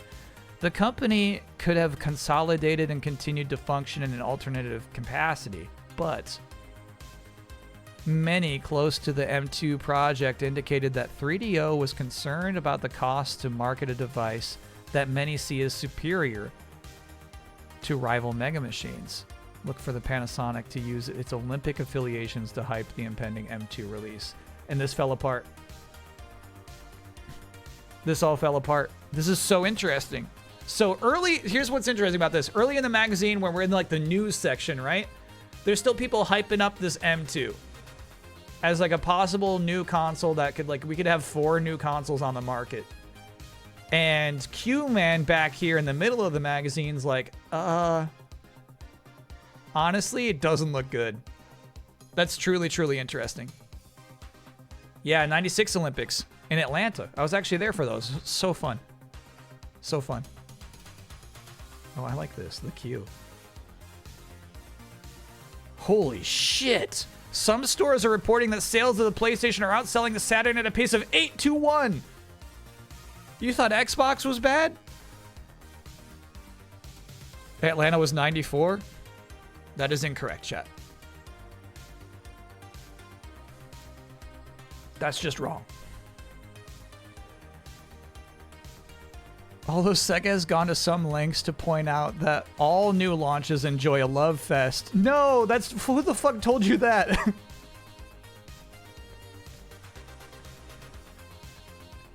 Some poor marketing person had to spin the PlayStation's success. Like, no. All new launches enjoy a love fest. Sony's plans to introduce the Sony PlayStation 2 in 97 and the 3 in the next century.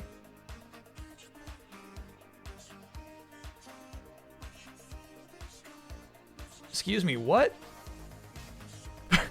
Warhawk for the PlayStation. Here's the thing. The ... represents not a continuation of this thought.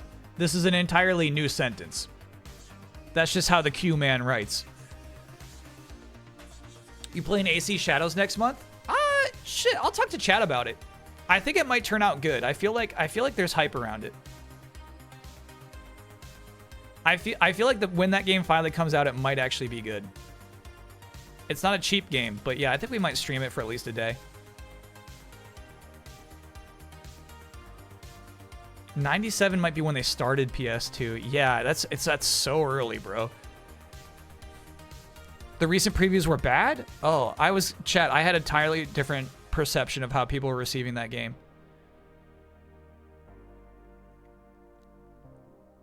It's a Ubisoft game, so automatic trash. No. Yeah, you're forgetting about Star Wars Outlaws.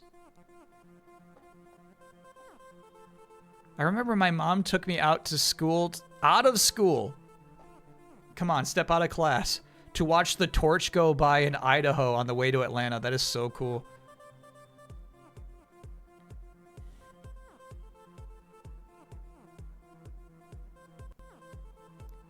You bought Lost Crown and couldn't play it because of Ubisoft's launcher. Damn. Damn, that's crazy, actually. MinMax thought it was fine. Okay.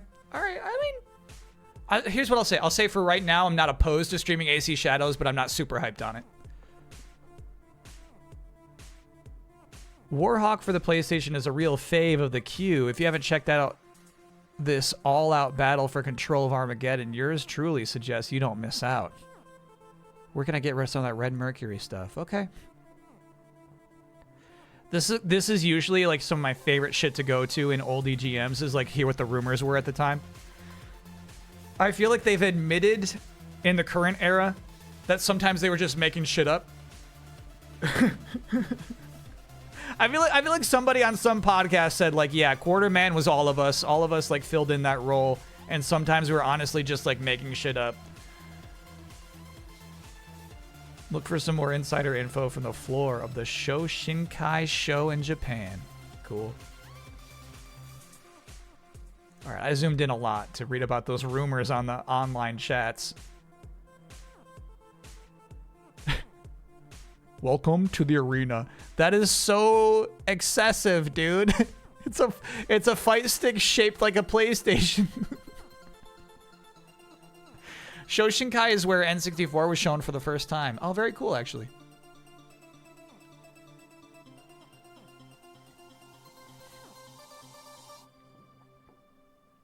God, that's funny. It seems kind of nice, though. If you're going to be playing Tekken, might as well. Kingsfield advertisement. Hell yeah. They bought out 2 pages. No, sir. They bought out 4 pages. Wow. You gotta be kidding me. This was not cheap.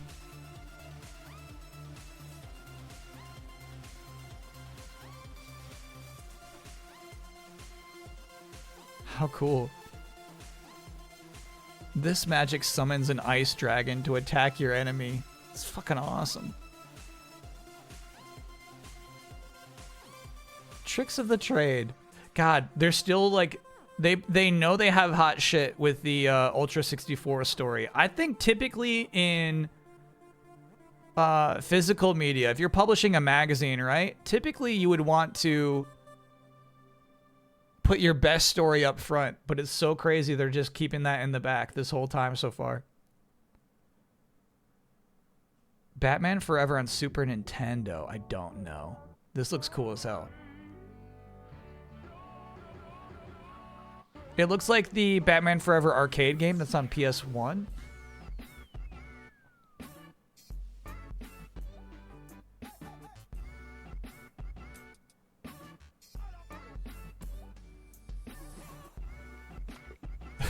Maximum power trip. I didn't appreciate this meter because it was full here, but now like seeing it, be like, only 8 slots or 6 over here, it really means something to see the full-on power trip. Level selecting all blueprints.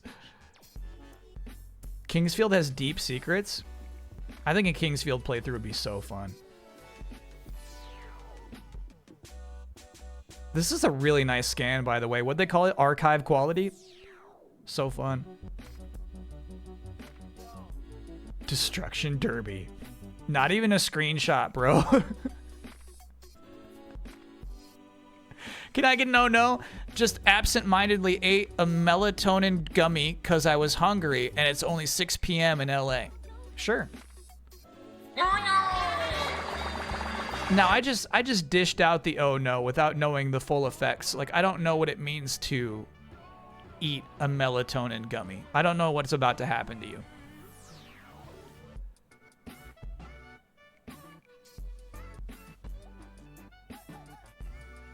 Check this shit out. Eternal Champions is a Genesis game, but it looks like they got a Sega CD version of it. Eternal Champions is one of like chat's like, hey Kyle, did you see like Sega got the trademark for Skies of Arcadia re-upped? It's like, yeah, but they re-upped Eternal Champions 2 years ago. Look how many hidden characters there are in here. No, I don't know most of this. Fight with animals in a duel. So like there's like a whole row of just animals. That's so cool. You can play as a chicken in this 2D fighting game. Yeah, it is a bad game. To be fair, yeah. It's not it's like actually not fun to play. I didn't know they had a Sega CD version of it. Maybe it's better. But I would like be really interested to see the whole roster. You know I love fighting game rosters.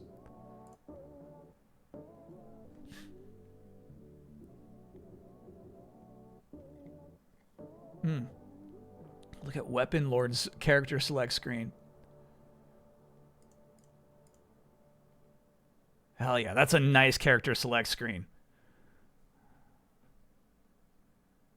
Weapon Lord. Everyone's so jacked. Cool game. Is Skies of Arcadia a greatest game of all time contender? No. No. Greatest Dreamcast game? Maybe. Yep. Greatest...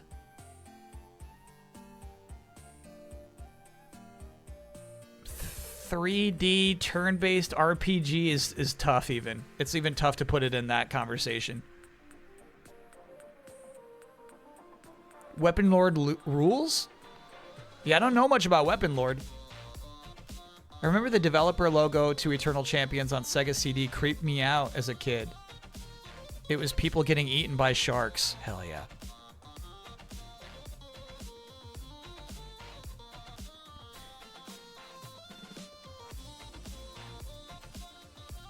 What game are you advertising to me? Bro, just show some screenshots. What is this shit? High octane. Like, the biggest screenshot is the one they chose that has split screen gameplay in it. That's so crazy. That's like such poor advertising. Discworld. My chat fucking loves Discworld. Wipeout is just on here casually, dude. What is 3D Lemmings?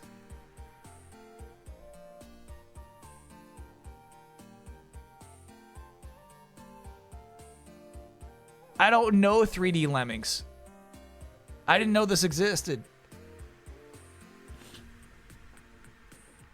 I actually didn't know about this.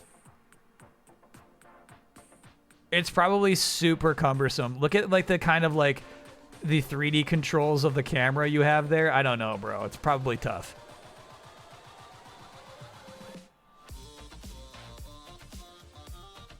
You're still under the agreement where you don't say anything bad about Terry Pratchett. Here we go, baby. Here we go. Here we go. Here we go. Here we go. Here we go. Howard Lincoln, tell me about the Ultra 64, please. I don't remember such an arrangement. The Nintendo 64 is unveiled in Japan, and more questions are raised than answered. Nintendo's waiting until April 21st to bring out the system in Japan to allow for more time to finish the launch games. It's from way back in the podcast. That's crazy. The EGM editors caught up with Howard Lincoln, the chairman of Nintendo of America, at the recent Shoshinkai trade show in Japan, and got the latest information on their new Ultra 64 game system, which is scheduled to be launched in America in late April 1996. Did they hit that? Did they hit that? I know they hit 96. I don't know if they hit April. I think it was later.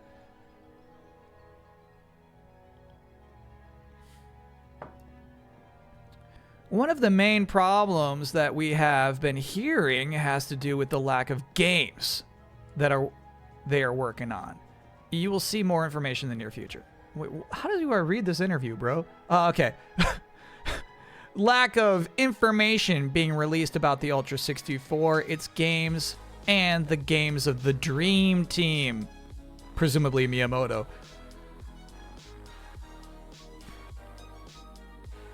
Deepwater was the name of you wanted to see in the logo for yourself.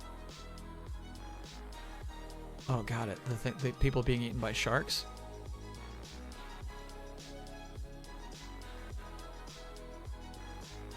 Stand by, chat.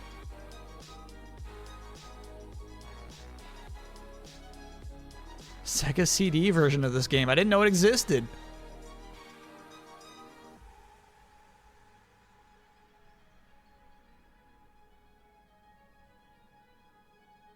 That's That's what scared you as a kid? Come on, chat. Toughen up. Shark looks fake. Looks like a fake shark scared you. Toughen up.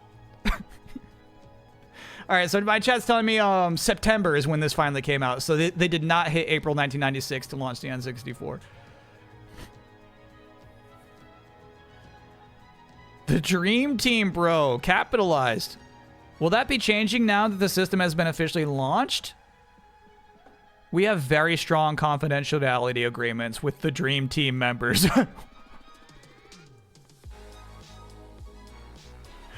That has to do principally with the specifications of the technology. In terms of the type of games they are working on, you will see more information in the near future.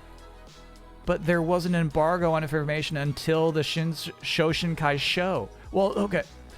We don't want them to get ahead of us prior to the show, but hereafter, if you want to show something, that's fine.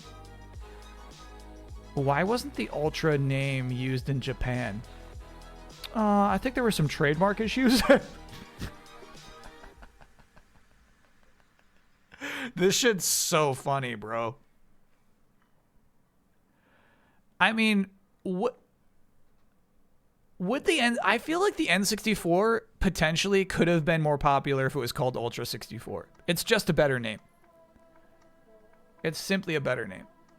But I guess, you know, it's important to keep people saying the word Nintendo.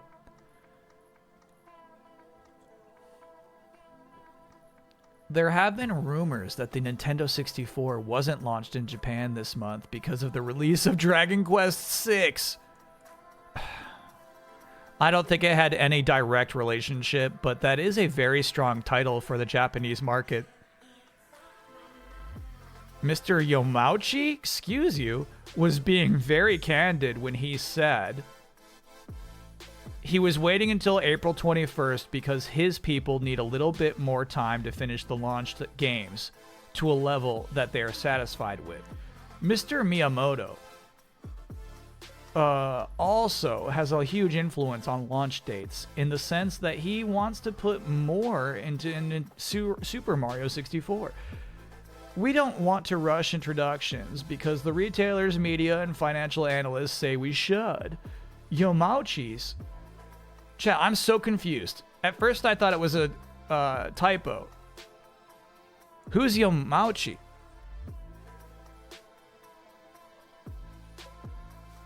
Isn't it Yamauchi?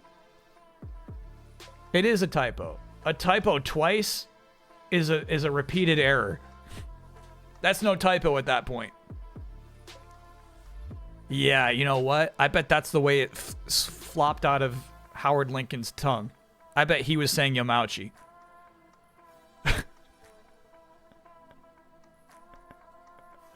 Anyway.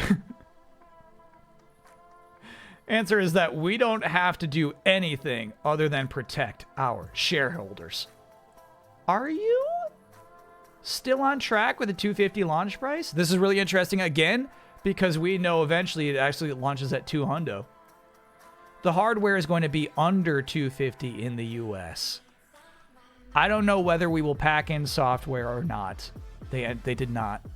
There are no plans to launch at the $199 price. They did. We will not sell the hardware at less than cost.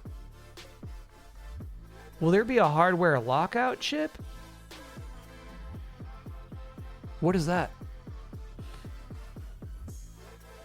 We are shooting for a hardware system that is essentially the same worldwide. Oh,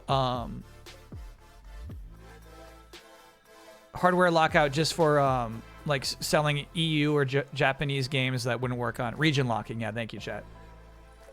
In terms of compatibility, we have not made a final decision on that, but if the past is a guide, we have been very proactive against counterfeiters. Was the N64 region locked? I'm actually curious how they ended up on that. All the hype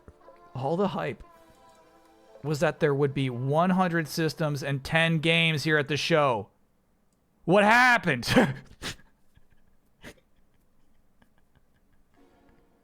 Damn, this is a tough interview. N64 was indeed region locked, huh? The games that we have in the queue are in various stages of development. Mario was the furthest along in development, and it is easier for people to see how Mario operates in real-time 3D. Yamauchi did not want the press and the game players to play 5 to 10 games in various stages of development and leave the Mario game fully unexploited. Yamauchi made the final decision. This is outright disrespectful at this point. How did the editor let this through? Some games were notably absent, like Cruisin' USA. Why? Okay, so chat, this is actually pretty cool history too.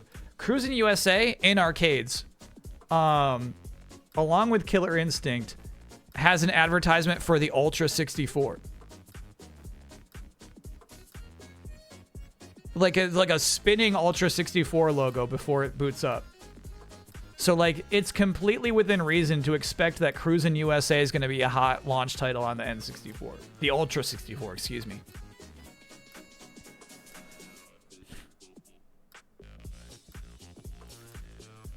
Mario Kart was further along in development, so we showed that. Cruisin' will be available at launch along with 2 more games.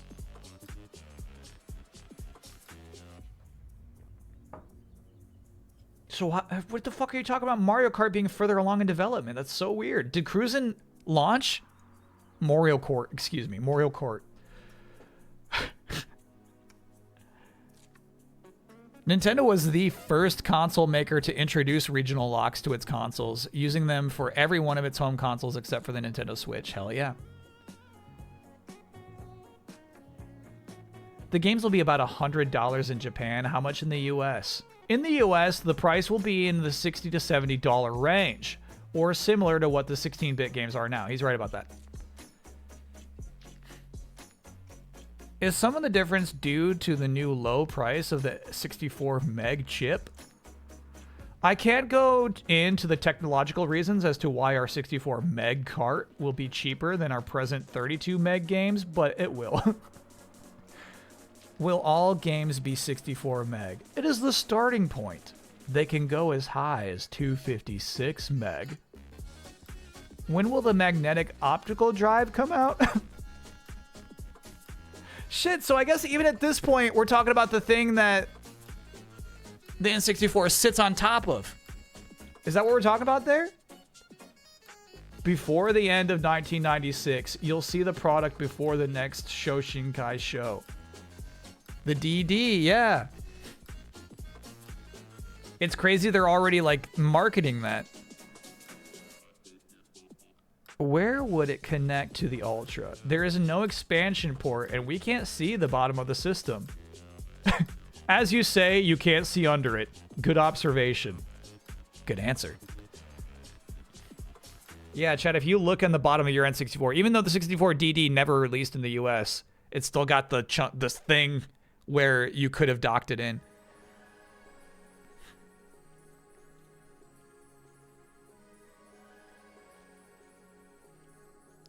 Oh, so chat's saying the region locks are actually in the cartridges for N64 games, huh? Interesting. The DD was part of the marketing from the beginning as their counter to not using CDs. They were so scared of CDs that they came up with this stupid thing. Wow. Hey, what's the purpose of the cartridge port on the controller? Cartridge. That's a typo. That's a typo. The idea for this is that you can customize some of your games. Excuse me? You can store the way you set up your baseball team and take the controller to somebody else's house and play the game your way. Ken Griffey Baseball is being developed now and will take full advantage of that feature. Were they even dreaming of the Rumble Pack at this point then? Were they even dreaming of it? Is it really just a memory card slot at that time? I wonder. I wonder.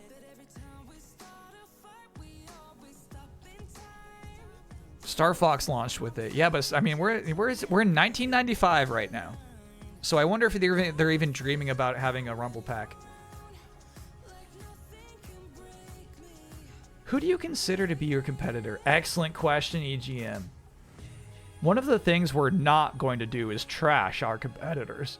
Do we have more concern over one than the other? No, not really. You tend to see in this business that competitors go up and down. It has more to do with quality of games than anything else. Okay.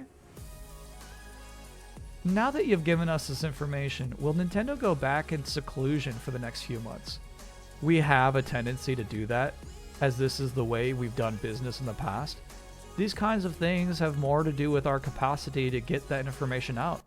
You're dealing with the parent company, you're dealing with Japan, the US, the third-party developers, and all that. Quite frankly, sometimes it's a lot easier to just wait and give everything out at one time. Fair answer. What are these images? What's it like to go on assignment in a foreign country? We followed Ed to Japan to find out. There's customs. Struggling through customs. It's time to get some Japanese money. There you go, Ed. You're doing great. I kind of like Ed. Not there yet. The hotel is a 2-hour bus ride away. Damn. What's this? Beer and machines? Yep. Oh, you've got to be kidding. I can't fit in there. Get in the lavatory, Ed. The first dinner is a safe Korean barbecue. I wonder what safe means in this instance.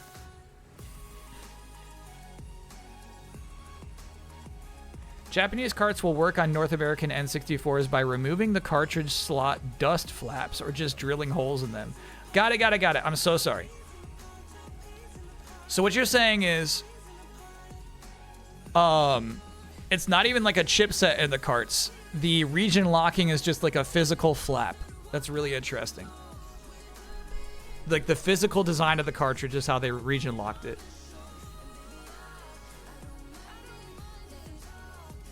Today we will be focusing on a new word that you might find challenging or intriguing. So let's dive into today's word. Yamauchi. That's how I say it, Yamauchi. Which means mountain in the mountains in Japanese. Let's say it all together. Yamauchi. Yamauchi. That's how I was saying it, chat. And it is not how they are spelling it here in Electronic Gaming Monthly. And in fact, they spelled it correctly in the beginning of this magazine. It's correct at the top. We should do one of these every month. I know. Here's the thing. I don't think all of them are going to be as exciting as this one, the debut of the Ultra 64.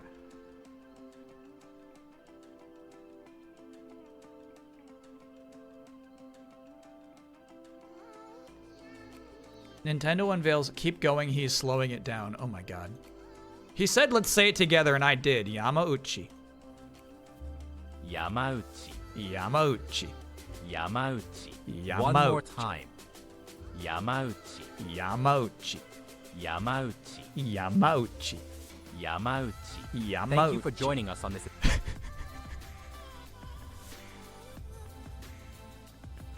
We should do Kyle Learns Japanese once a month. Eventually I'll get it right.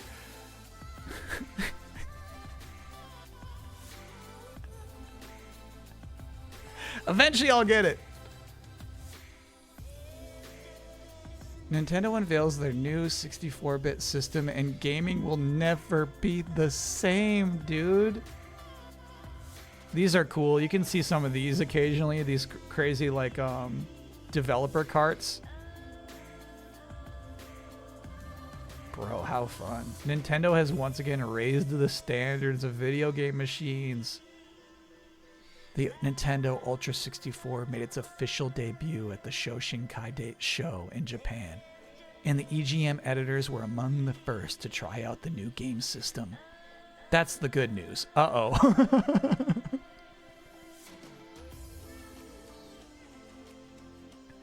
The bad news is that the system was locked up in plastic and could only be looked at. In addition, while appearing ready for production, upon closer inspection, we discovered that there was a suspiciously bumped out added section of plastic of a different color that contained the power supply. This thing, that's the bump out. See photo. Nah. That couldn't be the result of the overheating rumor of the past. Whoa. What's this shit? The overheating rumors? That's like that was actually like a pervading story of why the N64 was taking so long to come out?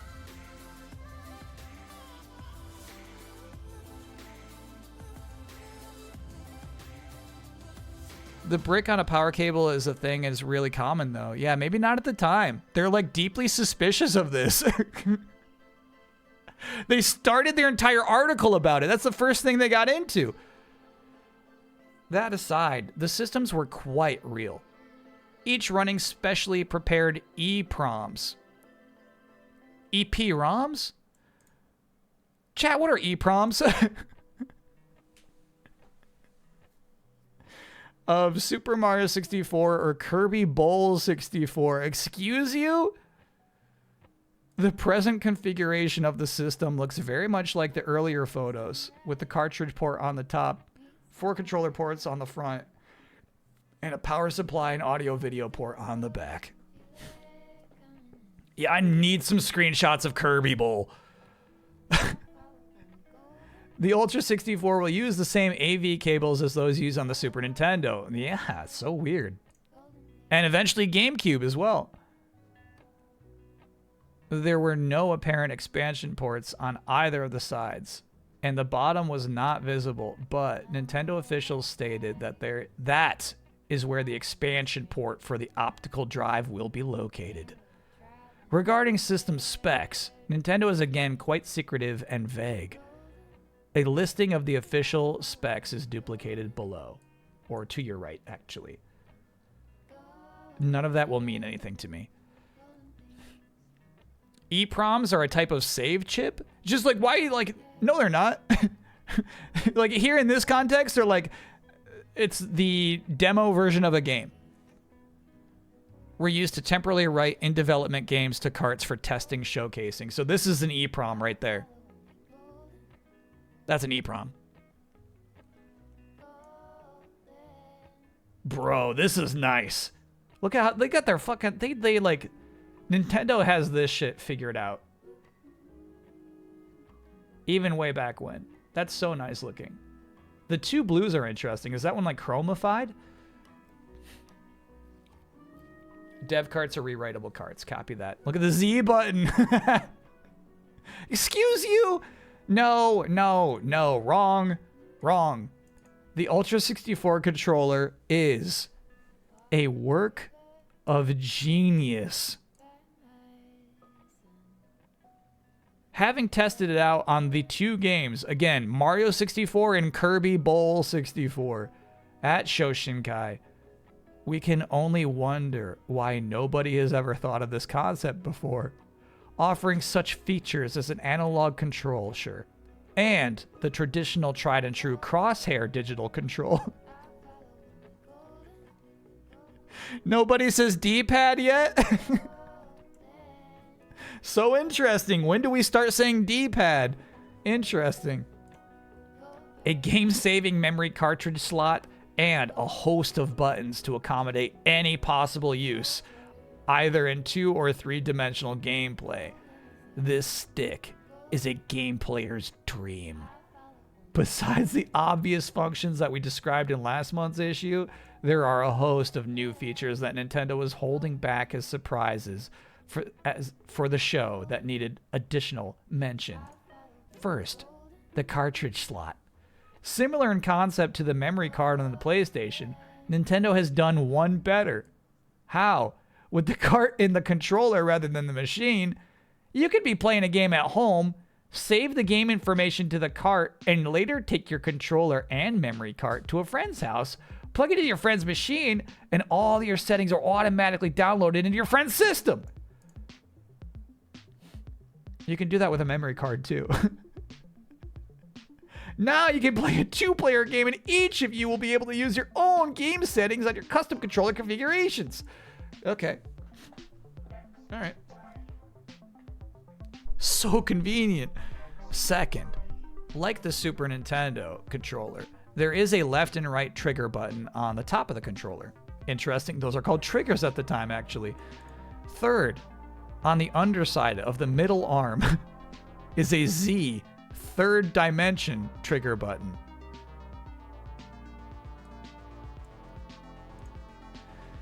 Now, no. The Z axis, I get that as being like, that's the three-dimensional axis. I get that. But I don't believe that's why it's called the Z button.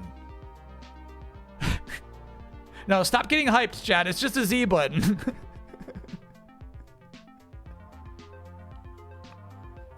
That's so fun. Other new features include 3 ways to hold. That's not a feature.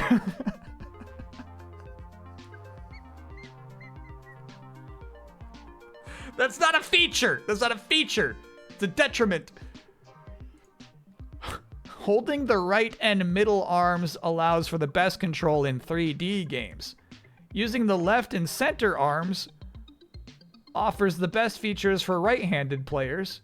And holding the left and right arms provides control found on the standard Super NES controls. Bro. The 4 yellow buttons, called the C group, also serve as the control that changes your perspective or view of the game. In Ken Griffey 64 Baseball, it will allow for separate movement of the fielders independent of the team. Wow. Here's the thing. Fuck. This controller's so stupid. This controller makes me so damn mad. They had 4 buttons on the N60, sorry, the Super Nintendo controller. They had 4.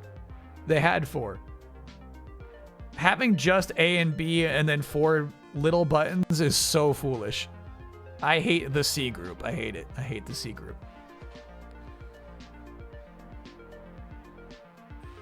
And like here they can barely explain the usage of it. Like it absolutely, here's the thing, it absolutely works for Mario 64. It's honestly really nice in Zelda 64. Like it's nice. It's nice. It's nice. It works for those games. But like they have to do so much more than that. You need like your system has to be more than like your 2 best games, you know? This is stupid. Here's a bit of Kirby Bowl footage. Oh, let me see if they get screenshots in this, and then I will definitely want to check out some Kirby Bowl footage. Lastly, like the new Game Boys, Nintendo must have had a lot of colored plastic left over. The controllers will come in black, red, yellow, purple, blue, green, or gray. Got it. So that's actually purple.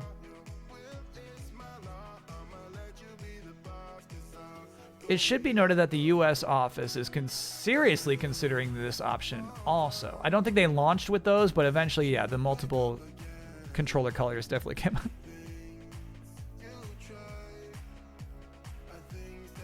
This is me in Japan. This is me in Japan. Stuart said he'd meet me in the subway. 100%. I'd be going to, can I just get it like a, do you just do like a meatball sub? Oh, he meant the underground subway. Ouch. It sure is tough for tall people to get around. Okay, Stuart. Help, how do I get back to the hotel? You'll figure it out. Seaweed and squid on pizza? Where's McDonald's? Oh my god. That's me too, though. 7-Eleven I'd 100% go to in Japan.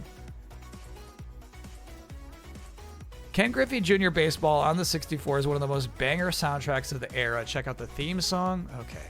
I will humor you with this.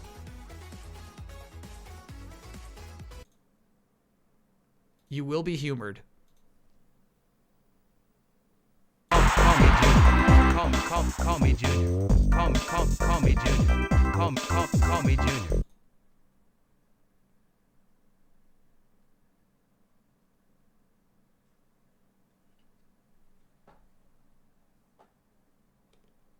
Can these oinkers learn to game?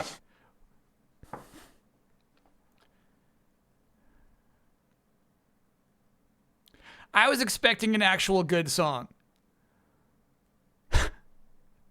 Can I get an oh no for being convinced to watch Craven? Never getting that time back. No. Heavens no. In fact, you're telling me right now you wasted that time. I fully intend to, when it becomes cheap to rent that movie. I'll be right there with you. I'm about to make the same mistake you are, and if I gave you an oh no, then it would be my fault if I made that mistake. Prayer emoji? Oh no, it's gotta be like, I like the idea of it being Yosemite Sam. This is to me, in my mind, wholesome.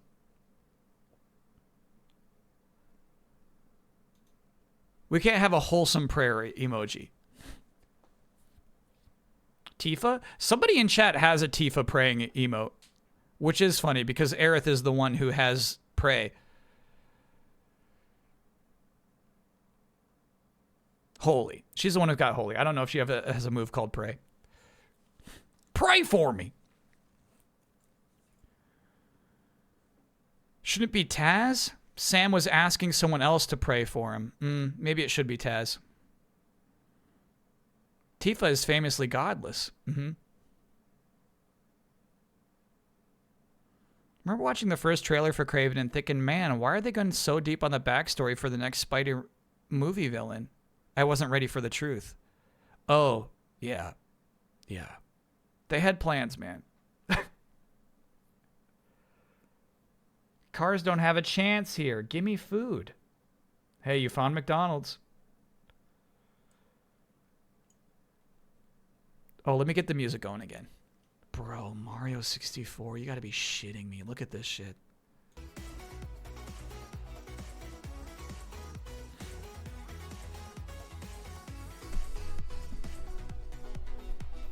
Wait, so Kraven is the star? Yeah. But also he's not regular cool Kraven the Hunter that you see in Spider-Man. He's like, you know, he's just a guy. What's some super basic Japanese food you'd try? Maybe rice balls? Sure. Yeah, I'll try like chips. Tentative name. Yeah, look at that. This is so cool, bro. 3D Super Mario 64 takes the Nintendo 64 by storm. Check it out.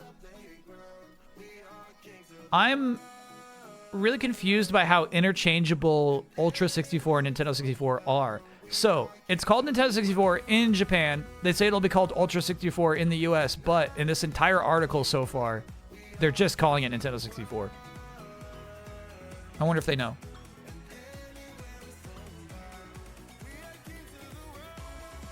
Can I get no? Working through unemployment woes at the moment, but more hitting a wall from brain farting on writing good cover letters for the studios I'm applying to. Oh yeah, honestly, huge oh no. And a woo for good luck. Woo! That shit sucks. Cover letters is the fucking word, because you gotta like make it unique to every new place that you're applying to.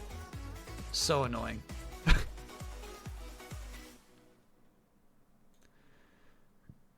Pray for me. Maybe. All I'll say is maybe, chat. It's not bad, but also I don't like Yosemite Sam. I don't want him to be one of my emotes.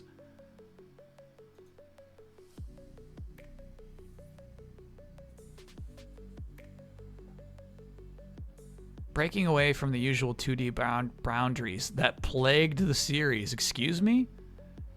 Mario fans can finally rejoice because Super Mario 64 is seeing the light of day on Nintendo's Super System. Breaking away from the usual 2D boundaries that plagued the series. Excuse you. This new game offers more techniques, as well as a unique perspective. Super Mario 64 was one of the 2 actually playable titles to appear at Shoshinkai. Mario can use his usual complement of moves. Usual complement? Running and jumping. Oh. Those are his moves. Running and jumping. He can now couple them with climbing and grabbing onto enemies. If you get shot out of a cannon, you can even fly. God, this game... They don't even know how to describe this game at this point.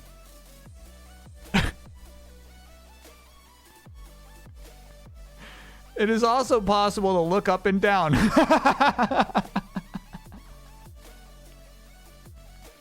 They don't even know where to start, bro. And good point. He's done plenty of climbing up to this point. You can use this trick to see what the underside of a thwomp block looks like. Oh my god. This game also gives our favorite plumber new animations, which result in more comical reactions.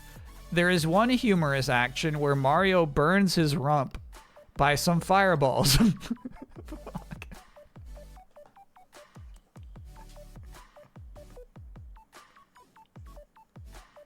Why are you writing this? Bro, that really burns my rump. Remember, 3D games haven't really existed yet. Yeah, I know. Talk about that. Talk about that. This person doesn't, like, they don't even know where to begin explaining how revelatory this is.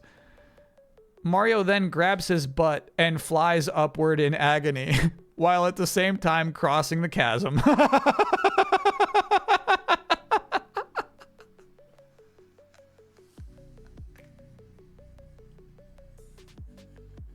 What chasm?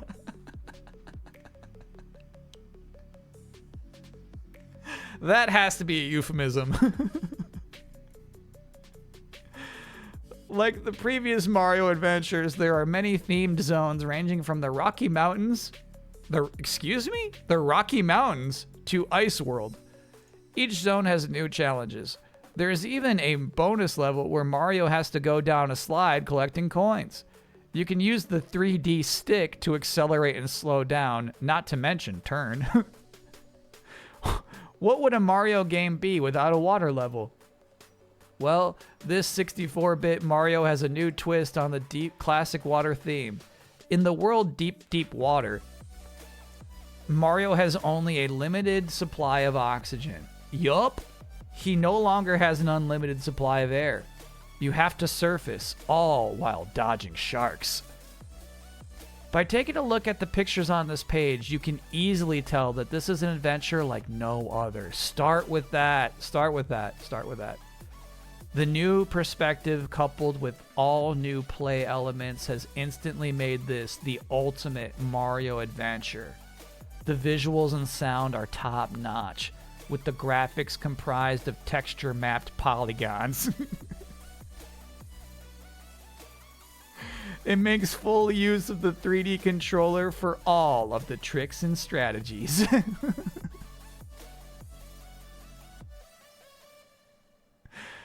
Yeah, dude, that's an insane write-up. That's an insane write-up. Oh, we're not done yet. Whoa, bro. I mean, look at this fucking submarine. The power meter is crazy, right? It's not even consistent with this one that just says POW. Be sure to check out future issues where we blow out this game to its fullest. Super Mario 64 is a huge title with many elements never before seen in a Mario game. With loads of special effects and pyrotechnics. Nope. We're sure you're going to want to play this one till you drop. Pyrotechnics, sir?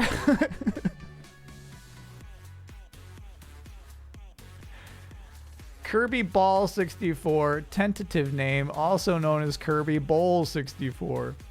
Oh my gosh.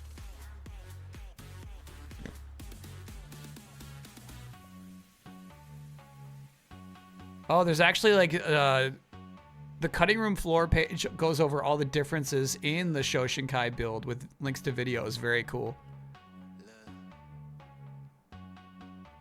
Rump Pyrotechnics.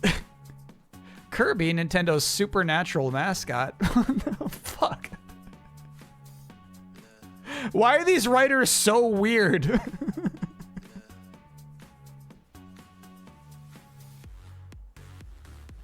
Is appearing in a 64-bit cartridge of his own. Entitled Kirby Ball 64, players control Kirby on a variety of wavy surfaces trying to knock out enemies. Kirby can also be a 2, 3, or 4 player simultaneous game with everyone trying to knock each other off the edge. At first glance, Kirby Ball 64 resembles the old Super Nintendo game Kirby's T-Shot. Excuse me? in many ways, particularly in the way the playfields are set up. However, with the power of the old U64, first time they called it that, the 3D effects are really wild, as you can see. Featuring multiple perspectives, extremely fast and smooth action, this is going to be the roller coaster ride of your life.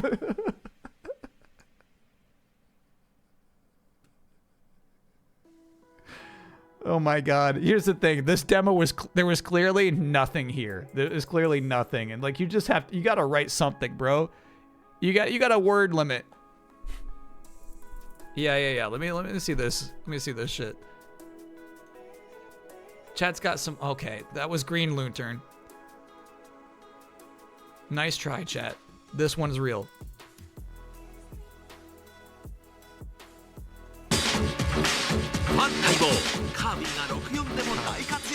Oh yeah, this is way further along. Wow. They actually developed this game for a minute.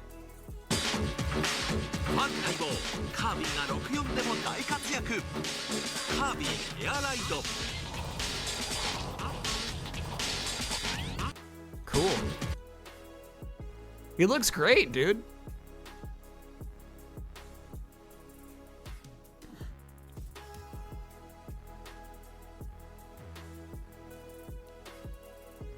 We fly to Osaka to visit Capcom. Oh my god, I'm so jealous of this trip.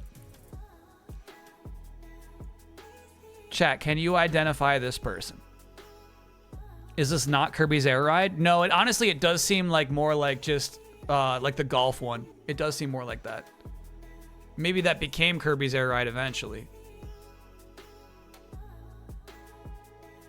All right, we got 30 more seconds of gameplay of this. And sorry, I didn't realize I still got music playing.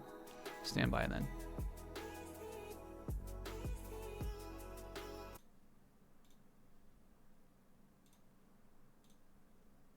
Days of playing video games. And there's another revolutionary idea. This seems much closer to, yeah, what they were playing. This is a new kind of memory card, and it plugs in there. The card can store customized At game or Shoshinkai. controller settings, and you'll be able to save information on an individual's style of gameplay. So in theory, you'll be able to play against your friends even when they're not there. She's not having a good time. At least we think that's it. Our instruction book had been translated directly from the Japanese. That's what they were playing in 95.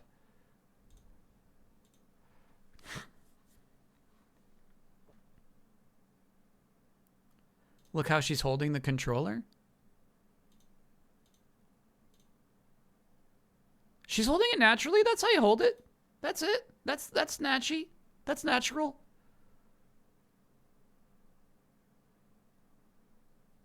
That looks correct to me.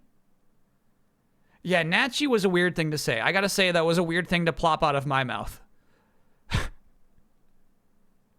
Sakurai said they were essentially separate projects in one of his videos, but I'd have to double check. I think you're right about that.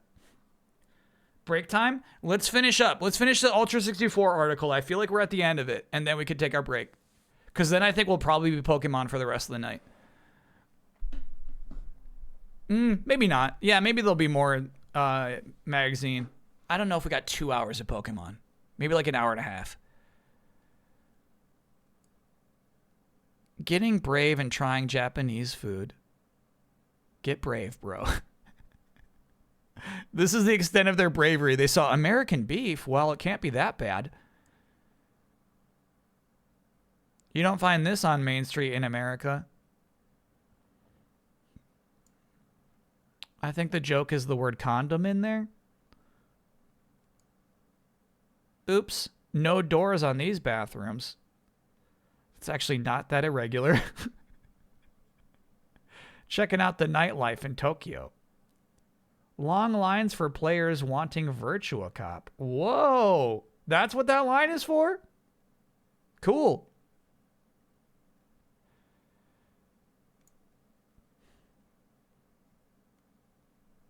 The word condominium also starts that way? Yeah, it does.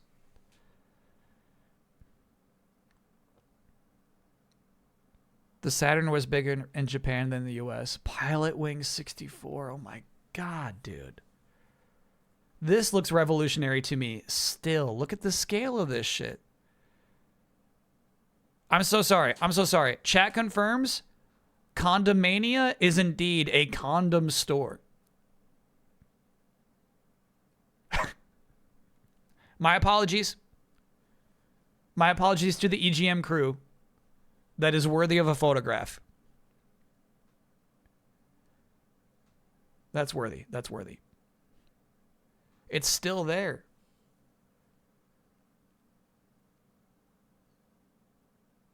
That's wild. Sorry, I'm peeking ahead. I'm covering it. Oh, no, I'm not actually covering it. We'll get there. Star Fox 64 is pretty far along at this point, in 95 even. So yeah, I bet they're thinking about Rumble packs already.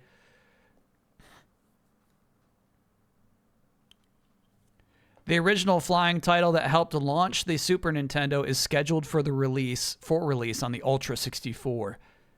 Okay, we've definitely transitioned to just calling it the Ultra again. The original 16-bit version used previously unseen scaling and rotation abilities to impress players with the ability.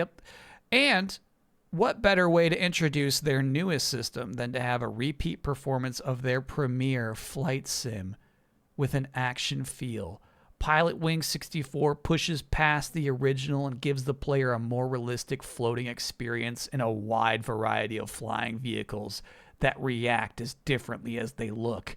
Different views, constantly changing scenery, in addition to the fast scaling, are bound to make many players aware of a little problem they may have. Motion sickness. Now, what's kind of like, maybe they'll get more into that. Like, I actually feel like this was like a surging issue in early 3D era. Bro, GoldenEye, you little peek it up, you see a little GoldenEye down there? No way, in 95? Nintendo's spectacular FX chip game that wowed players on the Super Nintendo has a sequel. Ooh, they know about Star Fox 2. There was a 16-bit sequel, but it got scrapped in favor of this one. Dude, that will blow you away. This cart has smooth scrolling, texture-mapped polygons, and all new levels teeming with fast-paced shooter action. Star Fox 64 offers players 2 separate viewpoints, one from inside the ship and one from behind it. The scrolling is much smoother than the 16-bit version, and the texture mapping adds a lot of detail. This cart is still early, and many story elements will probably be added. Right now, the levels look similar in concept to those of the original, fair enough, with your ship following a specific track. You can still do barrel rolls to throw off enemy shots. Overall, Star Fox 64 looks like it's a lot of fun. Bro, here we go. These screenshots I've seen 1,000 times. These I have seen a lot of. I love looking at Legend of Zelda 64 screenshots, dude. Oh my god. Tentative name, for sure.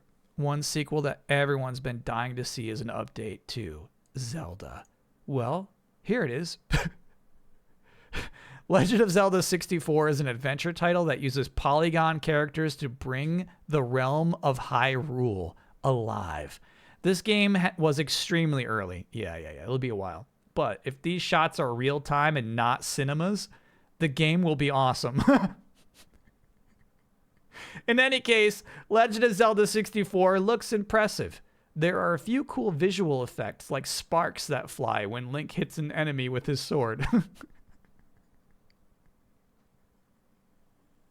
This is so rude, because I know these are adults who are working really hard, but sometimes I feel like it's a 9-year-old explaining a video game to me.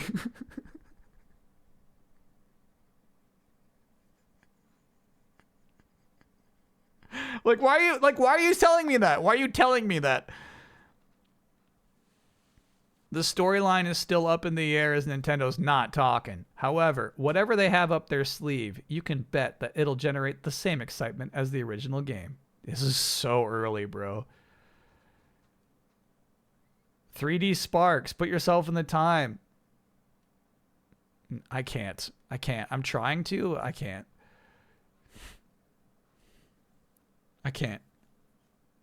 Those sparks are actually not that much more impressive than 2D sparks.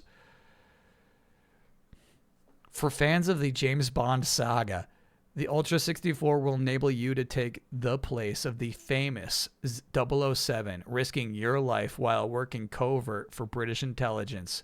GoldenEye is a first-person game where you are in search of the unknown party who is in control of GoldenEye, the satellite that is capable of rendering any computer system inoperative from orbit.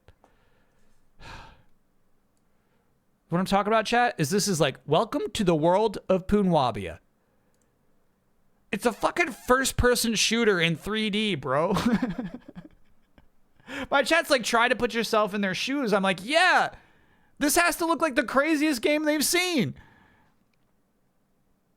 Grab your wits and begin your quest. But remember to keep an eye out for the believed to be dead Agent 006, who is not working with you, but against you. If GoldenEye is anything like this year's much-anticipated movie release, Nintendo will find little objection by players who are looking for a first-person title with a twist. Grab the keys to your BMW packed with all of the necessary spy equipment and try to save the world from almost certain doom. That is such an insanely poor write-up. But I mean, like, maybe they just had, like, again, 10 seconds of footage of this. That's what I'm guessing. I'm guessing it was probably just like this, right? Where this is like a 10-second clip. They spoiled the movie before it came out. Oh, the believed to be dead Agent 006. That is so funny. You're so right. Nah, you're right about that. That's messed up. That's messed up.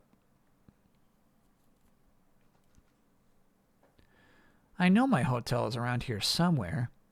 Turkey dinner in Japan. Oh my God, stop that. Deep fried quail legs. That's more like it, boys. That's more like it. Ran out of cash on day 3. This trip sure works up a thirst. Funny photo, I like that. Time to check out the newest coin op. Is this the Brawler? No, this is a fighting game. What is it? Megalo 2? What is this shit?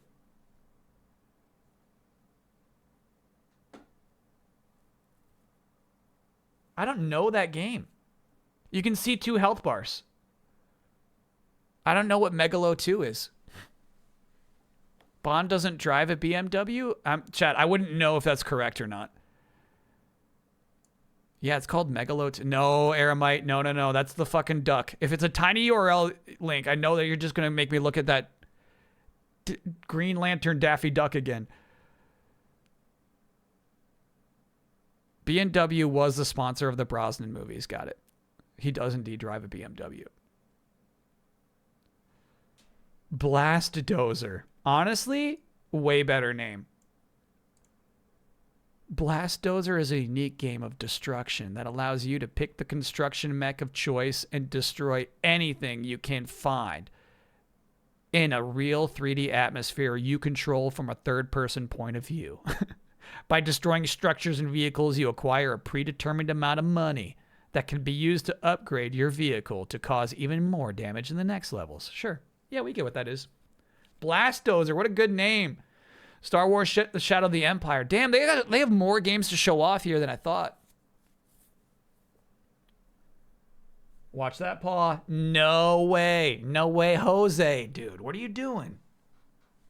Yeah, you can get up here. You can get up here. He knows it's his dinner time. Megalo 2 is a generic arcade cabinet, not a game. Okay, so we think it might be...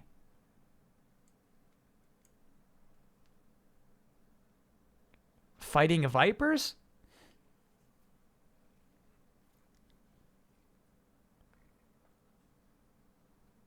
Hard to identify. Hard to ID, chat.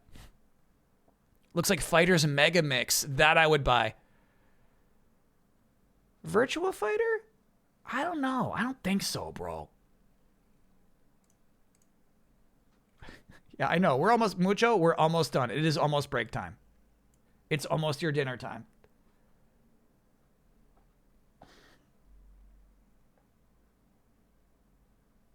The graphics looked VF. I don't know. Look at the stage, dude. I don't know about it. It's got walls. If you can find evidence of that stage in Virtua Fighter, I'll give it up. But I don't think that's Virtua Fighter. Wow, I actually can't. Look at the screenshot of Wave Race. That's insane. What's happening? What is that? What's actually happening? I know, bud. I know. I'm really about to go take that break. All right, so chat, we should take a break now. We'll see the rest of this magazine when we get back. Body Harvest, bro. It is definitely fighting vipers. We have confirmation.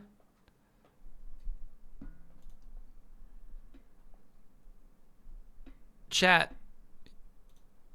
Because it's fighting vipers and not any of the games that you thought it was, I'm afraid I got to hit the oinkers button. Can these oinkers learn to game? Get it together, chat. Good find, by the way. Rappy, good find.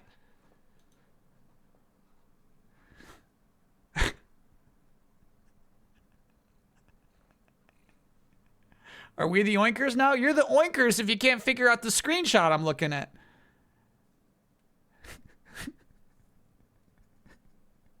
Definitely the Western level. Definitely. All right, chat. We'll take a quick break. We'll feed our muchos. When we get back, we'll finish this magazine. I'll get the music back on. And then the end of the stream will be more Pokemon TCG Pocket. I got more to do. I got more packs to crack. I want to make more decks. I want to see more cards. So definitely lots more to do there. I want to fight against the CPU. I want to do some fun CPU fights. It's crazy to me how much I love reading this old magazine. We won't read every single blurb. Like, obviously, we know about Wave Race 64. I do think it's kind of fun to, like, see what they say about these at the time. But, yeah. I won't belabor this any longer, for sure. All right, chat. See ya on the other side.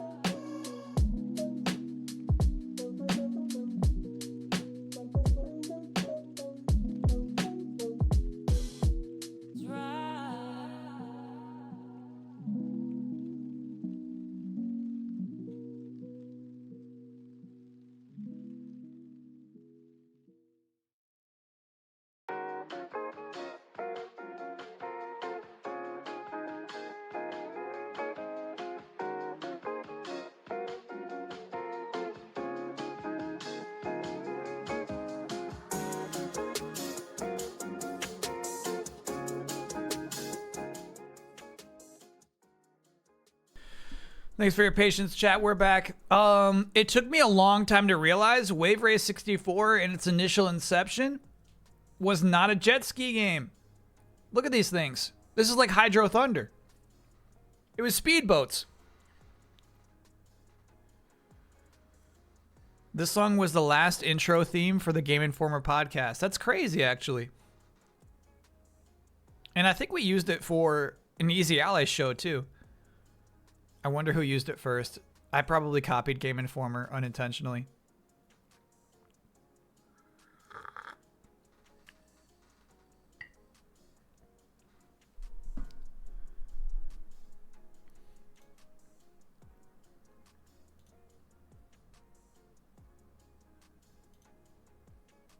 Check this out.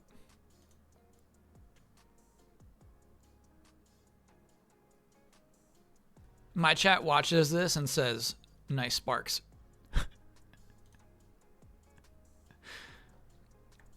My chat watches this clip and they say, remarkable sparks. God, what's so funny is there's nothing here. Is this a cinema? If this is true gameplay and not a cinema, this game will be awesome.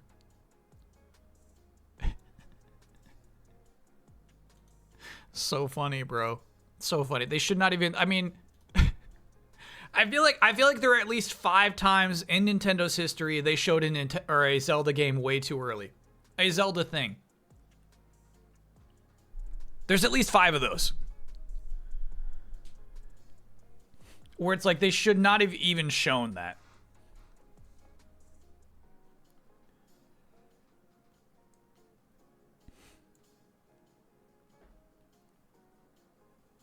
Can Malcolm Butler's interception against the Seahawks, which led to Tom Brady's 4th Super Bowl win, get a happy birthday for its 10th anniversary? Unfortunately, it cannot, no.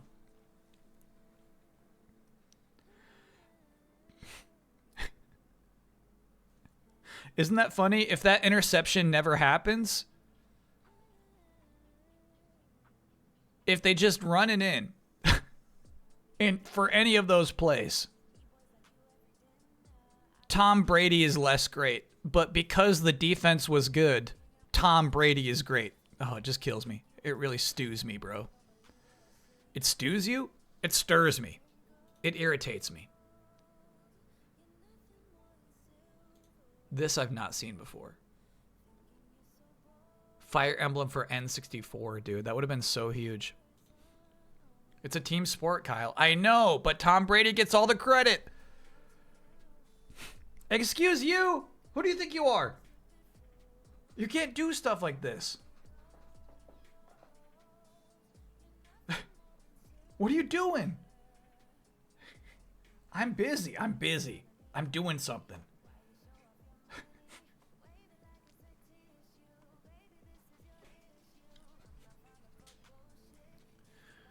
He's team leader? He's not team leader. The coach is the team leader.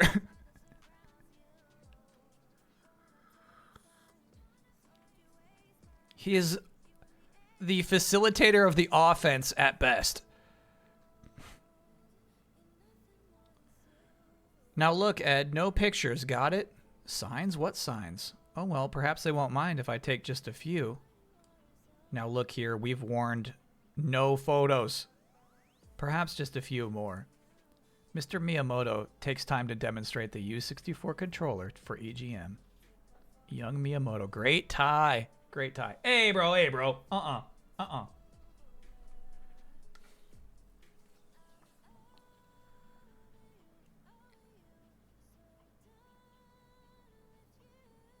Super Mario Kart R, dude. Interesting. This track is a beta version, but this, I mean, this looks like what eventually released. Yeah. Very nice. Oh, I love this Yoshi logo. Obviously, it was a little too close to mobile. They couldn't stick with it, but yeah, that's nice.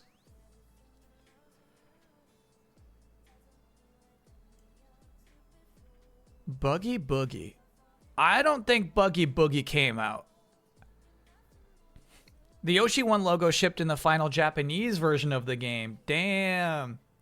but then they had problems releasing in the US. You can actually also see something that looks like kind of like the Marlboro logo here. Marlboro. Yep. Marlboro is the Final Fantasy enemy. Interesting. So in the US version, they said, actually, that's a little too close. You missed a sub earlier. Yeah, let me catch that.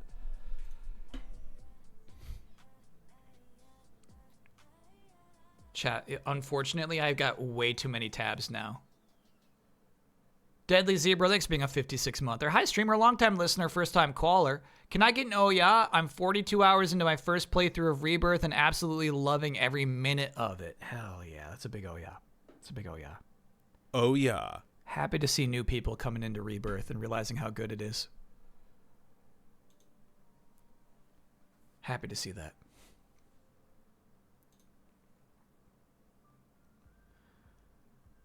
How many are green Lantern? A lot of them are. This is interesting. Here's all the logos that were a little too close. Though Luigi GP looks nice. Luigi GP, excuse me. That's the one a little too close. We see what you're doing there. Yoshi, a little too close. I don't see the need to change this one. Oh, it's like Goodyear. I get it. So they had to make it not the same colors as Goodyear.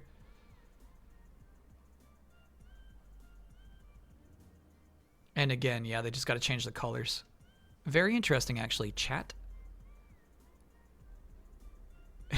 And Momo Farm had to change to Moo Moo Farm. Fire! Zoin missed. Fire! Zoin missed. He speaks German. Wario speaks German. Zoin missed. Zoin missed is basically like, oh crap. Zoin missed. That's so crazy. Zoin missed.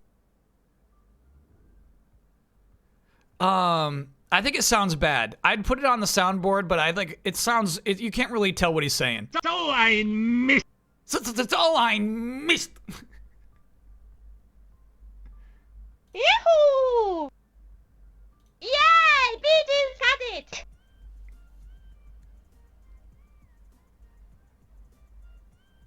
Now this I might add to the soundboard. Yay! Pigeons got it! Yeah, Peaches got it. Wrong. Wrong. Nope. Yay! Pigeons got it! That's right. Yeah, that sounds good to me. Bingo! Bye-bye. Ooh, I like bingo. Bye-bye. Bingo! Yahoo! Here we go! Ooh. Yeah, lady? Great. Mamma mia! Luigi's Japanese voice is done by Nintendo of France translator Yulian Bardakov. Bingo! Here we go! Oh! Luigi is the top! Mamma mia! Ow, ow, ow, ow, ow, ow, ow, ow!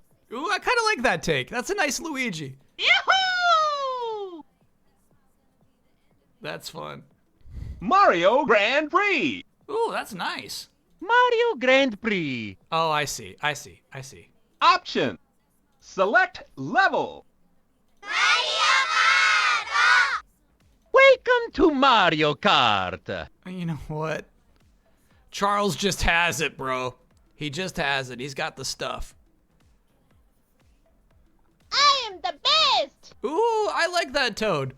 I'm the best! Oh, way better. Yeah, that Toad sucks. It's a tester. That's crazy. This guy's in QA. They're like, Isaac, can you come in and do Toad for us? Woo! Sure. Here we go! That's funny. A lot of these voice clips show up in Mario Party 1, including German Wario. That is so funny. So I missed. Yeah, chat, what is the direct translation of Zoin missed? Miss. Zoin missed. Yeah, what is that? Like, it's a turn of phrase, basically, right? It doesn't have like a great direct translation.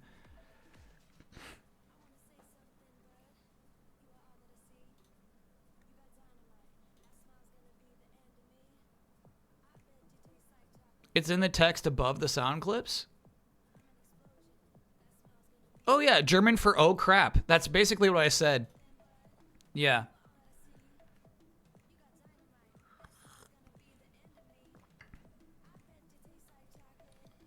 Yeah, so ein means like such a, but like you say so ein a bunch in German. It is, you know, it's a weird turn of phrase. All right, anyway. Chad, I'm afraid you're going to have to tell me a bit about Buggy Boogie and Creator. I don't believe either of these games were ever released.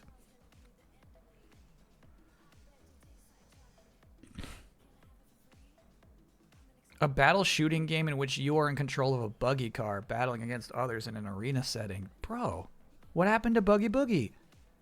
And here's the thing is like they don't even like say like who's working on these.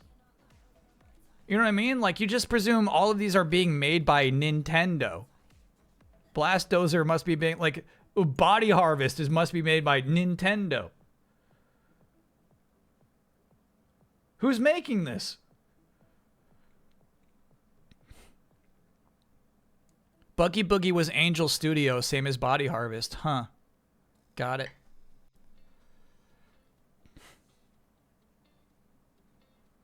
Creator utilizes the Ultra 64's rotation and zoom capabilities, supplying the player with an impressive display of visuals that surround the game, which is based on some type of creation.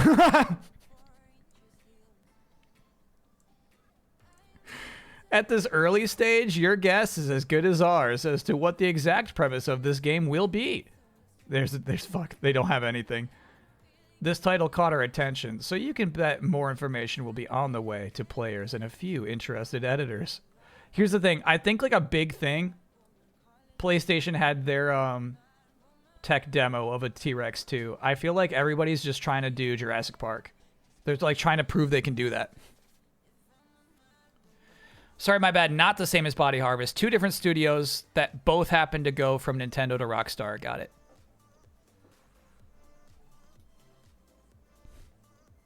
Yeah, Body Harvest was DMA design, eventual Grand Theft Auto makers. Whoa, look at the other screenshots you get for Creator.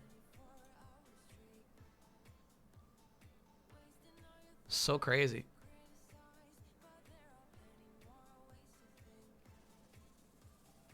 Eventually Mario Artist, but yeah, it just didn't work out. They didn't really have anything there. They were just playing around in 3D and hoping that something would come together at some point. Someone must have said that Sony is going to be competition next year. Because they're laughing? Don't hit me. I really like Edge. Got it. This must be somebody from Edge magazine. How'd you get one of the Ultra 64 controllers? Very nice. Look at that bag too, bro. Ooh. Photos are all taken, so it's time to play. The fucking submarine. This level's so crazy. Angel Studio did a bunch of Nintendo baseball games, Midtown Madness, and the RE2 N64 port. Very interesting, actually. Kids line up for the second day of the show. They all kids? It's a 13-hour flight back. Time to go to work. Hell yeah. Get typing, bro. Seems like, honestly, pretty nice wide seat, though. I could spend 13 hours in a seat like that. That seems cushy.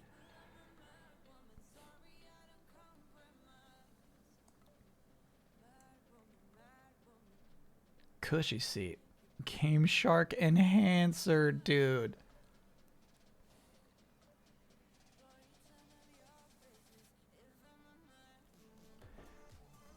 This photo is fascinating. Look at them reverse engineering a PlayStation. Holy shit. Yeah, look at this shit. Did we figure out your first EGM? Honestly, we started in this one and never left. Lewd, entirely, yeah. Like, you're kind of like, you are an absolute programming whiz if you make the Game Shark. With all due respect, you're a whiz.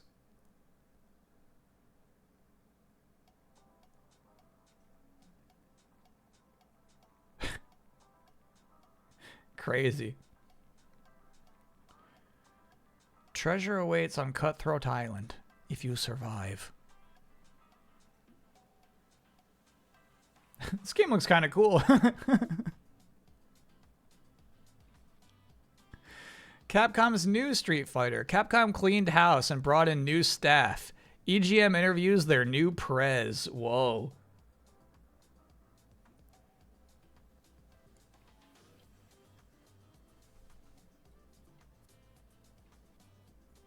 What's going on in that photograph?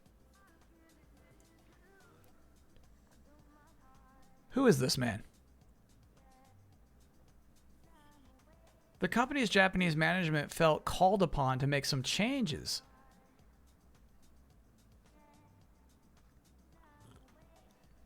Now there is new staff, and EGM caught up with new prez to see what they really will do differently, what they will do differently. What is this a screenshot of? What am I looking at here? Capcom is a Ickety Ackety Oop. Thanks for gifting that gift sub. Capcom is a pretty large and powerful company. How did you get the job? I was COO at Digital Pictures, and before that I was at Warner Music Group. May have heard of that? Yeah, what video game experience do you have? Well, I helped take Digital Pictures from being just a developer to actually being a full-blown publisher, so... Why'd you leave Digital Pictures? Well, I had some differences in philosophy, different strategic sense about where the market was going. I don't believe that the market was exclusively one that was to be pursued through FMV. Good thought. So is there any reluctance in going from an American company to a subsidiary of a Japanese company? Well, I think any American executive who has not worked for a Japanese company asks that question. My experience has been extremely positive. Any reluctance to join Capcom when there appeared to have been a house cleaning after the last Street Fighter problem? For years, Capcom was on top of the world as the game sold itself. That was until the market was saturated with enough SF and players finally said enough. What happened? What's the Street Fighter problem?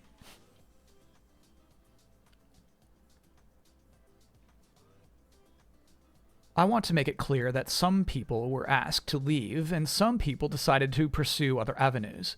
As we move from 16-bit world to a 32-bit world, the overheads that were justifiable in a previous era where there were tens of millions of hardware units simply are not sustainable in the 32-bit era. Whether it was a house cleaning or a strategic reduction of overhead, something had to happen in our company. What is this event that they were invited to? Will you ever explain these photographs?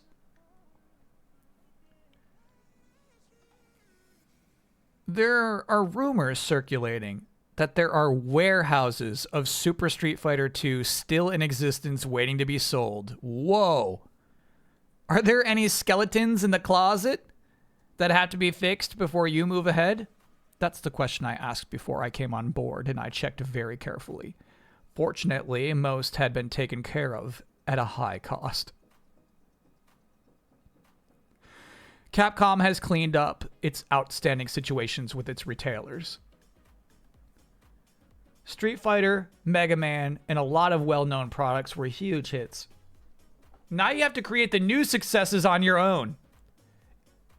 Is it going to be harder to keep the momentum going and to meet the expectations of Japan?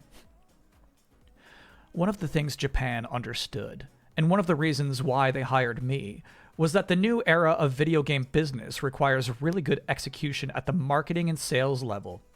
He's fucking right about that. In the past, it was pretty easy to market Street Fighter, but it is different now.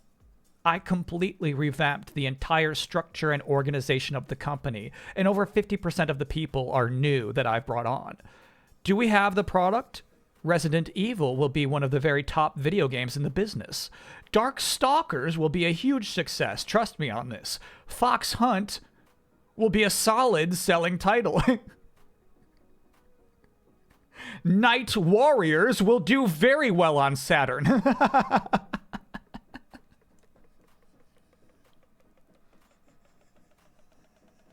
know. I don't know Fox Hunt or Night Warriors. I don't know either of those.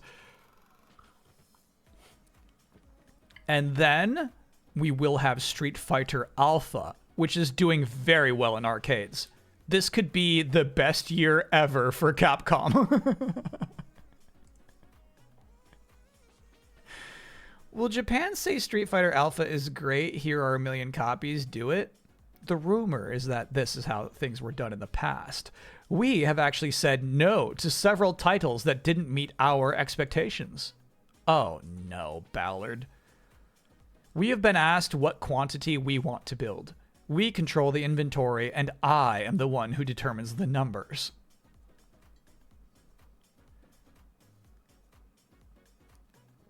Night Warriors is Darkstalkers? Why would he say both in the same sentence, though, chat? Darkstalkers will be a huge success. Night Warriors will do very well on Saturn. Are you sure? Night Warriors is Darkstalkers? I'll trust you on that. He is the Midnight Sun. I know. This is crazy. Fox Hunt is an FMV game with Rob Lowe. Damn. Obviously, you would think that would be a solid selling title. This must be it, right? That must be Fox Hunt right here. Ballard regretted the game's production, recalled a substantially higher production budget of $5 million, and exaggerated its commercial performance. He lamented, I think we sold 132 copies, so somewhere somebody has a copy of it, and it's a true collector's item, because it is the worst that was ever made, ever.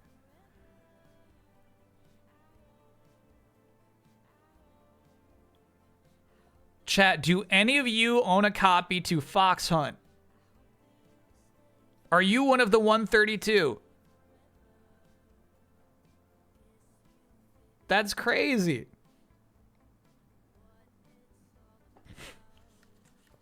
All right, so chat's letting me know that Night Warriors is the sequel to Darkstalkers. That kind of makes sense. Look at this cover. I kind of want one now.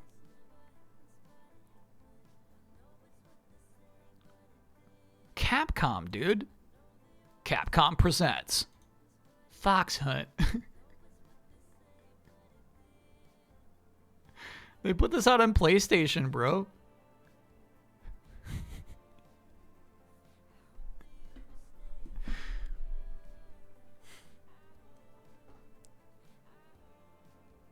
Okay, where was I? This is crazy. This guy is ahead of his time and making some very bad decisions at the same time. With such a small number of 32-bit systems in the market now, is there enough there to keep a company going? Damn. Well, I got a used copy in mid-2000s from a GameStop. The only time you would ever seen it. Good pickup, Wahoo Stomp. Cherish that thing. Cherish your Fox Hunt. I know, I really want to play this now.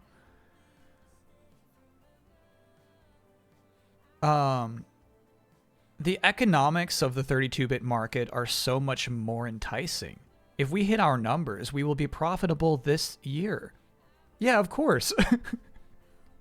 With reduced overhead, our new business model will allow us to be profitable in the 32-bit market as early as this year.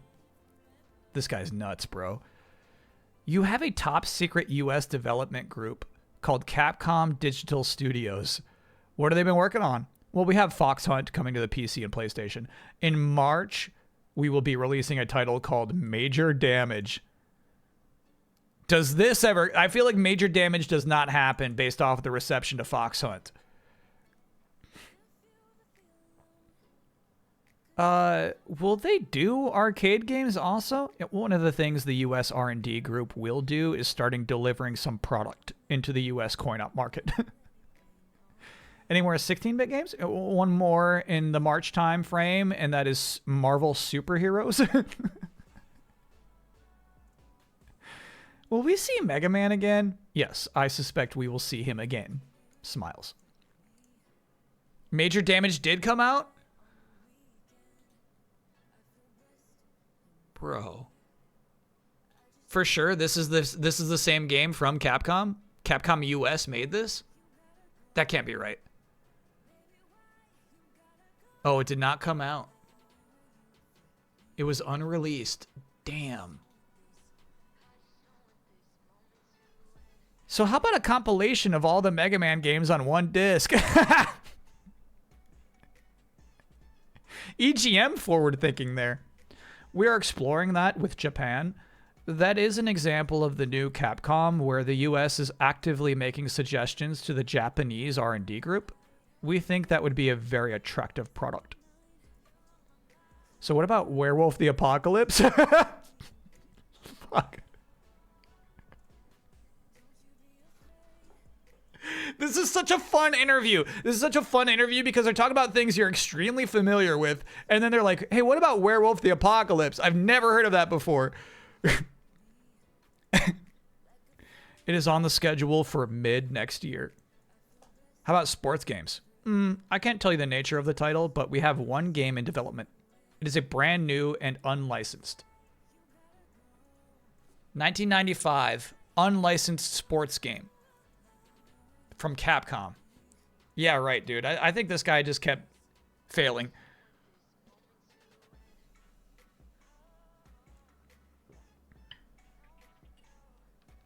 Werewolf the Apocalypse is on PS4. Same game for sure.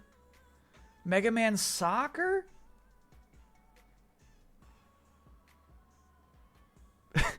Maybe. He might be talking about Mega Man Soccer here. That's possible. Here we go. Now, the obvious question. When will we see a Street Fighter 3? I honestly don't know the answer.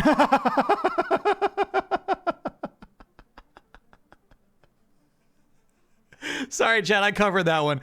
Shit, that's funny.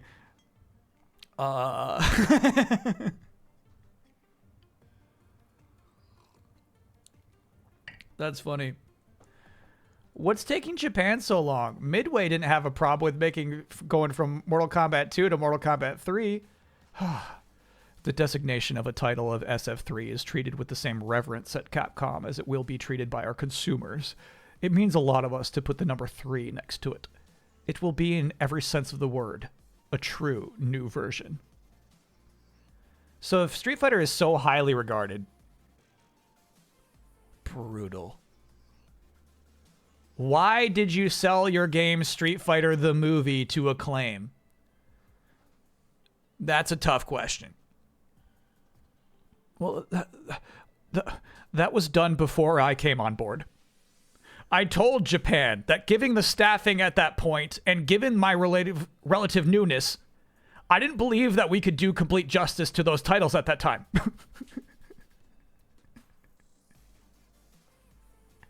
Werewolf the Apocalypse, the IP, is part of the same universe as Vampire the Masquerade. Got it. The Capcom game was canceled. It was supposed to be an isometric 3D brawler. Damn. It did not, in fact, come out March of that year. Mid next year. God, that's funny. At a PlayStation show in Japan, I saw an animated version of Street Fighter. What is that about? Would you do it here? It's based on the home video animation of Street Fighter that's being released as a home video in the US. It is a highly stylized Japanese animation video game. I would think about doing it here. I would never reject a title from Japan for being too Japanese, as I believe the US market has always very much enjoyed the highly stylized and incredibly detailed animations from Japan. And if anything, the market appreciates it more today. He's right about that. What are they talking about here?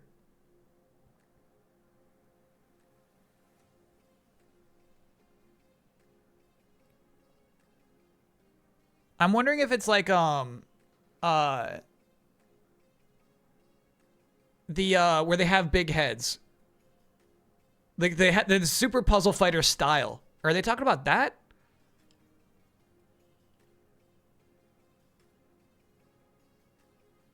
What could they even be referring to there? Street Fighter Alpha has already been mentioned. They've been talking about Street Fighter Alpha. They would have called it that. They made an FMV game that was the Street Fighter 2 anime with short gameplay sections. No way. That's crazy.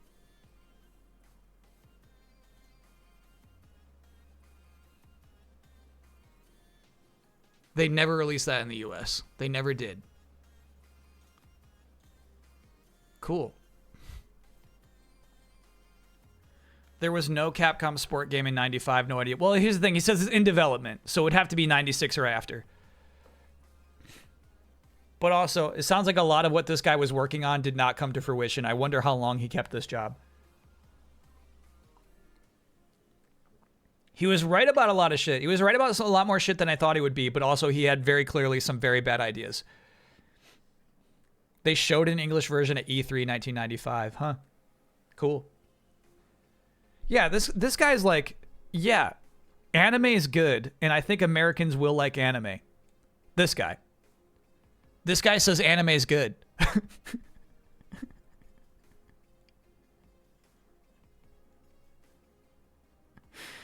Like, he knew. He's onto something, but also, like, I think he lost them a lot of money.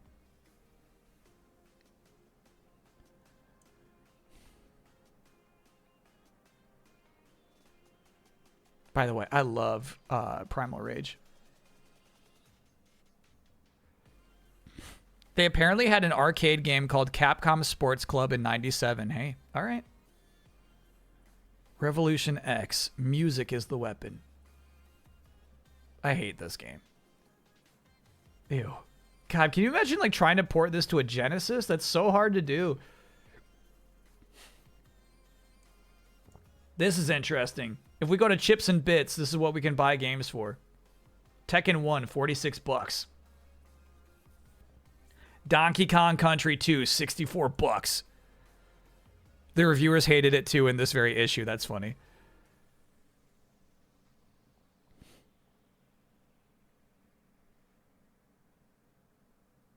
Wow.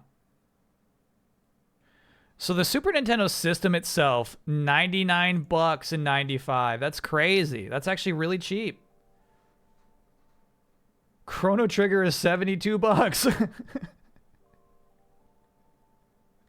Like, it's hard for me to like reconcile like spending most of the price of a console on a game.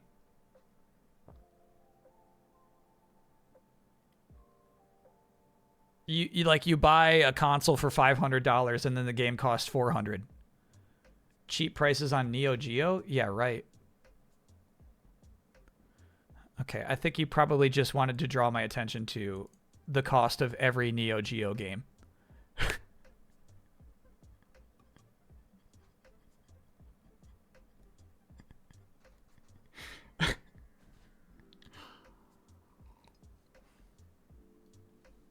Are you good, bro? Did you just wake up?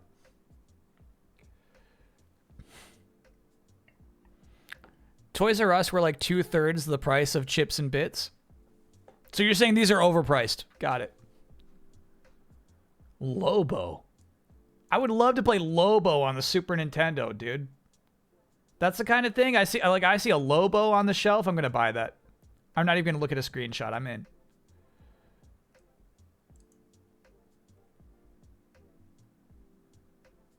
$32X Spider-Man. Holy shit, that looks awesome. Look at his pose. What is this game? Dude, it looks cool. I've seen so many Spider-Man games. I don't know this one. Seriously, it looks like they rotoscoped him, right? That's like such a nice, actual, natural pose.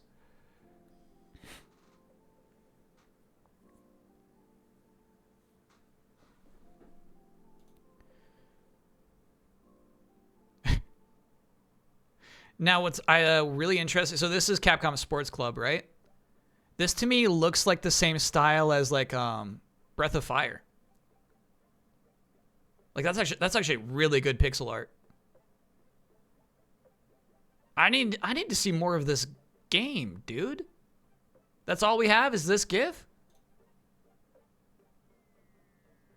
It has good vibes. Yeah. Wow.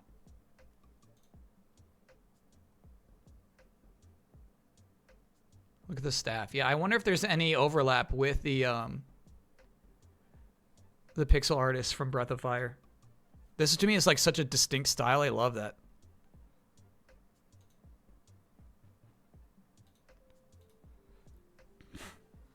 No, we can't boot it up.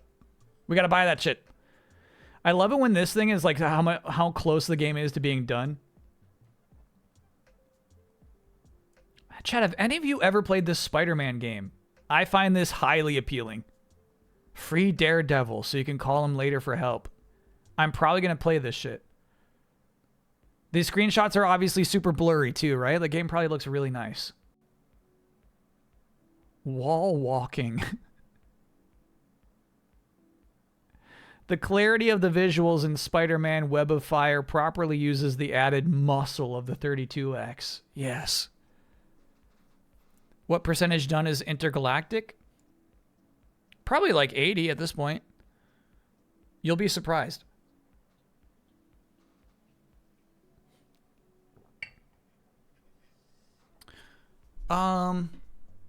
Loose, this goes for $600? You gotta be shitting me. Spider-Man Web of Fire for 32X.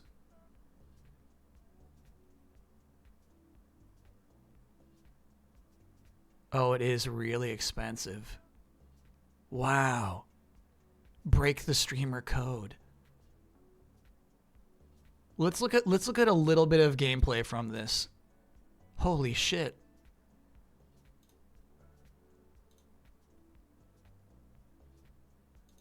How have we never been aware of this? This is from Nintendo Complete, by the way. Thank you for uploading.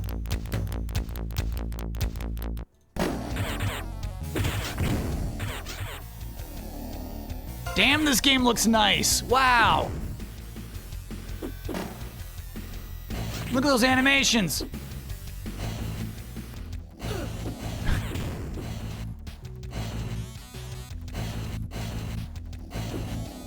I bet it is so miserable to play this.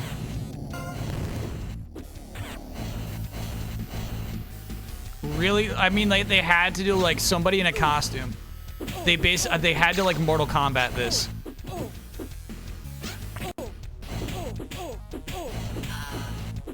Yeah, some of these animations are actually just too nice.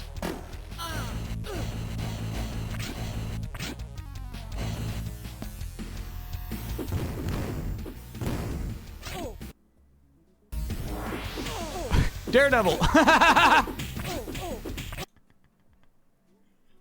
Daredevil comes in, just hucks his stick and leaves. That's so funny. Here's Sports Club.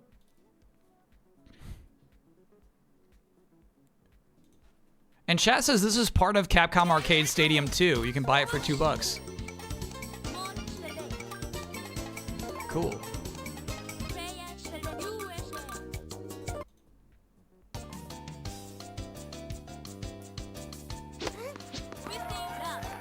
God.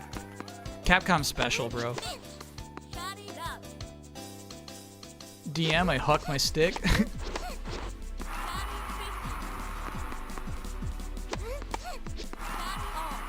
Wow, what a cool looking game.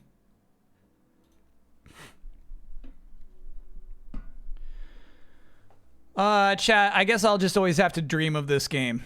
I don't think I would want to spend $400 on such a miserable looking game to play, but it is definitely a really unique curiosity. Chat had pulled up a Wikipedia article that said, like, by the time this game finally came out, Sega had already announced that they're not going to support the 32X anymore. So it just came out on a dead console. Nobody even wanted to cover it. Crazy. What issue is this? If I hit the back button, I'll tell you. It's the one with the Ultra 64 on the cover. It's got Mario looking kind of menacing, but also in a really intriguing way. And they say the Ultra 64 is here.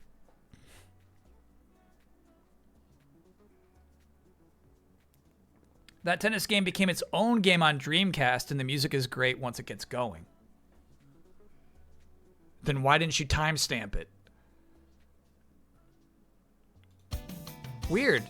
It is the same character though, even. Look at this.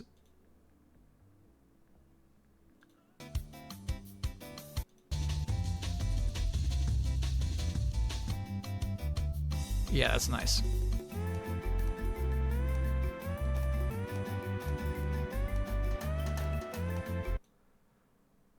Good shit, Capcom.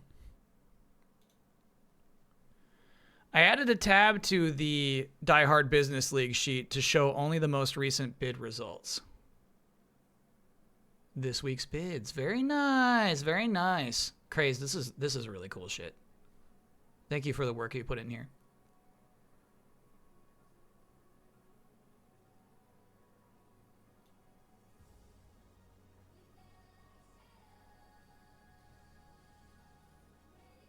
Largest bet, bids won, bids lost.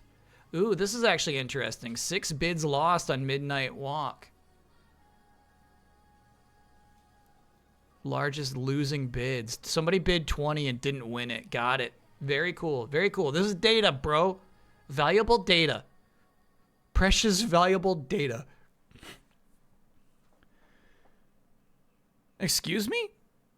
There is no such thing as an innocent bystander. What are you talking about? What do you mean by that? Innocent bystander? There's no such thing.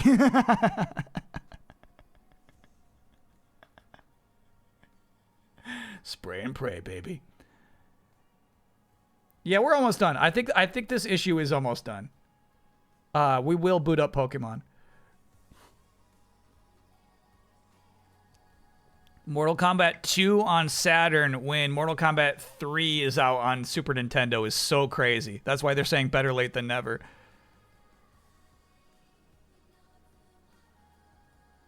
Stupid Saturn. Poor stupid Saturn. It's better late than never for this great translation of Mortal Kombat 2.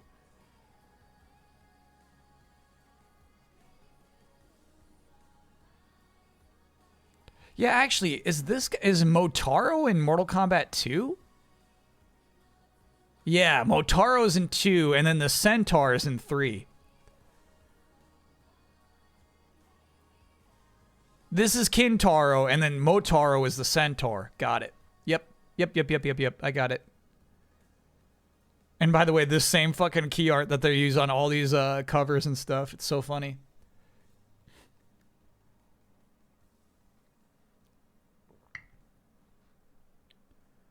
'90s ads have a different vibe. Yeah. Look at this shit. They really do. Another separate write-up for Revolution X is crazy.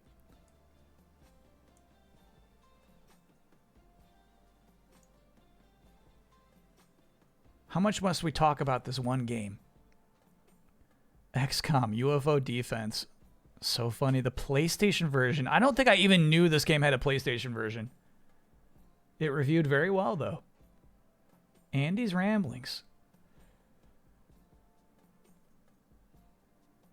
I'm sorry, chat. I said we're almost done with this magazine. We're halfway through it.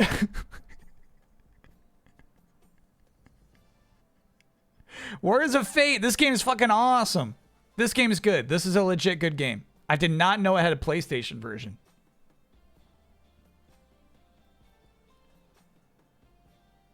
Criticom. This is the game I was showing you. We have this. Can we check a different one? Way too late to check a different magazine. If we start a different magazine now, I'm done for. We'll be here till 4 a.m. Hollywood Animation Standards. Chad, I was watching episode 2 of Friendly Neighborhood Spider-Man, right? Legitimately, my thought was, I've seen video games that have better animation than this TV show. Sometimes they are so stilted and like standstill shots with like nothing moves but the character's lips. And I'm like, there are video games that like work harder than this in game.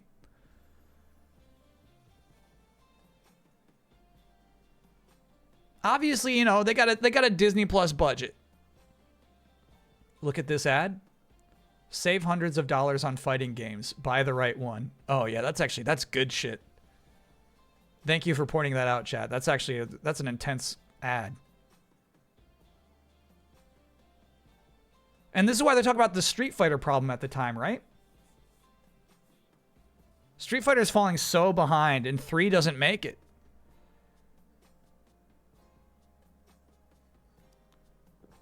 Three is not a huge hit. So crazy. God, chat, I love this roster. What a fighting game roster right here.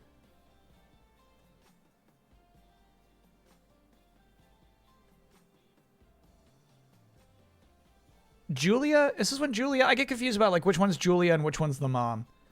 But I feel like each of these characters is like essential to the rosters going forward, or their archetype, right? The character who fits their role, except for maybe Julia.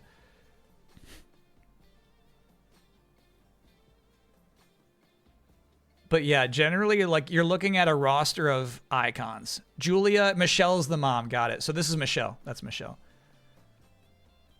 Who's that guy at front? That's Kazuya. That's the guy in Smash Bros.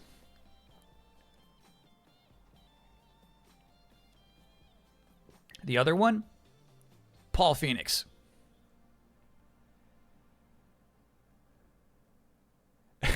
I mean, if you're only playing Tekken 8, he's the guy with hair that rests downwards, and he's kind of a big slob now. Maybe not an icon so much today. No, okay. You're right about that, chat.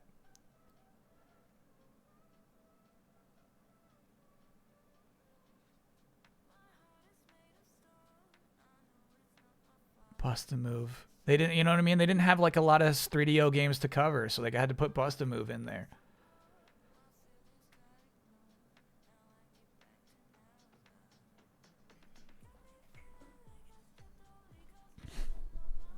Look at this. This is a hiring page for Konami. Same rush, better pay. If you're a graphic designer, animator, 3D, SGI, sound designer, sound programmer, C, C++, graphic animation programmer, C, C++, assembly, make the leap to Konami Computer Entertainment Chicago. You'll feel the rush of what real creative freedom can do for your career. Yeah, right. We're aggressively building this new American R&D arm of Konami Company Limited. We'll give you the kind of leading-edge equipment plus the no-holds-barred freedom you need to create tomorrow's hit games. Along with the rush, you'll get the rewards of a terrific pay and benefits package. We're looking for the most outrageously talented people to create in our state-of-the-art facility just outside Chicago. So send your resume and salary history. Don't send. I know it's too late. Don't send your salary history to Konami Computer Entertainment Chicago Human Resources Department code. Oh my God, that's so crazy. That's actually so crazy. They took out an ad for that.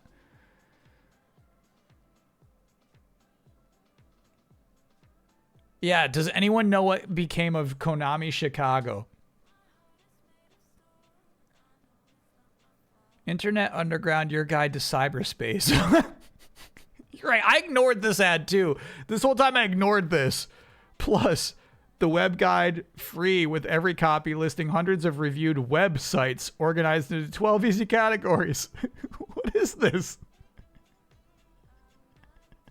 I went on the internet.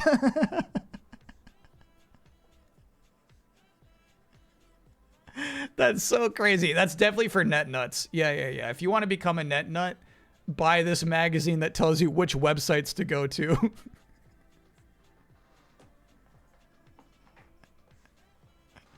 That's so crazy, dude. Broken down into 12 categories. This I've seen a lot of. These I'm familiar with, right? Where it's like you basically subscribe to send CDs to yourself. Damn, they got Green Day on here. The TLC, nice, dude. Why not? Hootie and the Blowfish? Blues Traveler? I went on the internet. Better than Ezra, dude. What?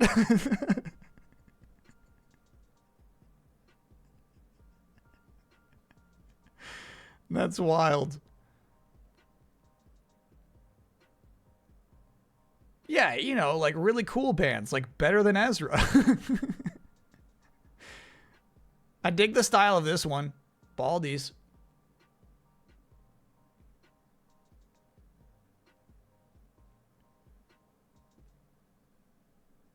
Yeah, so by the time I'm reading EGMs, they save the reviews for the back of the magazine, which makes way more sense to me. We already know they fucking hate this. They hate this port of Killer Instinct, so it's so weird here after you've seen the review, they're like, check this out. Now you can take your favorite fighters anywhere you go in portable form and battle your way up the fighting scale of warriors on the go. Very redundant.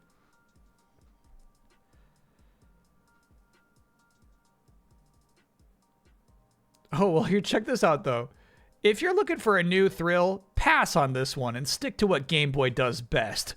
Puzzle and minimal action games. Remember, chat? This is a time before Pokemon, even. Put yourself in those shoes.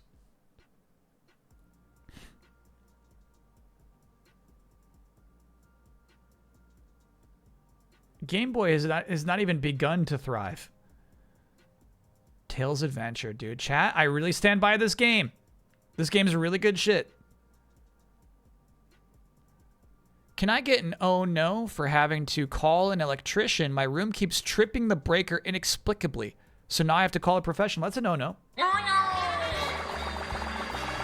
Can't say I've ever had that issue. This game, God, so forgotten, right? It's like easily forgotten. Poor Geom Cube. Bless your heart. See, they do some PC coverage here. We got a list of Konami Chicago games. Hell yeah. Spawn. Bottom of the 9th. Bottom of the 9th, 99. Lethal Enforcers 1 and 2. Broken Helix. Bottom of the 9th for PlayStation. Project Overkill. Bottom of the 9th, 97. They made some games. That dangerously creative team made some games.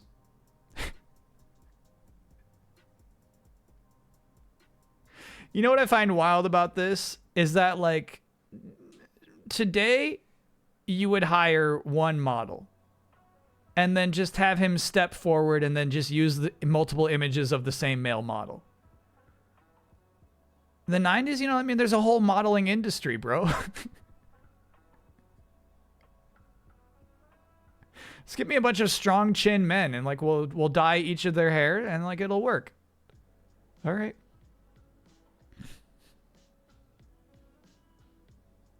This is nice art. Wow. Wing Commander 3. Heart of the Tiger.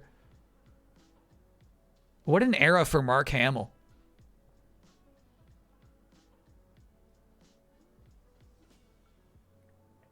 John Rhys Davies is in that. There he is. Malcolm McDowell, dude. I feel like Malcolm McDowell was this age for his entire career. Or has been. I mean, he's still going. A PC Beavis and Butthead game? Look at this. Whoa, it's like an adventure game. Huh. Cool. That's an all-timer? You love that game? Fox Hunt! Here come the hounds! Oh my god, we gotta play Fox Hunt.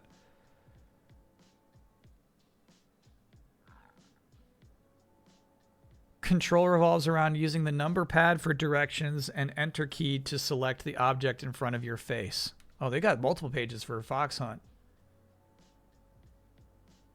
By the way, these are pretty fake screenshots, huh? That's kind of wild. For Rebel Assault 2? Yeah, right, dude. Capcom pushes FMV game technology up to motion picture level.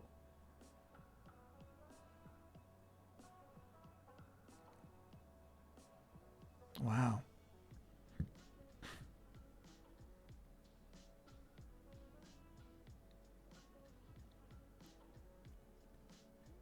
Yeah, I gotta play Fox Hunt, bro.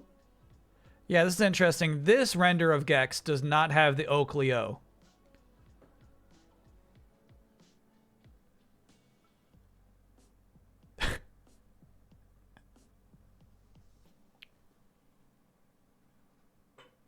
I distinctly remember this ad here, and they said it couldn't be done. They being all those bonehead, pencil-necked, I guess you're not as smart as you look techno geeks who said there's no way to get next-gen graphics, humongous characters, and a mind-blowing variety of gameplay all on a 16-bit system. Well, maybe they should try this on for size. No need to prove it. No need. Look, we did it.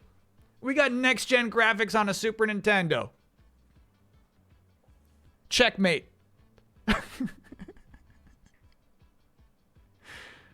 Whoa. What is this?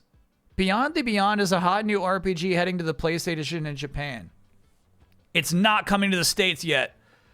Beyond the Beyond is a basic RPG with the world exploration from a top-down view. What really shows off the PlayStation's capabilities are battle sequences. Screen rotates. It's like Golden Sun. The screens rotate around as monsters and party members switch off doing their damage. Yeah, look at the world map. That's so funny. What's with the pyrotechnics, bro? The character attacks and the pyrotechnic magic attacks. It's like they just like heard showbiz terms and they just put it into their writing. Will blow you away. The CD music of the Beyond is a fast-paced symphony that creates a perfect fantasy mood. With RPGs being held up by Sony, it seems unlikely that this one will come here. Pick it up on import if you can. Maybe it's a really early name for particle effects. It seems like that's what they're trying to say, yeah. Pyrotechnics. It's not a very good game, but you wish it would come to PlayStation Plus. Huh. Yeah, I love the look of this.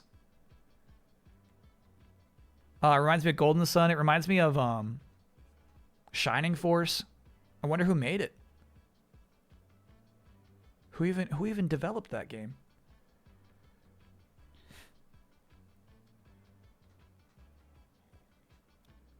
One of the first games you bought by yourself. I remember printing the entire Game FAQs walkthrough for Beyond the Beyond. Must have been 100 pages. Damn. Cool. I don't know if I've heard of it before.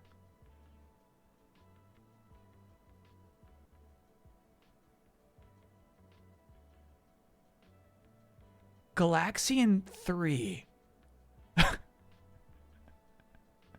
I don't know about these games, bro. Street Fighter Zero, it's called Alpha. Weird. AKA Alpha. There you go. This game is almost finished. And here's a preview of what it's like. The graphics and sound are close to the arcade in every way. The control is top notch. All the fighters are here. In case you haven't heard of this title, the action takes place before Street Fighter 2. Ryu, Ken, Chun-Li, and Sagat are in this version. And there are some new characters too. Birdie and Adon from the original Street Fighter join Sodom and Guy from the Final Fight series. Super moves have been included too. Okay. Whoa. You see this cool world map in the Street Fighter Alpha game?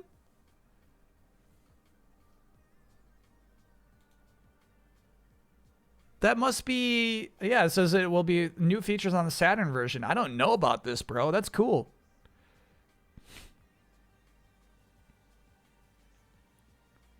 Chat, every time you type bloom to squid spit, it gets auto-modded. I have to click allow every time you say bloom to squid spit.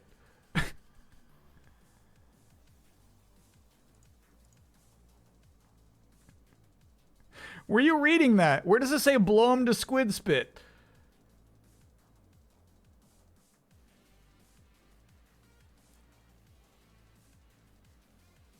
Diehard Game Fan said one of the best 3D shooters ever, sure.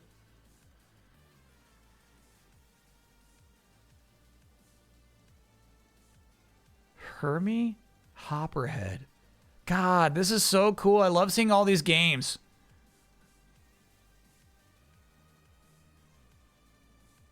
I don't know most of them, dude. Street Fighter Alpha. I'm begging you to show some consistency here, please. It was just 3 pages ago you said Street Fighter Zero. Damn. All right, now it's called Street Fighter Alpha, aka Zero. Take a look at the pictures. Yeah, way better layout here too. Damn, to me, this is the iconic Chun-Li look. That outfit is so cool. This one? Scroll up, right ad. No, I'm not chat. I know it's somewhere in here. Somewhere here it's going to say blow 'em to squid spit. Oh, right here, actually. This is blow 'em to squid spit. In the hunt, dude. This actually looks fun. Like a submarine shoot 'em up? Yeah, that looks fun. Blow 'em to squid spit. Yeah, sorry, that took me a long time to find. Yeah, no world map in the PlayStation version.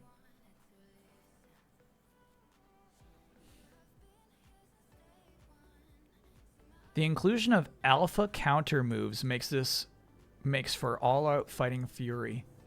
This game shows how good the PlayStation can be at converting arcade titles. Sure. What a roster, dude. So Rose is an Alpha 1. Cool. She's one of the new ones. I think Adon is also new in terms of not being from Street Fighter 1 or Final Fight. No, that would be Nash. Got it. Adon is in 1, I think. So is Birdie. Cool. Resident Evil for the PlayStation. 25% complete. Damn. Get it out. You don't even know. You don't even know what you're sitting on. We're going to be talking about that game decades later. You don't even know. It's not Zone Raiders. It's like that's an actual huge game that you're about to make.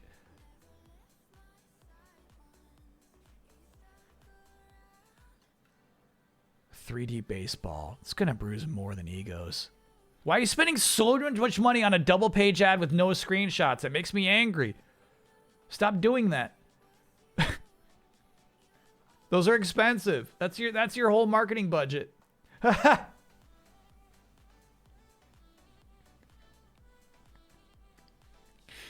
This ad's nice. Sorry, it says, how would you design the perfect boxer?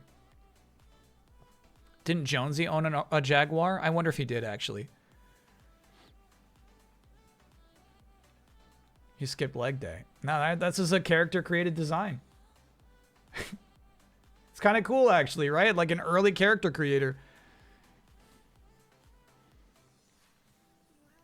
Get connected with and play with the Band Best. To get your character name here, you need to buy an X-Band at your favorite video game store. Subscribe to the X-Band network to be eligible. Whoa. So X-Band is some fucking like early internet leaderboard. Pete Ghost, thanks for being a 12-monther. Congrats on the year. Net for P2 for life. Sure.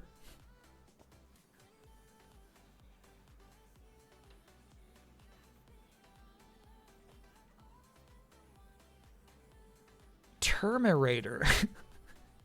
Mr. Hockey. And Big Daddy Cool. Wow, this is... Read my info is crazy. Like I feel like there's some sort of scam happening here too. Read my info.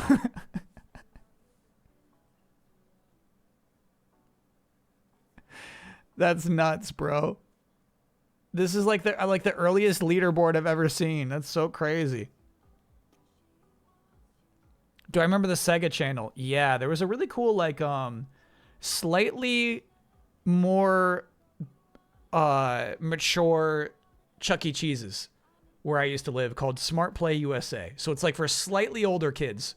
And so they did have like an arcade, but for some reason they also had a subscription to the Sega channel. Which I remember being advertised, you know what I mean? Like Smart Play USA, we got the Sega channel here. It's like, oh, cool. Sega channel was really forward thinking when you think about it. Yeah, apparently like Nintendo had something kind of similar for the Super Nintendo too. Satellaview, right? They were trying some crazy shit. Chat, I like this wrestler. I like the clown. Tell me now. Is the clown disgraced? Doink. Yeah, I like Doink. Is Doink disgraced? I know a lot of wrestlers are disgraced.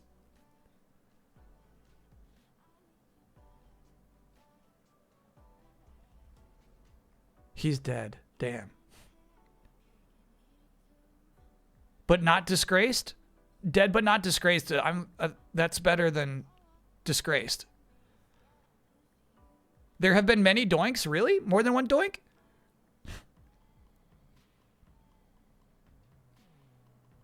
I have like very faint memories of like my mom taking me to her work on a Saturday.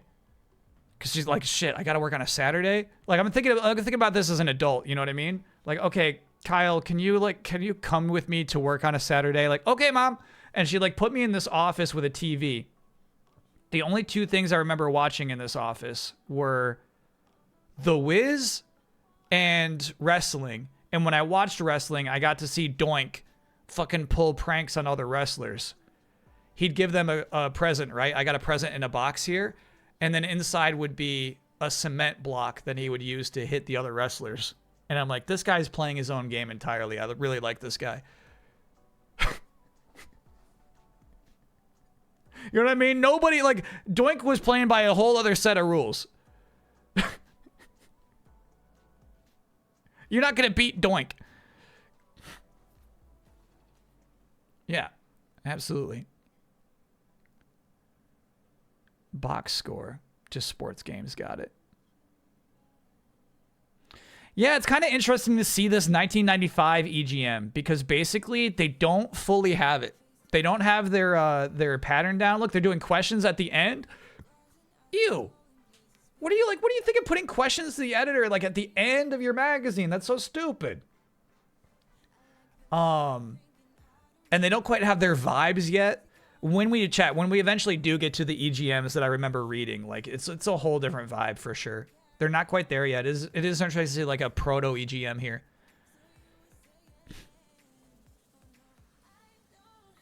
You want to read Was Bob Dole Misunderstood? Okay. All right.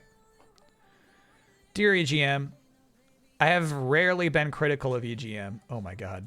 Yeah, you're right. We got to read this shit. But you really made a big screw up in issue 75 by naming Kurt Carlson's letter of the month. His letter was incoherent and misdirected babble. I'll make it real simple. When Senator Bob Dole gave his pop culture and values speech a few months back, he was directing it at two groups, movie makers and TV producers, and, to some extent, chairs of corporations. What he was complaining about was the predominance of brutally dark, violent, and antisocial product created by many movie studios, TV studios, and entertainment businesses. In that entire speech, he did not blame games for society's ills. In that entire speech, he did not once mention bans or regulation. Actually, Dole was expressing his opinion. Everybody has a right to do that, whether they can vote or not. And whether they are a member of the U.S. House, U.S. Senate, or just some kid wasting money on dorky games like Mortal Kombat 3. Again, Dole never said one thing about regulating the media or video games. He simply said that media of popular culture displayed negative images. Where young Master Carlson derived the idea that Bob Dole wants to take away his precious MK3 is beyond explanation. By the way, video games are not handy whipping boys for politicians, and acts like rating games or holding hearings don't stick in voters' minds. Joseph I. Lieberman, if you don't know who he is, Fruity Pants, then you shouldn't edit this mag. Incidentally concluded his set of Senate hearings over a year before he was set up for re-election in 1994. Lieberman won re-election easily without a word spoken of fatalities or Shang Tsung. You guys should give more thought to giving such a foolish letter a prize. Letters like that are why 13-year-olds aren't permitted to vote.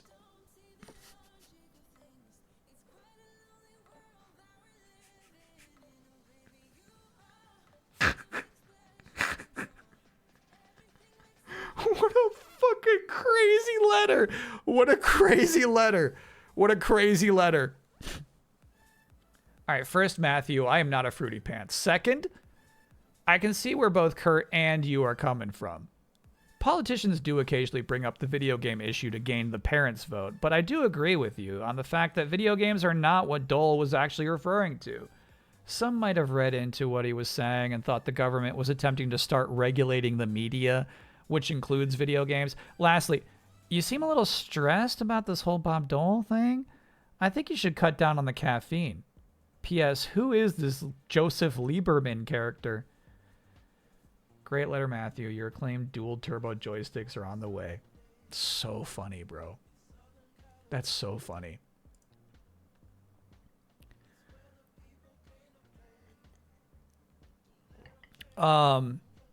Joseph I.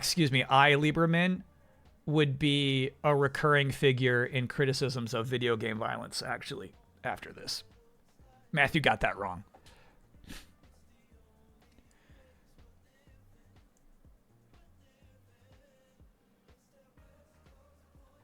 What a funny little thing appearing up there.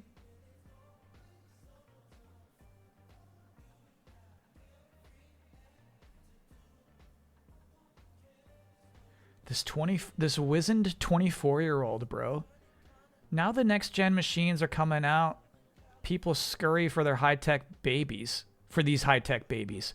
I have a Super Nintendo and still support it. With hot games like Final Fantasy III, Chrono Trigger, Killer Instinct, Donkey Kong Country 2, and even Super Mario World 2, all great games, great taste. Why worry about a next-generation machine when there is obviously life in the 16-bit machines? Nintendo knows this, which is why they're pushing its machine to its limit. No, wrong. They canceled Star Fox, bro. 2. They canceled Star Fox 2. That's why Sega bothers me. They had the Genesis, which was a smart move, seeing as the Master System was dead. And then Sega CD came out after the Super Nintendo made its ground, which was okay. Now the Super Nintendo is still going strong, and what do? They create a Saturn. Now I can see it was to get the upper hand. Maybe make a new powerful system when it can't keep up with the others. The Super Nintendo's still going strong, so they bring out the 32X. Now that was stupid. I mean, with Saturn coming out, what's the point of getting a 32X? You're right about that. It seems Sega has all these systems. Master System, Genesis, Saturn, Sega CD, 32X, Mercury, Venus. Joking around there. Where does it end? Next one. They got one more in them. Nintendo has 3. Yeah. Sean Anderson. What an email. Wildcats. Jim Lee's Wildcats. Chat was teaching me about Wildcats because I learned about Marvel artists who wanted more creative control and money, and they just left to make their own shit. So, like, this is Jim Lee's first thing after leaving the X-Men. And none of the Wildcats ever make it. No icons.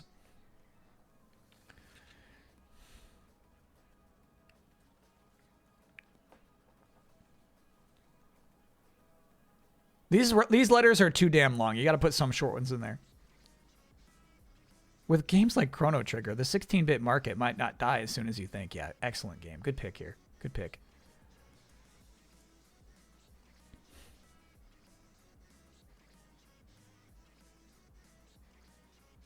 EGM's top 10s.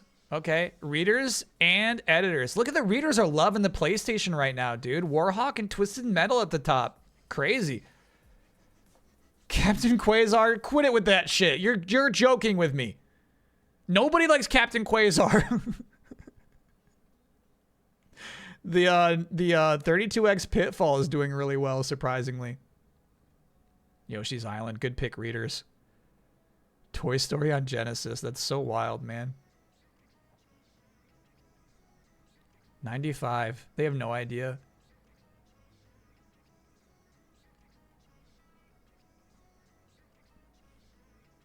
They have no idea. Ooh, I always loved letter art. These are really good, too. That one's probably my fave. That's nice. That's really, really nice.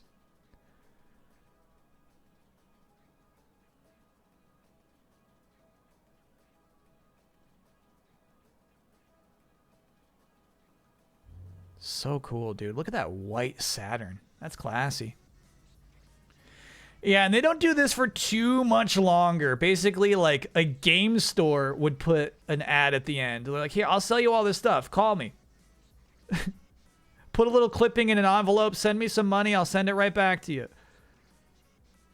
You want a PlayStation? You want a 3DO? I got all the games. Just call me. Kind of crazy. Yeah, the magazine itself isn't huge yet, dude. This is crazy. They'll get there. They'll get there. Fox Hunt.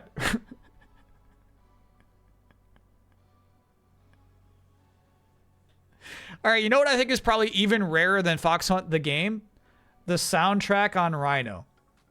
Having the CD soundtrack to Fox Hunt is probably even rarer.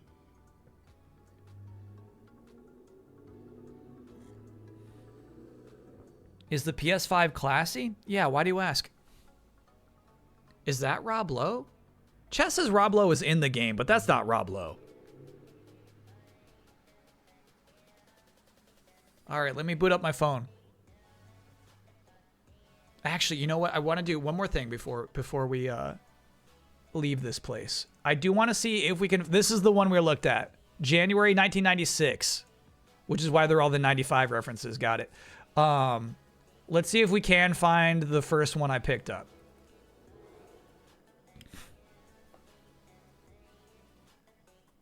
It's got to be soon. So I'm thinking maybe it's 97, 98.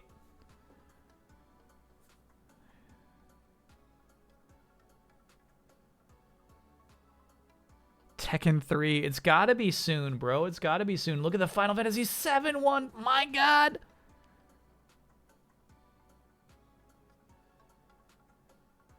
It might be this one. It's probably not, because I didn't have this one. Okay, next. We're getting dangerously close. Fighting Force got on the cover. That's crazy. I bought the Fox Hunt soundtrack for $7 at a pawn store. It's still in the plastic. Are you being serious with me right now? Can we see if Tale of the Sun is in here somewhere? You mean as a cover? It won't be, but yeah, you're right. It is worth searching for Tale of the Sun.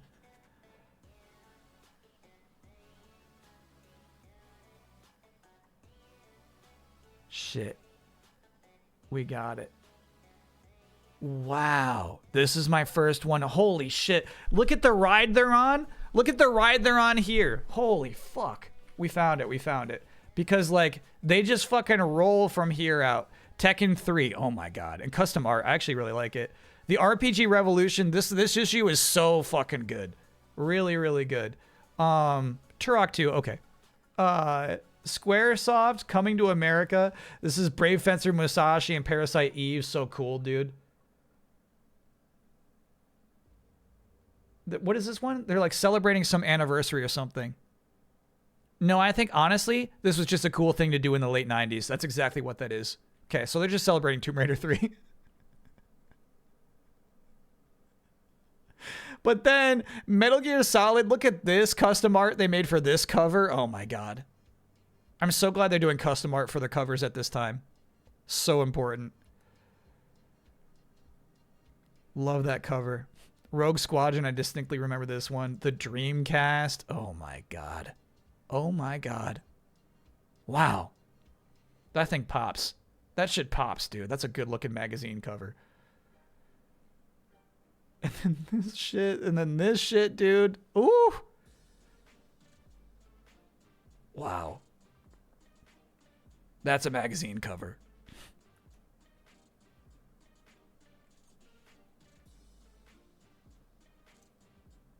Even that's fucking nice. Shit, what a great layout. A great cover, dude. Great fucking layout. Damn.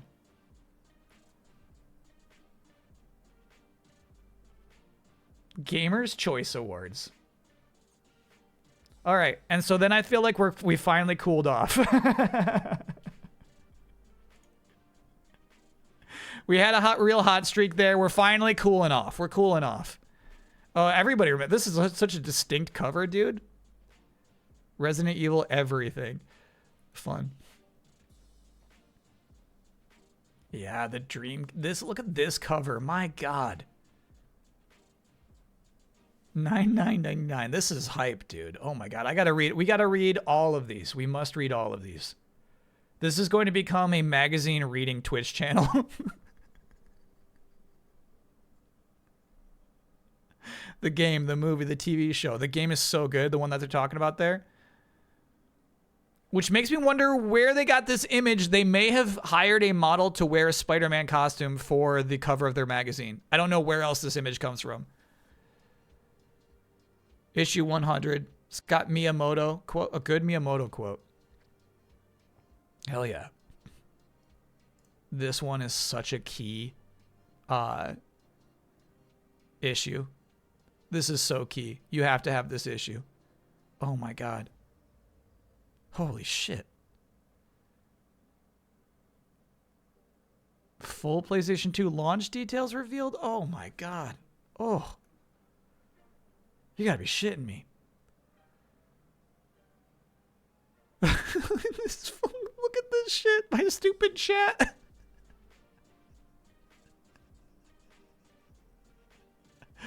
My stupid chat. Nintendo and Rare let history repeat itself. Will you pay $70 for Kong's latest? I love that. I love that. Nothing changes, bro. Show the cartridge. I did. I did eventually. Well, I didn't pay $70 for this. Honestly, it was much, much cheaper. We got that, though. I'll show it to you. Will you pay $70, bro? Oh my god. Oh my god. Holy shit. What a streak they're on. What a cover, bro.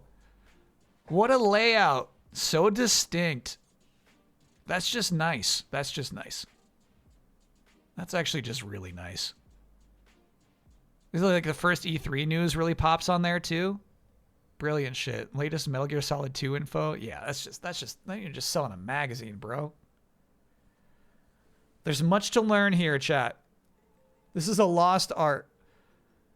Oh my god, yes, yes, yes, yes, yes, yes, yes.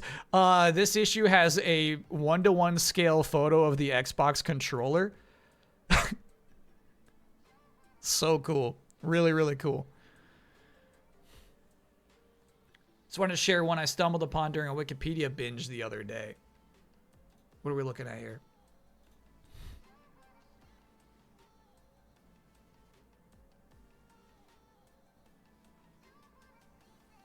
I can't zoom in on this one, chat. Nope, shit. I can't zoom. Oh, there we go. Zoom here. Why'd you want me to see this? A live Parappa show. Okay, let me zoom in even more then.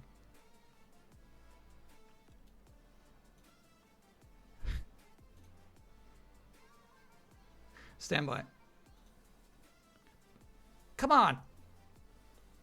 Quit this shit. Quit this shit. Parappa is quickly becoming a cultural icon in Japan. Big crowds gathered at the Parappa the Rapper stage show. Bring him back. Bring him back. The Duke was so bad, I actually loved it. I actually loved the original Xbox controller. From the creator of Metal Gear Solid, Zone of the Enders. Oh my god, dude. Worldwide Wandering with Phantasy Star Online. I mean, come on, bro. Come on, bro. Non-stop good shit. I gotta read all of these. I gotta read all of these. PSM, I really love PSM. I do wonder if they have that in this archive as well. I think they do. Ooh, look at that cover, dude. Look at this shit. Ooh, ooh. Soul Calibur 2. Wow. Wow. Wow. You know what I mean? No fucking wonder. No fucking wonder I grew to love video games. They made it so easy. You know what I mean? They made it so easy. How could you not? Of course you're gonna grow to love video games. This is like the time you're growing up in. So, unfortunately, we have also hit the time where I no longer subscribe to Electronic Gaming Monthly.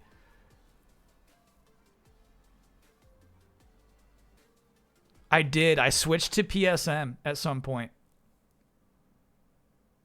I'm not getting the issue at this time. I'm not getting these. Weird. It peaked in the late 90s? I guess for me it did. Yeah, I'm looking at issues like I didn't have that, dude.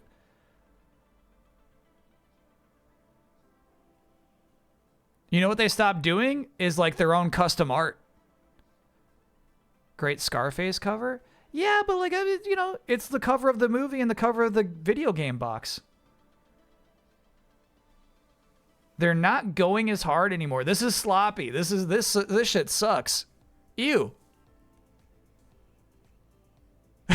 That's bad, bro. This is actually shit. That's bad composition. Yeah, that's tough. Something was lost. Something was already lost. I can't explain what it is. We've lost something. The faceplates, dude. It's so funny. One of them just said console on it. They're all so bad. Faceplates is a really cool idea, but all of this art is insanely bad.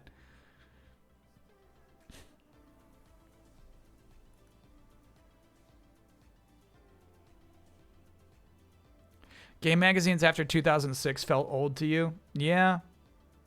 Yeah, that's a sad. God, they did this twice? Ew, dude. Quit this shit.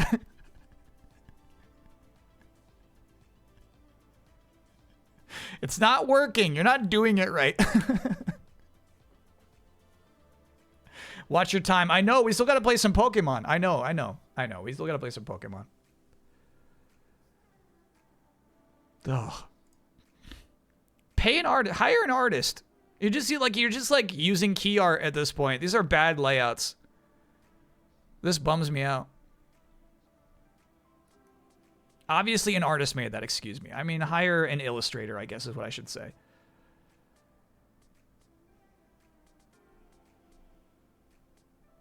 Woof. Look at this issue here, and then look at this issue here. Like, bro, your covers. Ew.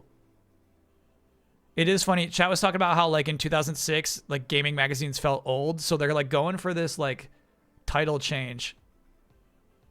This branding change sucked. It does match what they were doing on oneup.com, but yeah, that's rough, dude. They're falling off. Yeah. You can feel the falling off. It's evident. Street Fighter 4. This was huge, though. OneUp, I think, had the reveal of Street Fighter 4. Maybe I'm wrong about that, but I really closely associate them both. Street Fighter 4's art style in key art is kind of stinky. This is a bad look for Ryu. Issue 100 has an extensive list of the top 100 games of all time with a brief description for each one. I kind of remember that. And I think they pick Super Metroid for number 1. Hey. Now there's a cover.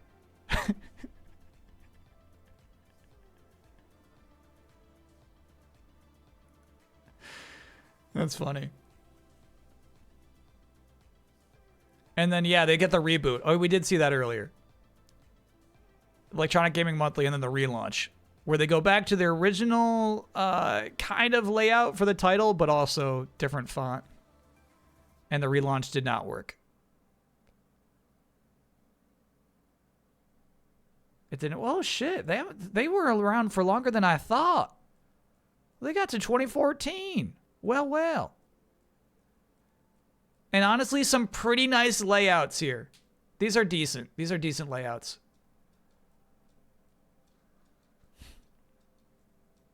They were quarterly at that point. Yeah, that's so crazy. That's no way to run a business.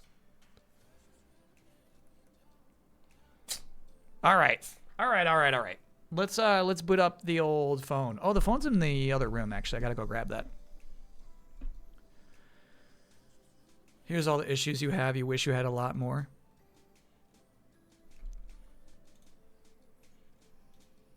Yeah, you gotta work on this collection. Obviously, it's nice you got those in the top left-hand corner. Iconic issues.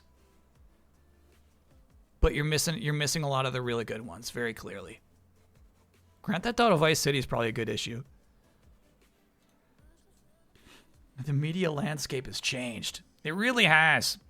Damn, we got to read some of those. Take a quick peek at these covers. Okay.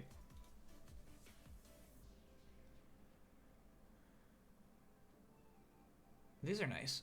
Yeah, chat. It's like the same way I feel about like trading card games. You know, I'm always talking about like just make some original art. Zelda 3? We strip Zelda 3 bare. Provocative cover. God, that's so gross. It's funny that it's such a distinct anime style, huh? Even for like Addams Family, it's cool. Anime Addams Family's awesome.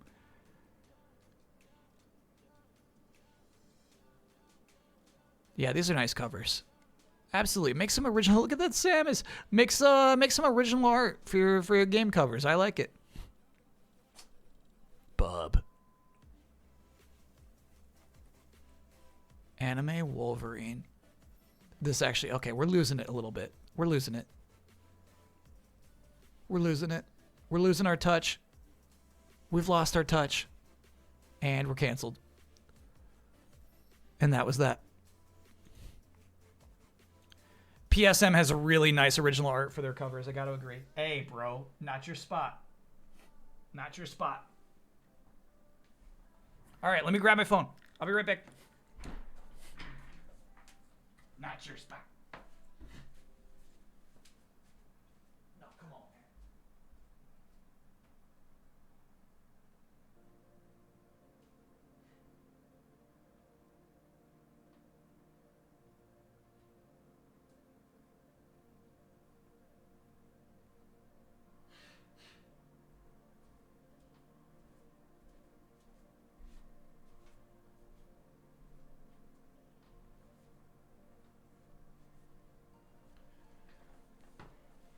I've returned. Holy shit, that was fun. Cracking packs or just playing matches? I think we got enough to crack 10. So I'd like to crack 10. Let's see if we can make a new deck with the 10 that we crack. Maybe play a couple of matches. But not too long. Not too long. Let's be reasonable. It's 11:53. This is the time where I should be ending the stream.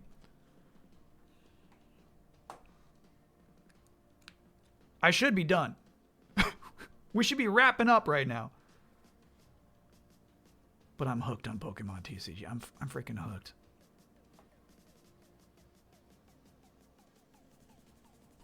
What can I say?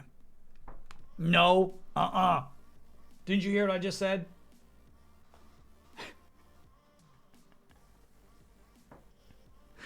You freaking cat. You're a freaking cat.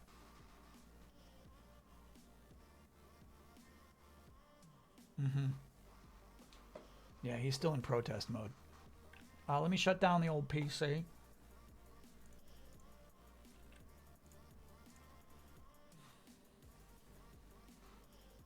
Any interest in the Sleeping Dogs movie with Simu Liu? No. And honestly, chat, I feel like they're announcing that early. You know what I mean? I feel like it's one of those video game movie announcements that may or may not happen.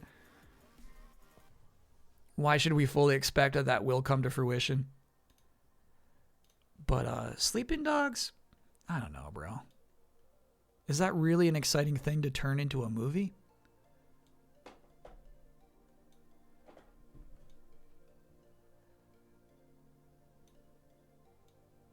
Honestly, I think it really threw him off that I pulled off my headphones and walked around the living room. I think he didn't like that. He probably thought the stream was about to end. That was a real rug pull. Can you hear it? No, you can't. Of course, I got to do this. There it is. And then we do also have Epidemic music playing still. Shit, I got so many tabs open. Where are you, bro? Where are you? So I missed. Where are you? Where's the music? There it is. Got it.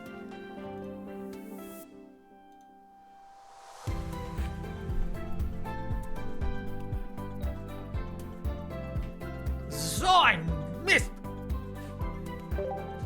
He really says it like he's swearing, which I really appreciate. I can open a booster pack? Don't mind if I do. All right, yeah, we got enough for 10. So chat, we're gonna open 10 packs. Will I be lucky or unlucky? Last night, I was unlucky once and lucky twice. We had some good luck last night. Let's see how we do tonight.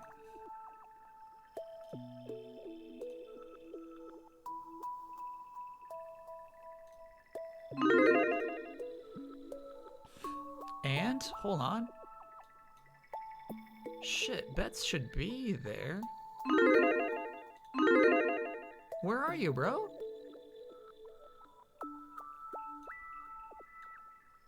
Oh, they're just tiny. They're just tiny. They're just tiny. There we go. There we go. We got them back. They were just tiny. Can we get that Wario line as an alternative? Oh no. I think honestly it's not that good of a sound drop. It cuts off in an awkward way, you know? I think it's actually not that nice.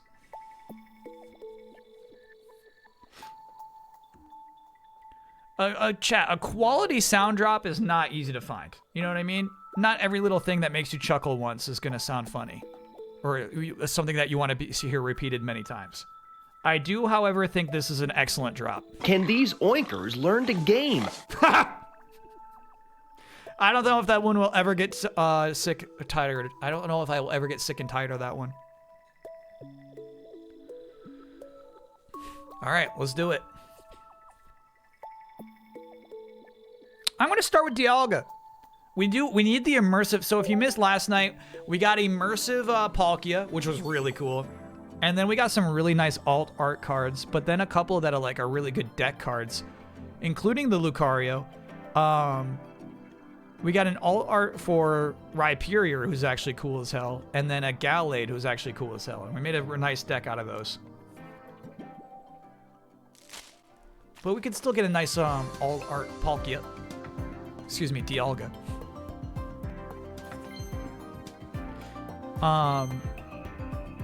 And I did play a bunch of the easy CPU battles. Ooh!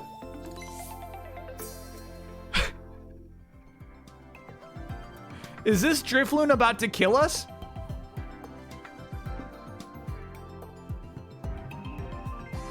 There's something really ominous about this. We're looking at our upcoming schedule, right? And this fucking ghost appears at the sunset. POV, you're about to die. Do I follow deck metas or just build from your own stuff? Just building from my own stuff.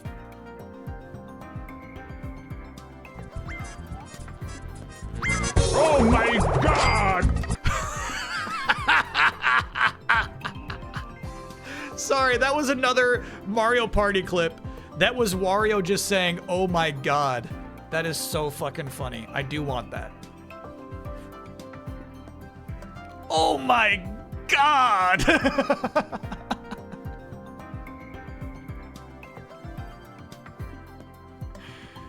Yeah, you're about to die. All right, we've opened one pack. And we got lucky once already. Pray for me. Oh, I didn't realize Wash Rodon was new, actually. I didn't appreciate that card fully. It's just not that good. I don't really think there's any reason to put that in your deck. It does 30 damage really quick, but it won't evolve, so it's just kind of wasting a spot. I don't see a huge potential with that. Oh my god. That's a shit. We basically have a nice looking binder here just with this collection of alt arts. I love the Lucario. We got this yesterday. Look at that shit. That's like a top 5 card for me. Just beautiful art. Excellent use of composition, excellent use of color, you know? Oof. All right, Dialga was nice to us again, so we'll go to Palkia.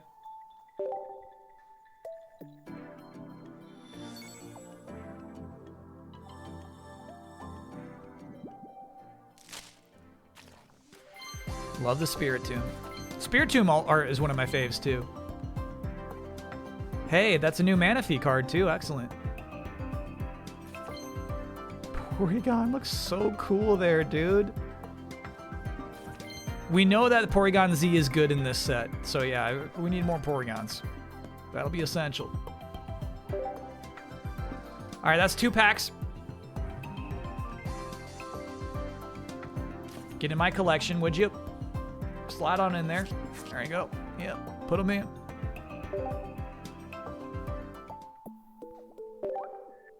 Go ahead. The Porygon Z effect. Yeah, it's so cool looking. I would love to use that. Disruptive. I heard a bell. Chat's favorite Eevee. Gibble! We need some Gibbles! We need some Gibbles. Mars! Chat, we're getting really fucking lucky here. That's 2 stars. That's 2 stars on this one already. That's nice. Your opponent shuffles their hand into their deck and draws a card for each of their remaining points needed to win.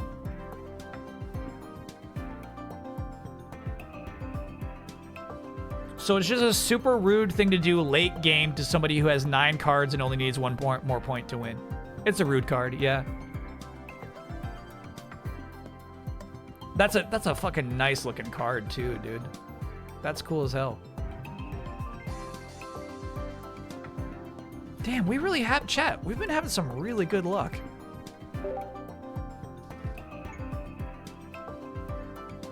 Good point from Ray Loaza is that it doesn't count as a supporter. You can just drop that whenever you need, so it doesn't waste your supporter slot on your given turn. Marspars, thanks for being a 53-monther. Where did you get that Gateway Arch shirt? I've been to St. Louis my whole life and never saw an Arch shirt like that. This is from the gift store right beneath the Arch. This is National Park, but there's a gift shop like beneath it. There's like there's that cool plaza beneath it. And then yeah, you can I can't remember like what was special about that store in particular, but yeah, it was just a gift shop. The Arch shop, yeah. Chat, it was a big deal for me to do the Arch. I had been there when I was like a kid, maybe 4 or 5 years old, and it gave me nightmares for the rest of my adult life. And it was like 2 or 3 years ago, my friends went to go to St. Louis. And I was like, we gotta do the Arch. We must.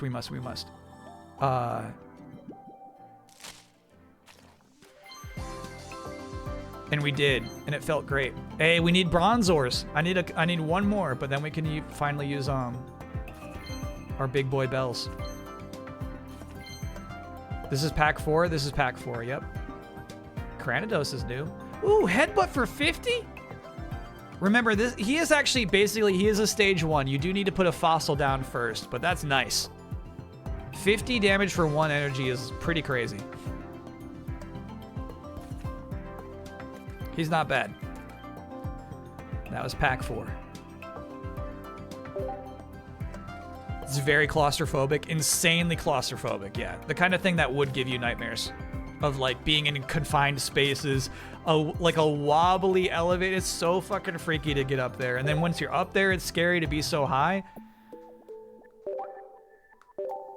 The ground beneath you is kind of shaky. It's pretty crazy. It's a crazy arch. Yeah, the electrode art is really nice.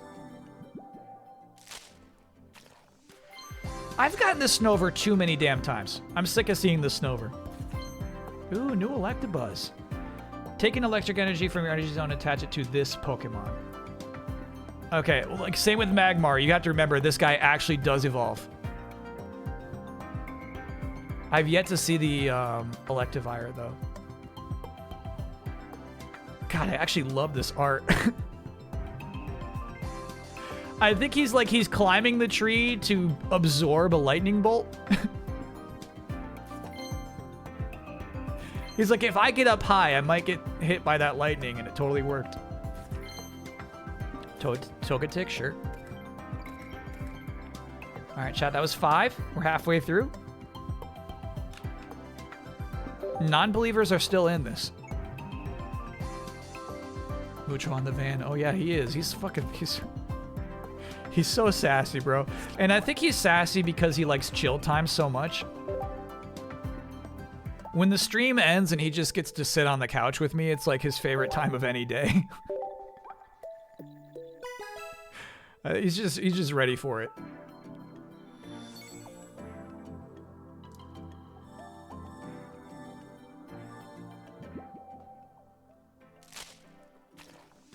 Ooh, that's new.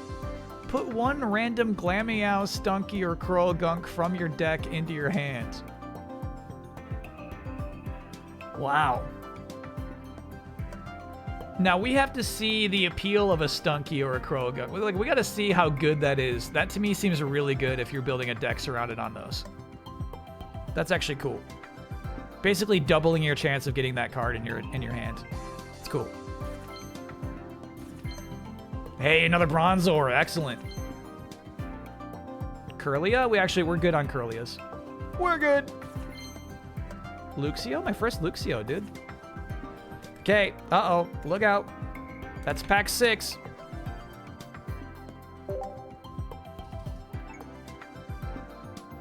It's a worse Pokeball?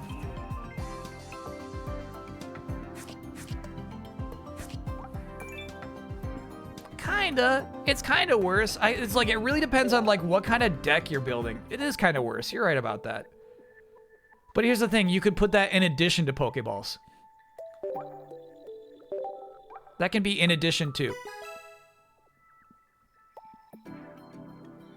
4 more duds to go. Don't be like that. No. No more duds. There's Stunky. Absolute butt face. Absolute butt face. I can't believe I'm allowed to show that on Twitch. The reason that was not new is I accidentally got one of those in a Wonder Pick when I was going for something way cooler.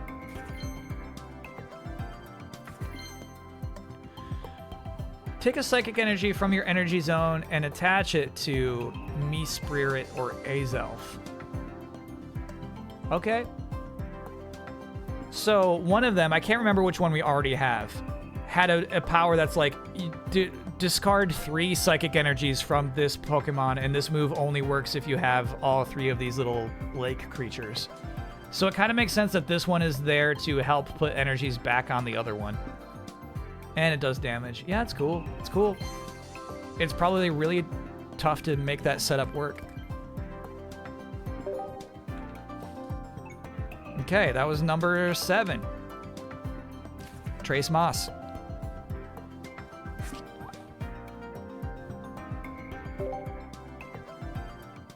Three more duds to go. You know what? We gotta leave Dialga. It's not happening with Dialga. It's not happening. We gotta move. We gotta move on. We gotta move on. She's not treating us right tonight.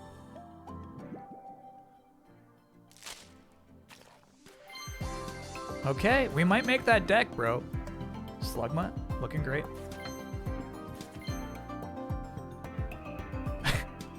You know what I like about this image? This guy really made a mess.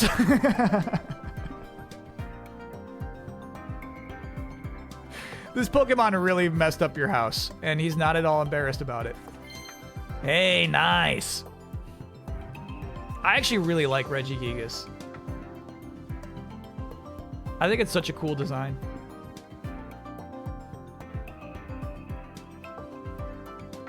If double colorless energy ever makes it to pocket, this guy's really nice. As it stands, it's tough. That's tough.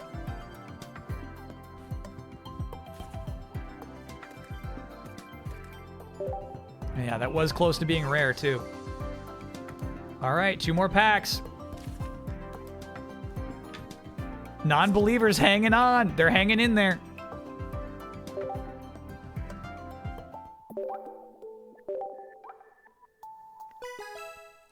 We have not yet. Here's what's unlucky. We haven't gotten any new tools. And the tools are like what I really need. I need some new tool cards. To be able to, hey, almost, to make the decks that I want to make. Does 30 damage to one of your opponent's bench Pokemon. I like it. I like him. That's actually pretty nice. He's cool.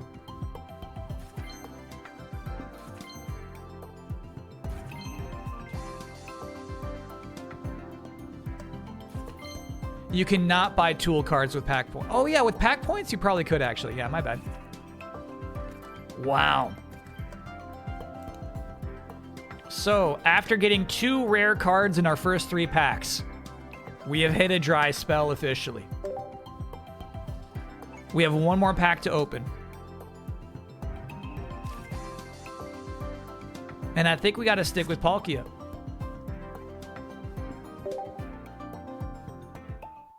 I think we got to stick with him. Ambipom best monkey? Oh, I agree. Yeah. I don't love that attack that it has. Look for a fold. I will look for a fold for you, chat. Damn, chat, we actually have enough to do 10 more. We had 120 left. We could do 10 more right now.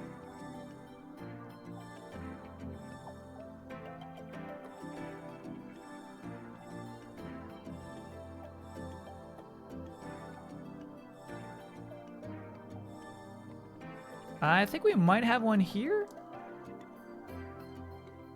Is that enough of a fold for you, chat, or do you want a better fold? That's a fold, bro. I'm taking it. I'm taking it.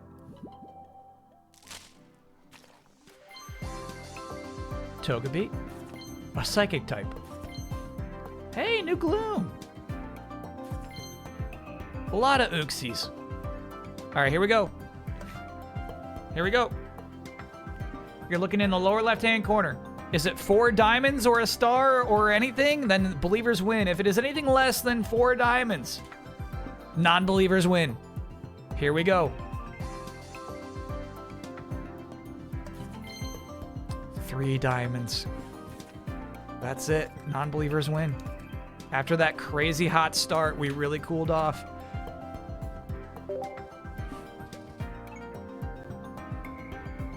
Pocket, why? The fold was... Not even the fold was enough. All right, let me pay out. The unders have it.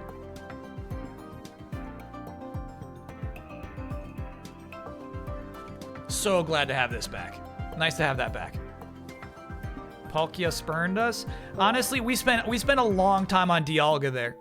We opened a lot more Dialga packs than Palkias there. Are you aware all the packs contain the same cards? Yes. Yes. It's just a fun formality for me to spin around and try to pick one. Just having a fun time out here. All right, so chat, I do think we should open 10 more because I don't want to... Oh, shit. We can't quite do 10 more. All right, let's see how we can get some quick points. We can get some at the store. Easy. That's right. Give me these.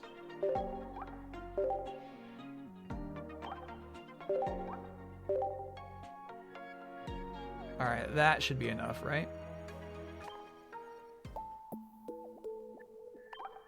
Yeah, we got enough now. You ready to go again? Run it back?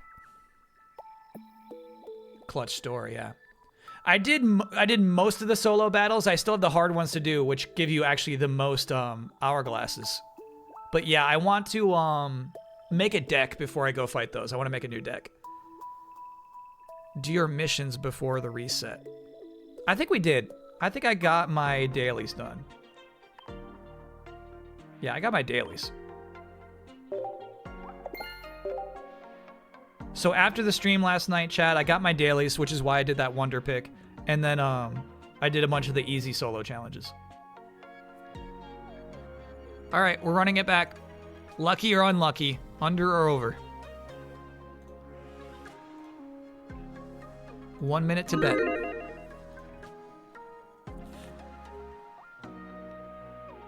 T-Beaks, T-Beaks, T-Beaks, T-Beaks, don't fuck around. Don't fuck around. T-Beaks, don't fuck around. Make triple sure that that's an actual thing that just happened. Don't fuck around. Don't fuck around.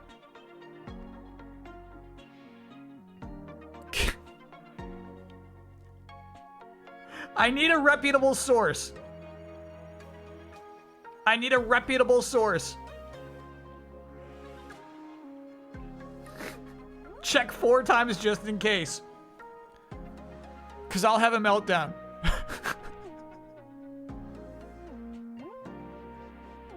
I won't feel good. I won't feel good.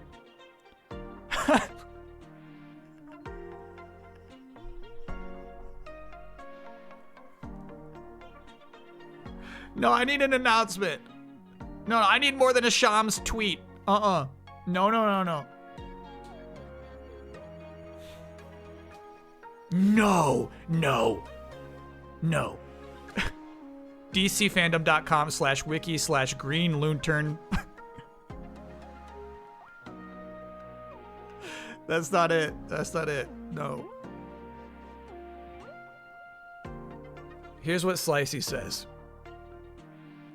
Dallas Mavericks are trading Luka Doncic, Maxi Kleber, and Markieff Morris to the Los Angeles Lakers for Anthony Davis, Max Christie, and a 2029 first-round pick. Sources tell you ESPN. There's no way they just traded Anthony Davis, bro. That's so crazy.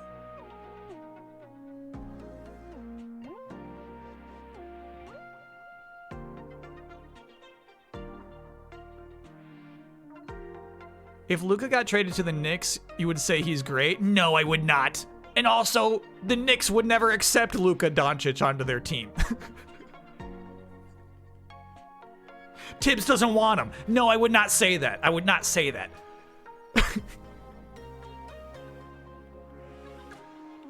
That's actually so crazy, chat. That's destroying the team composition of both of those teams. I don't know. I don't even know, bro.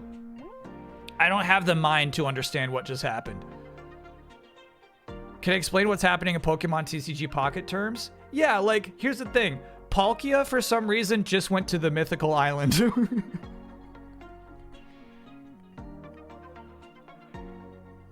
And it's like, wait, hold on, Palkia, that's your pack, dude. That's your pack. Where you going? It's like, I got traded. I gotta go. Like, what are you talking about?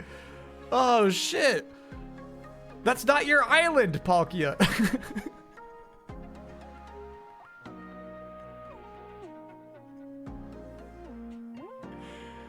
That's so crazy. That's so crazy. Not my problem. All right. Let's stick with Palkia until something good happens. I just walked to my computer. Did I just hear Anthony Davis traded? Yes, for Luka Doncic. That's like, honestly, that's too nuts. That's too nuts. That, chat, it's the core of both of those teams just swapping.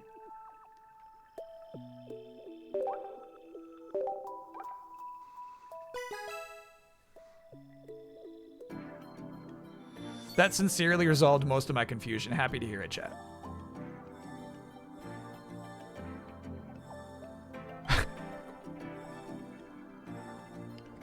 And chat, it's fucking midnight on Saturday. Why did that just happen?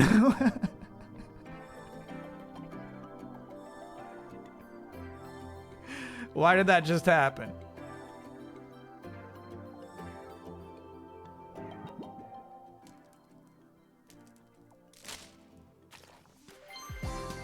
This is a bad pack. I'm sorry I'm opening. I already know this is a bad one.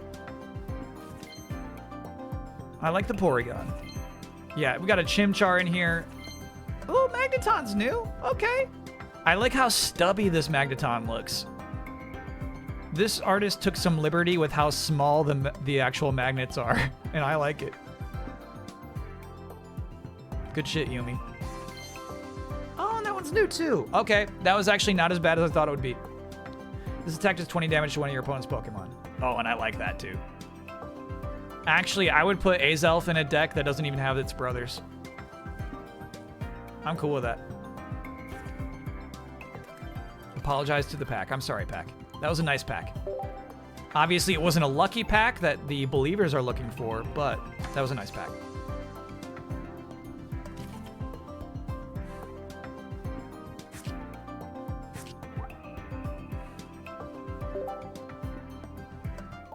So I missed. No, we're sticking with them. We're sticking with them.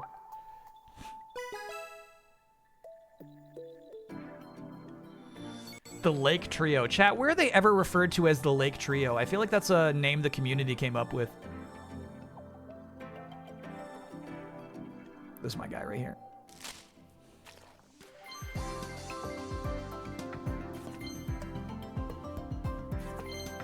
You're right, we're getting way too many of these now. Luca is part of the Lake Trio. Fuck, stop. Stop it, chat.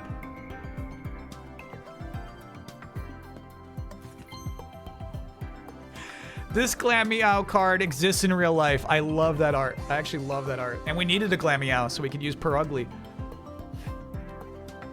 Excellent art. Horrible attack. If Tails' attack does nothing, basically you're permanently asleep. Or you're permanently confused, we should say. That's awful. That's awful. Horrible attack.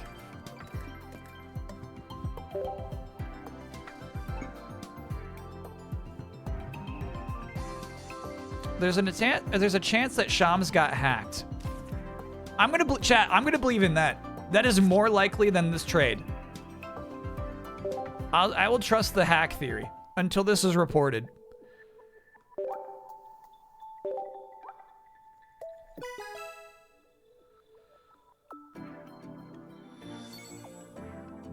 What pack is this? This will be number 3. It absolutely makes more sense. ESPN is now showing it on SportsCenter. Oh my god, that's so crazy. That's so crazy. Oh, I love this art. This is one of my favorite card artists.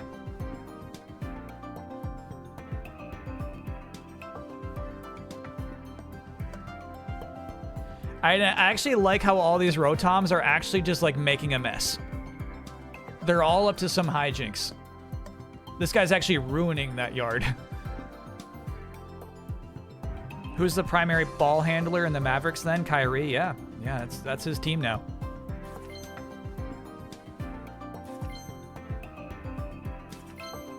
Cynthia's new. During this turn, attacks by your Garchomp or Togekiss do plus 50 damage. Oh, I love shit like that. That's such a nasty card. We don't have a Togekiss, but we do have a Garchomp. But we're missing the dragons that lead up to the Garchomp. We got one Gibble. Oh boy. I fight on the Bulba wiki about this all the time. They have multiple different names with shaky sources. Legendary group names do exist, and I personally think that most correct name for them is Uma. Because that's what they were called by Game Freak employees, and that's what their names mean. Uma, unidentified mysterious animal. Got it. Which gives a bit more implication to their background, too. Thank you, Taco. Very informative response. This is from forever ago when I said, where are they called the Lake Trio? And then I got distracted by chat trolling about Luca, and we lost the plot there. Yeah, this is pack 4.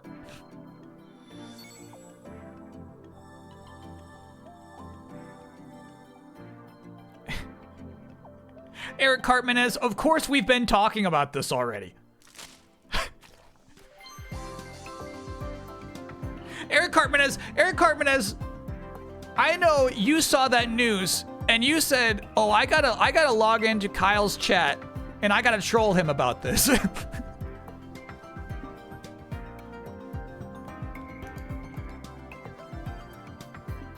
I gotta log in. I gotta make sure Kyle knows. Oh my god! No. Oh, I need a clean oh my god, obviously. Obviously I need a clean oh my god. There's too much noise happening with that clip.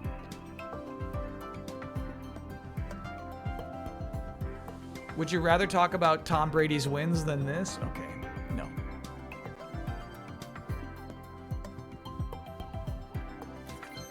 Because you take the bait every time. I really do. I'm flustered, bro. I'm legit flustered by that. Why does Eric Cartmanez have a shortcut to Kyle's Rage Center? Shit, that was a bad pack. Look at these 5 cards. That's an absolute bad pack, bro. Nothing above 2 diamonds. Oh boy. It might be time to move off of Palkia. I'll do one more Palkia and then we gotta go, bro. That's terrible. That was pack 4.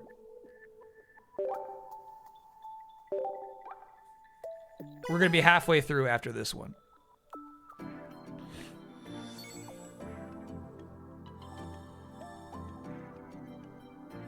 Yeah, let's do a little backwards one. This is my guy right here.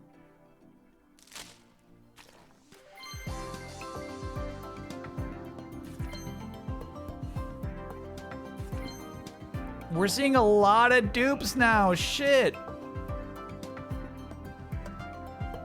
Chat, I have great confidence this next card is going to be absolute shit. My apologies. My apologies. My apologies. I know the believers are disappointed, but me as a collector, I'm happy to get this Porygon Z. Look at that, chat. Look at this attack. Change the type of the next energy that will be generated for your opponent to one of the following at random. So brutal. It's just rude. Now, a lot of attacks are like 2 of what energy you need and then a random 3rd. You know what I mean? I don't think he honestly puts the brakes on a lot of decks, but brutal if you get him out there quick. All right, chat. Just as I said, we got to move on from Palkia. Palkia's just not in the mood right now. Hopefully Dialga's in a better mood.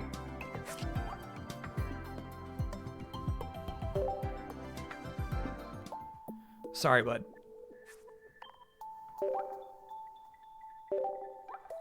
That was half our packs right there. You're blocking Mucho? It's because he's in his, like, that's not his spot. He's in a weird spot right now. He's in his protest spot. Hey, we needed a Murkrow. Mucho is protesting right now. And I have to respect it.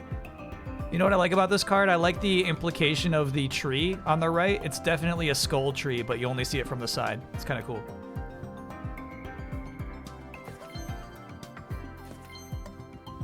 All right, I guess we needed a Buizel. And also, it's cool that's another Manaphy card. That's neat, actually. Actually, I kind of love this art the more I look at it. Cool effect for the water. My first Gliscor, too. The only reason you like this card is because it's 1 energy attack.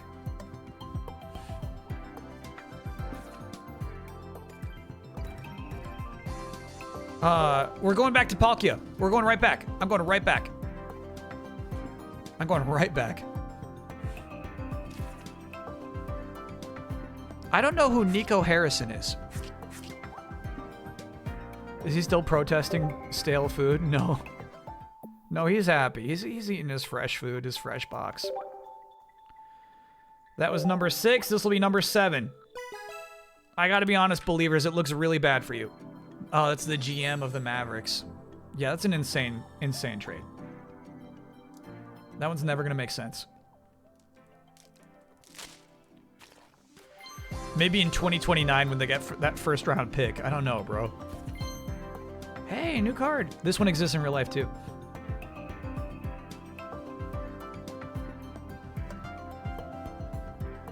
Saw is the artist. Yeah, that's nice. All right, here you go, chat. Here we go. Let's get a nice star rare card here.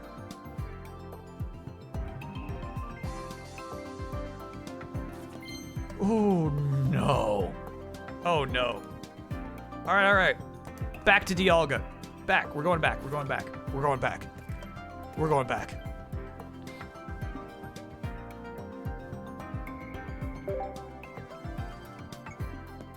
We need to go 3 for 3 now.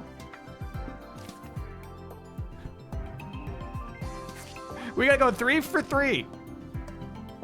It is nice to be filling this out, but also, like, we're not getting tools, dude. The reason I wanted to open 10 more cards is, like, I need shit for my decks.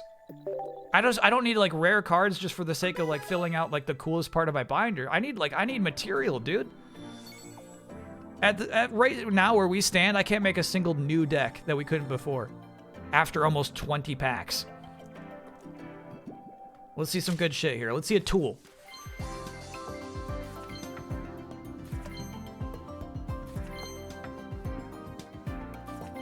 Oh, that was a bad pack. Oh my god. Oh, that was shit. Oh, that was such shit. Wow. Doubters just won. Yeah, that's an official win for the Doubters. I got 2 more packs to open. Might as well be Dialga's. You got a clean, oh my god? I need it right now. Oh my god! Yeah, that's what I needed.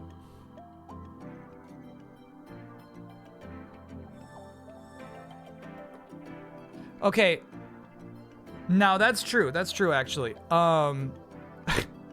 It is possible to get a God pack, and those have 5 rare cards in them. And if we do get a God pack, the believers would win. So you're not actually fully out of it yet. But I think the God packs are like 1 in 1,000. I have gotten one of those once.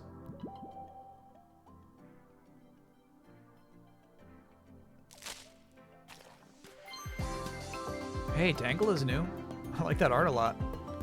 The Lake Trio has only been used once in Nintendo UK's website, which might be a case of fan names slipping by. The Lake Guardians is more common, but in anime only. Uma Trio, or Uma Combination, is used only by employees and has never been used in-game. There's a bunch of non-capitalized variations of these names too, but not as official name, like the Reggies are called the Legendary Giants. That's why there's an ongoing discussion. Gotta believe. Nice use of that emote, Slicey.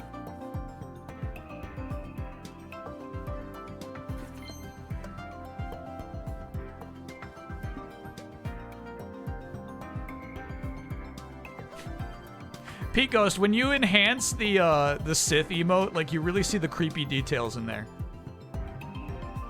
You see how I sharpened the teeth. Have I given my thoughts about Luka being traded to the Lakers and Davis going to the Mavs? Yeah, I don't know if I've given my thoughts. I think it's crazy, bro. Wow. That was another really bad pack. I think in the 9 packs we've opened so far, I don't know if we've had any 3 stars. Let alone 4.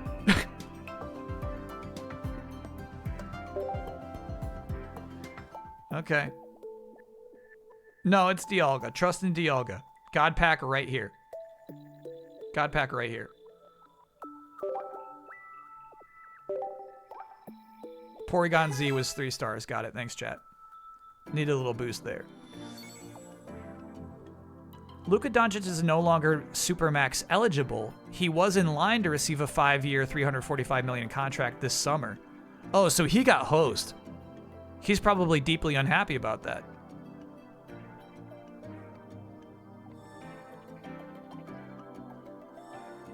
NBA Street? Shit, I was thinking about NBA Street this week. Because I was thinking about NFL Blitz, and then I was thinking about NBA Street. I would love to stream that, actually. NBA Street, I think, has like a really nice campaign. It's got a cool single-player mode. This is number 10. This is our last chance. We're hoping one of these is a God Pack.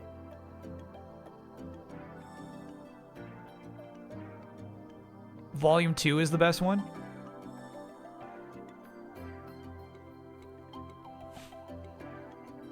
Not a crinkle in sight. No.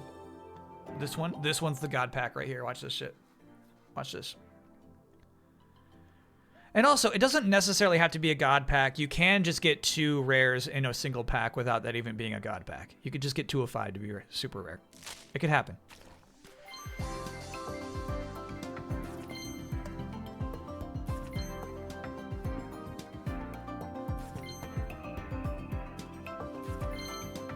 Bro. I'm devastated. I'm devastated. Honestly, I think that trade-off is not even that bad. Dealing 110 to take 20 it's not that bad, because you might kill a lot of shit with that. House wins again. Yeah, we got a Luka pack. My god, dude. That was a real Luka pack.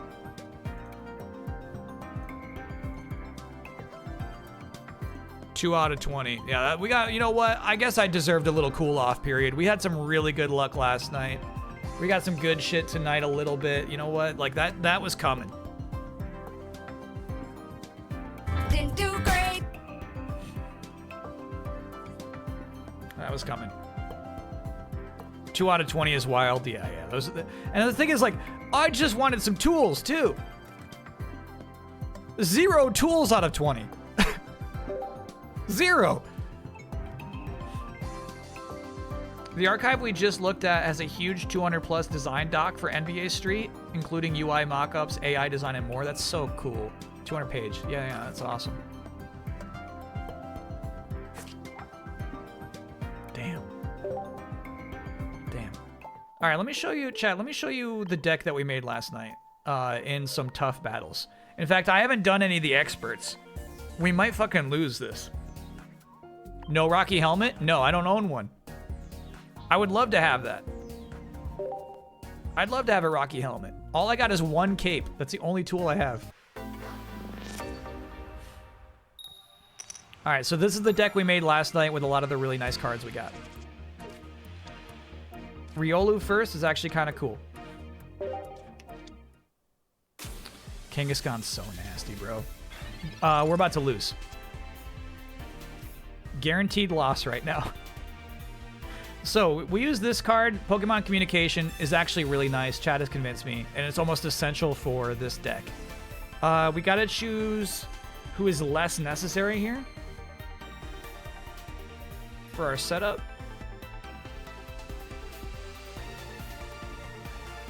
I'm gonna say Rhydon is less necessary. But the thing is, they don't get discarded. They go back in the deck, so it's like we still got a second chance of getting that Rhydon. Very nice. Very lucky for us. Cool. Put you down. We're going to put the cape on Riolu, so maybe Kangaskhan doesn't kill it in 1 turn. But it definitely will. Now, actually, we removed its ability to kill it in 1 turn, which is nice. If you're going to raid someone after this, I have a cool streamer in mind. Hell yeah. Hell yeah. Oh, you got a cape too. Oh, man. 120 HP. Okay. Great for you. Great for you. Tails and tails. Woo! No damage. Very good. Ooh, very nice, very nice. So we're gonna keep Riolu up there.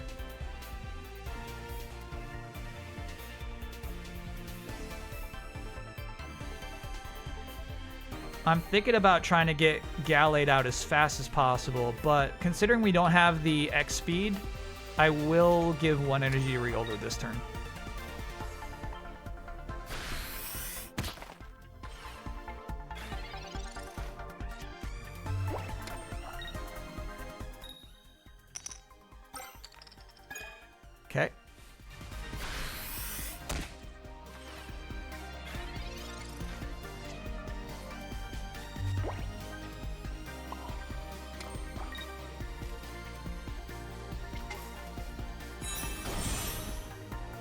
They're having a hard time drawing basic Pokemon right now, which is nice.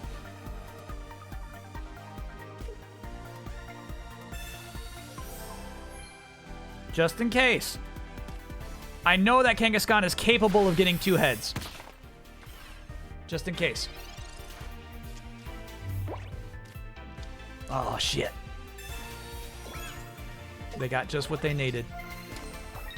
Just in the nick of time.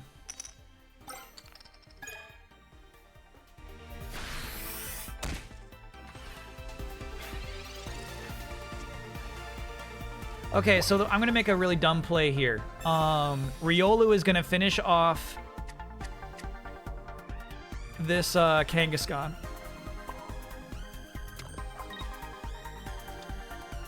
Instead of the Gallade. And that is so Gallade can handle whatever Yanmega appears to be. I got a feeling... I don't know Yanmega is the problem. Yanmega is 3 energy attack. Good to hear. Thank you, chat.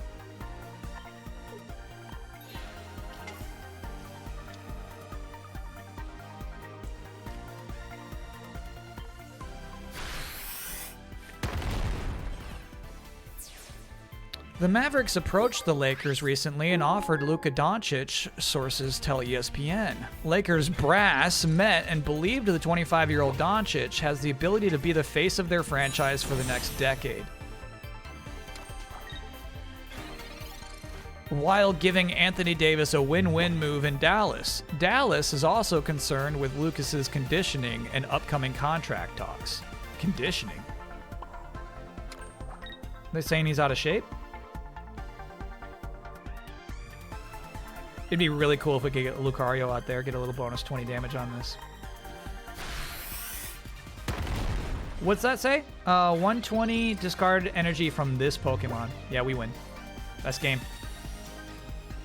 Best game. Heal all you want, bro. That's not enough. Unless you got another one. You got a potion back there, too? You get a retreat? Otherwise, we win. Stupid CPU.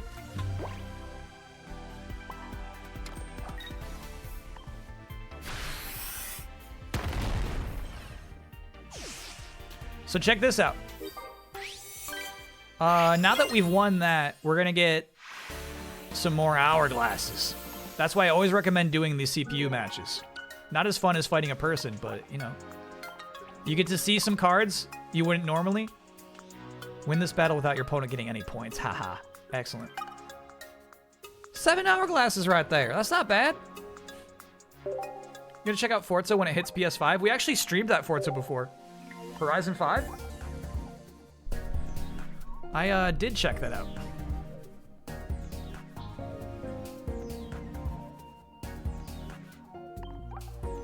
We're going to the trusty. Thanks, Misty card deck.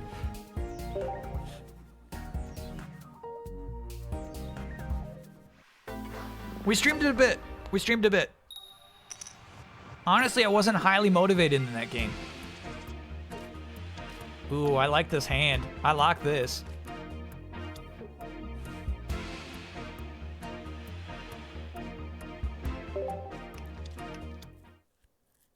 Rapidash decks can be truly nasty.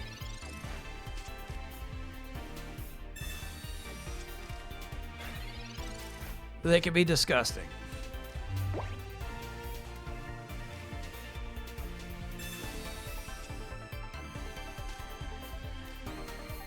I think Tauros is not... Oh, it's so nice. We just got Greninja. I think Tauros is not going to be that good because I'm assuming this is not an EX type of deck that we're up against. We'll see.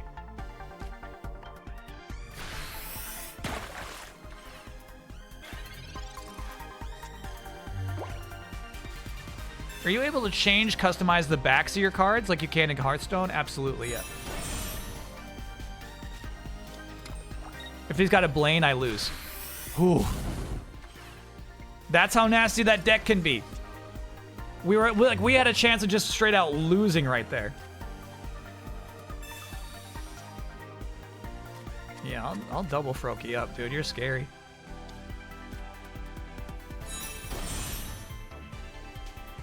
In fact, that guy's dead, right? Yeah, that guy's fucking dead. So let's Sabrina, so we have a shot. Damn. I missed a play. Basically, I should have lit that Froakie die, and I should have Frogadiered on the bench.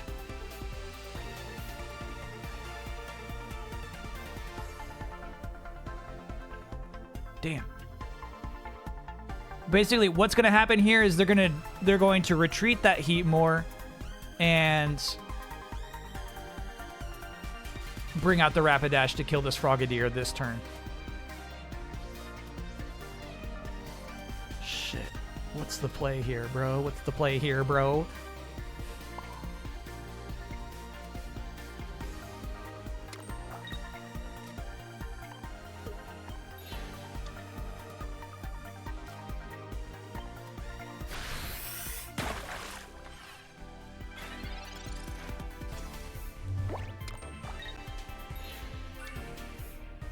Predictable. We predicted this. This matches my predictions.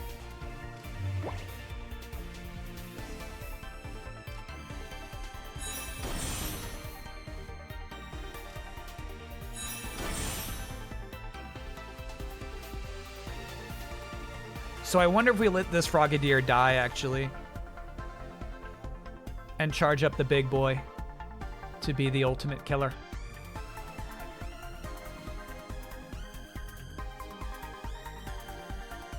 Do I let you die? Yeah. Shit. I'm gonna let you die.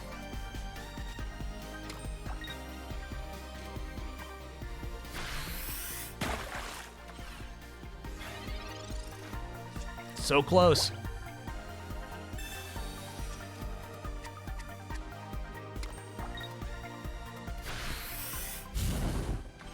But here's where we really fuck him up.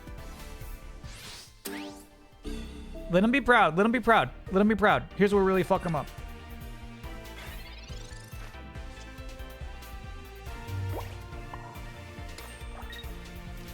First, knock off that Rapidash. Knock it off. Okay. Who else wants to die? Who do you want to die? You tell me. Who do you think should die? Heatmore dies. And we do this shit.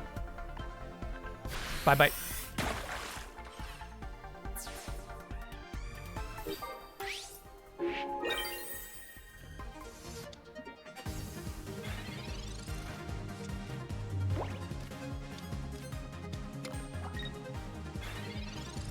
Game over.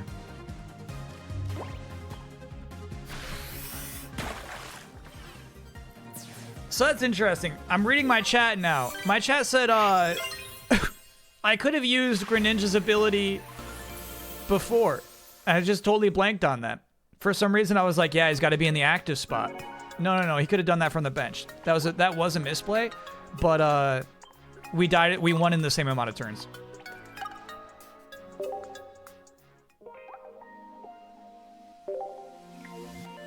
That's how good that guy is, dude. But let's go back to our new deck. I really want to see if this deck is actually good.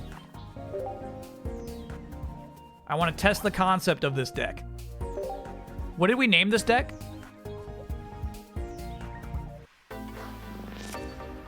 Did someone point out that at the bottom of that Drifloon card has somebody's planner marking off the days it appears, which is also how the encounter works in game? No. I appreciate that context. Going first with Rhyhorn stinks. We're gonna struggle on this. And them having Manaphy, whose sole job is to put energy on the bench, is devastating. That Palkia is gonna fuck us up. That's devastating.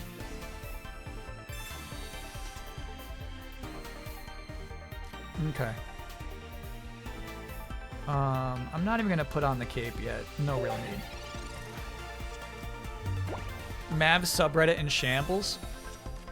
No way, dude. Anthony Davis is great.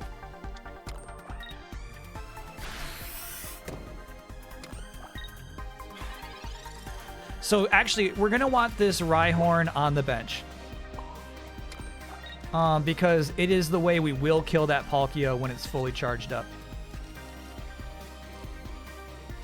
Obviously, neither of those things are going to happen soon, so we're okay for now. But I do think we can win this shit. We can one-shot that Palkia. Holy shit, what a deck you've got. As often as you like during this turn, you may move a water energy from your bench Pokemon to your active Pokemon. Oh, so you're ready to go now? Fuck!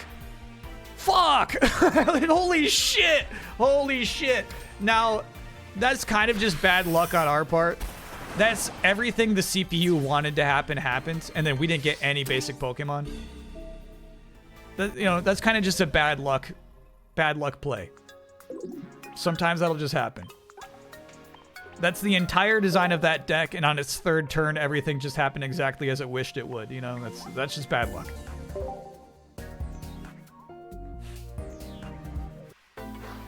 Can we bet on matches? No way, no way. No, against the CPU? Yeah, right.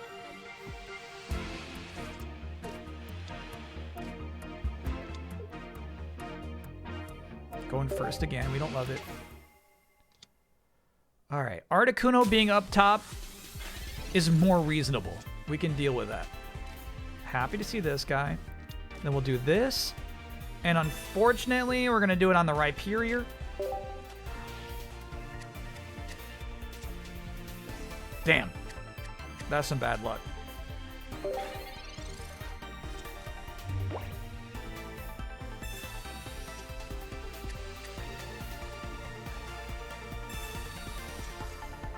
Yeah, CPU getting to go second here. It's gonna have Ice Wing. It's gonna be ready to go so quick.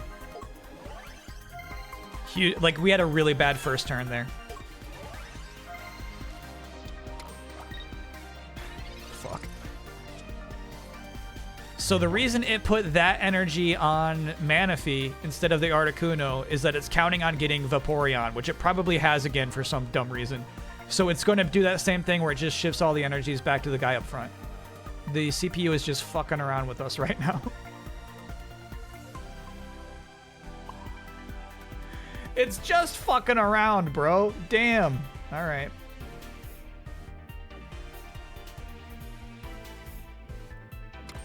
Not really. And we get a horrible hand. We have a really horrible hand.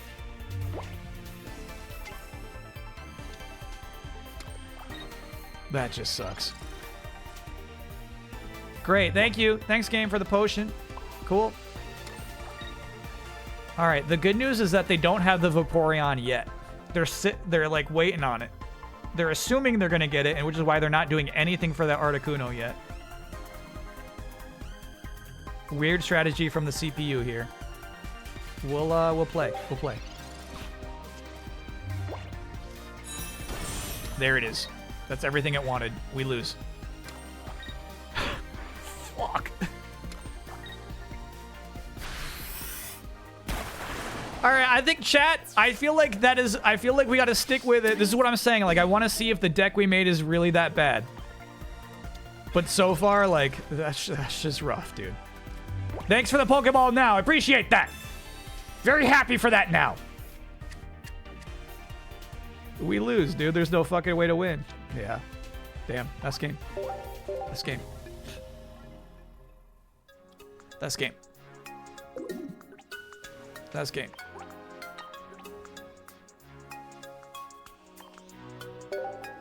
Uno mas. We'll see. We'll see if there's anything to this deck.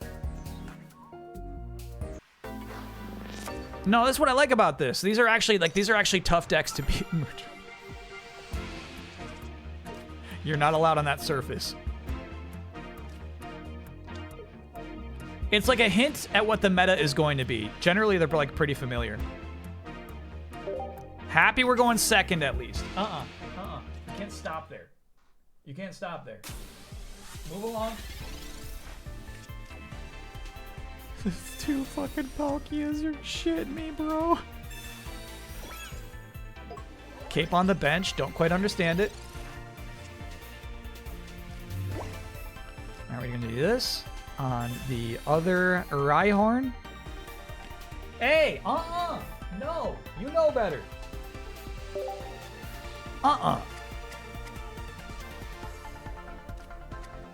Yeah, so I'm thinking this deck might actually have too many Pokemon. Hey! No! No. No. He thinks he's so slick.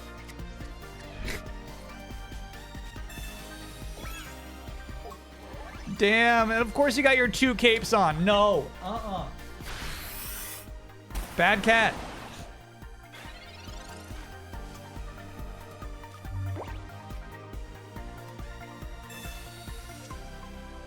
Oh my god.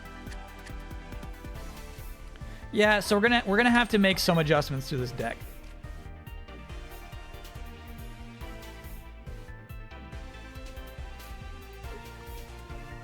It's gonna need some work, bro.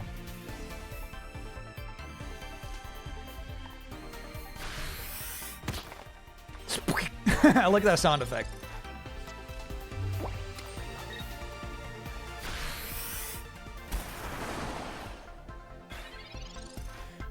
They're doing weird shit with the energies. Honestly, I feel like this deck is just designed around the assumption that they're always going to eventually land upon a Vaporeon. They're being weird is what I'm saying. Whack down, rack. Rack them down. All right, now you got to take that Palkia out. You have to retreat that Palkia. What are you going to do? Yep. Good. Good, good, good, good. We like it, actually.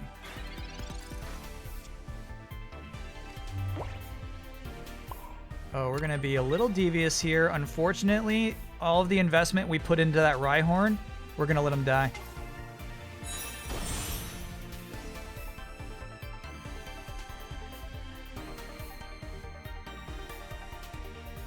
Not that we have a choice. Yeah, I'd rather him get hurt than any of the Gallade. Okay.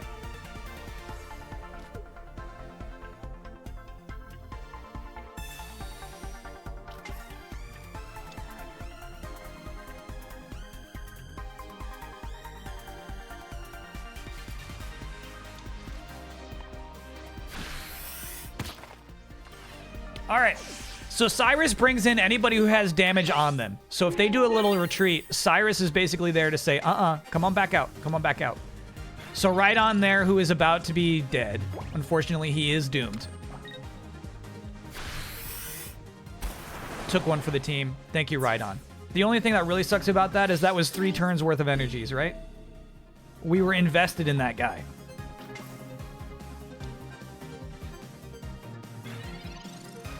However, Energized Blade should do some really good damage. We're stoked about the cape. Yeah, we have those too, bro. We do this. And the more energies he puts on that bad boy, the more damage we're going to do. So he's probably got to retreat. I don't know what he's going to think here. Historically bad pulls tonight? Nah, I feel like we've done worse before. You lose. You lose. Whew. Okay. So, this deck is shaky. It's a shaky deck. It's a shaky deck. We're testing it out.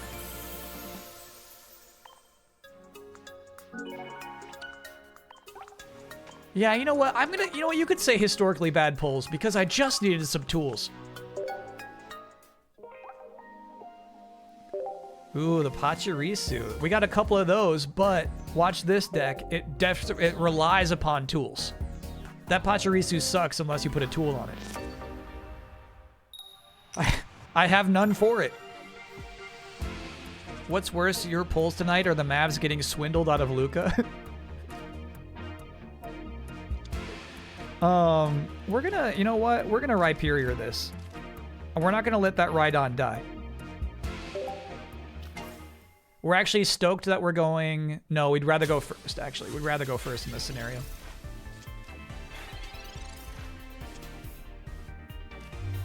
The potion's nice.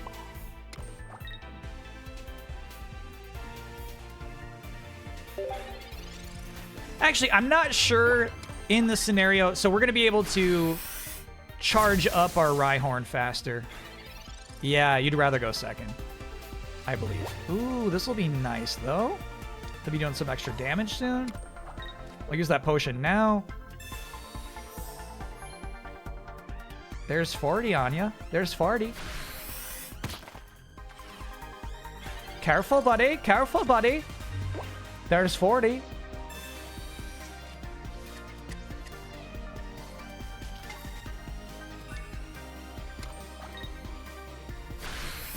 Okay, so that Pikachu is capable of dealing 90 damage if the bench is full. But apparently our CPU buddy is having a hard time pulling. Oh, shit. Wait till you see this shit. Wait till you see this shit. This deck's nice when it's chugging, dude.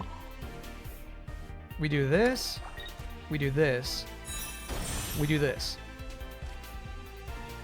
Let me tell you what's so cool about this Lucario. Attacks used by your fighting type Pokemon do plus 20 damage. So now this bad boy Rhydon is about to kill Zapdos, who thought he was safe for another turn. Meaning this poor Pikachu's got nobody on the bench right now.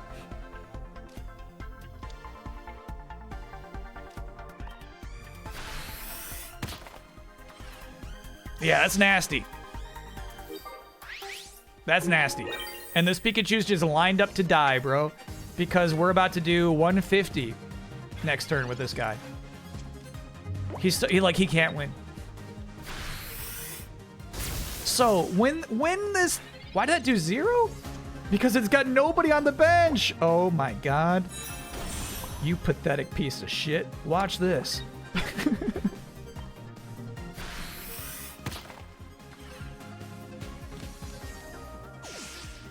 190! If you have 2 Lucarios, it stacks. Yeah, unfortunately, I don't have 2 Lucarios. Only got the 1. 190! You pathetic piece of shit. Chat, I've died so many times to that Pikachu. Oh, look at that. It's after 1.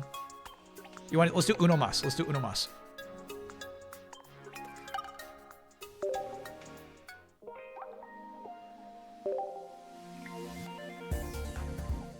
Mismagius and Gardevoir. Okay. I actually have not seen this card. I faced the previous version of this deck, but they never got it out. Full Art Rhyperior is also in this deck, yeah.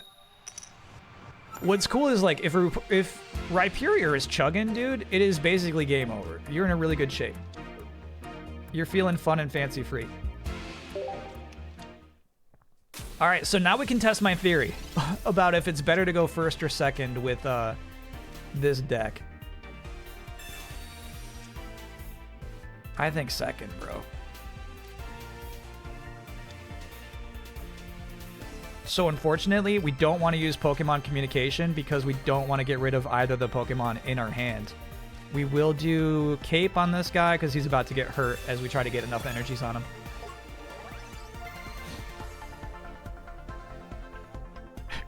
Apparently just saying fuck this deck is a sex-based term. Careful there, chat.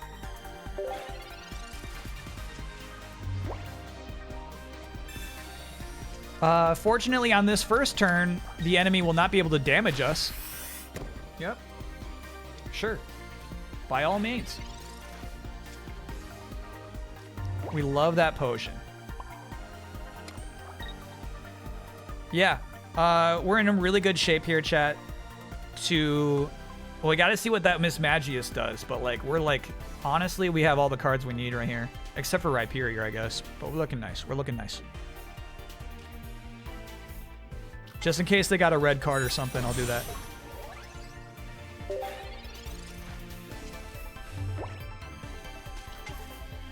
There it is. Pokemon's confused is what that says. Very nice for us. Why is that nice, you asked me? Okay, let's do this. Swap out that Ralts for the Rhyperior.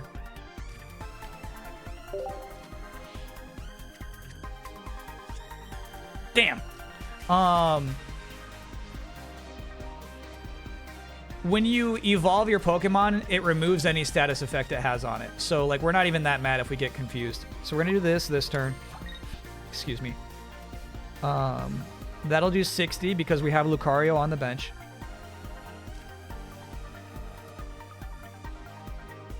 I mean, I guess, like, if I had... Yeah, don't do that yet. Got it.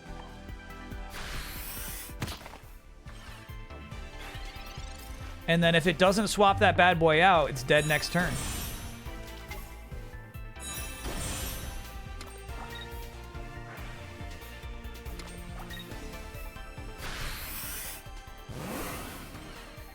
Yeah, this is a bad, bad scenario, though. This is bad, bad shit.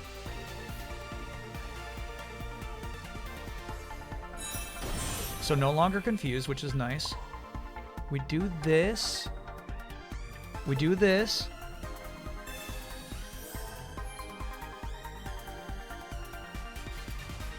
Yeah, that was really the only play I could have made. All right. Scary scenario.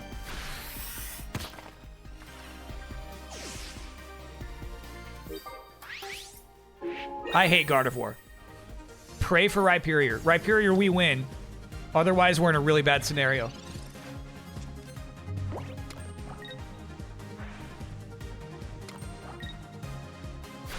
Pray for me.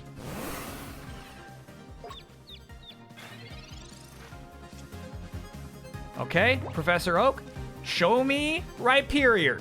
Show me Rhyperior. No, no, shit.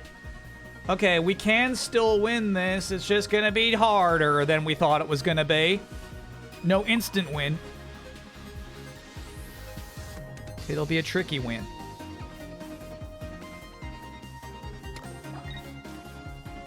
No free wins.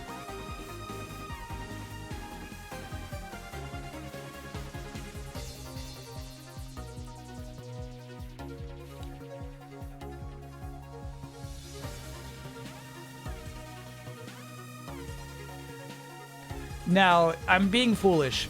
I'm actually thinking about saving this Rhydon, who is one turn from becoming a Rhyperior and ending the game. I'm thinking about saving his life. Probably shouldn't. Should probably just take the 90 damage he does this turn, and then let Lucario sweep up next turn.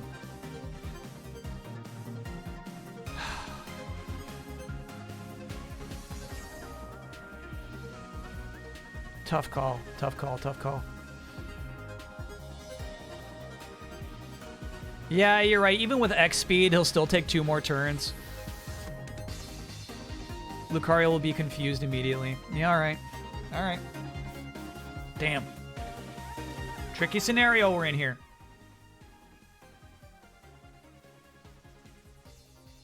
We need a heads up here. Actually, I forgot. I think even if you're confused, you gotta flip to even retreat.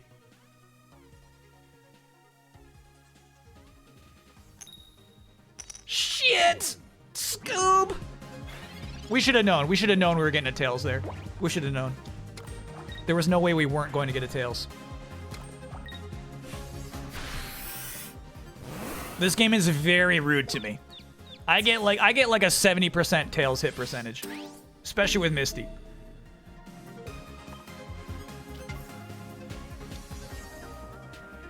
Weakness, bro. Scary.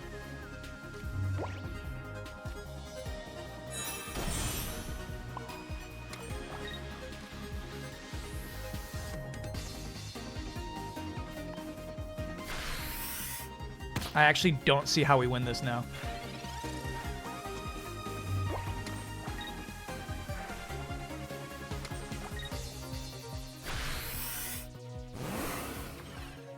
Good God. There you are, big guy. Hey, my friend. Where you been?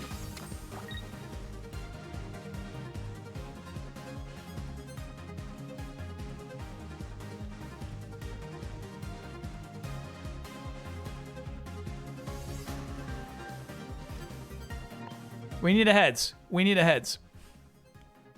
We need a heads. It's definitely going to be a tails, but we need a heads. Hey, very nice.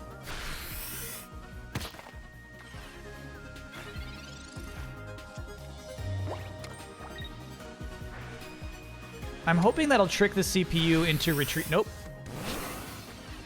Okay. Gallade wins this shit. And Gallade's like all we have left in the deck anyway. Gallade's right here. Fuck! Okay. Alright. Alrighty.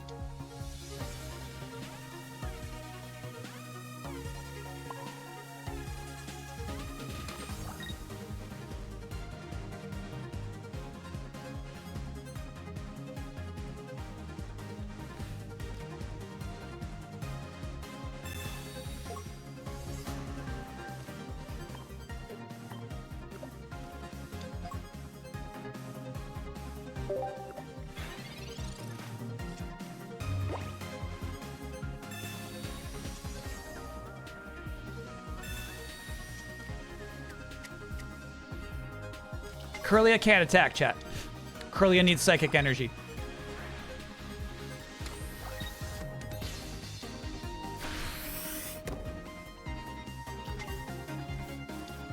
That fucking Mewtwo! Oh, we got Cypress.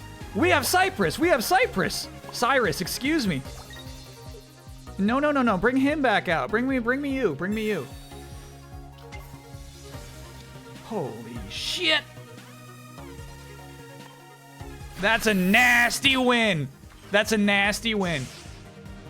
Whew. No, yeah, so Rhydon did not have a weakness to Psychic, so he could have taken it. He could have taken the 70. That was a dramatic victory, yeah. Wow. It started off so good for us, then it went south so fast. But yeah, Chad, I made all the right plays there. I did what had to be done to win. Whew. Thank you, Lucario. Mucho loves winners. Yeah, that was the uno mas. Mucho loves winners, dude. Are you proud of me? I beat the CPU. I beat him. You proud of me or what?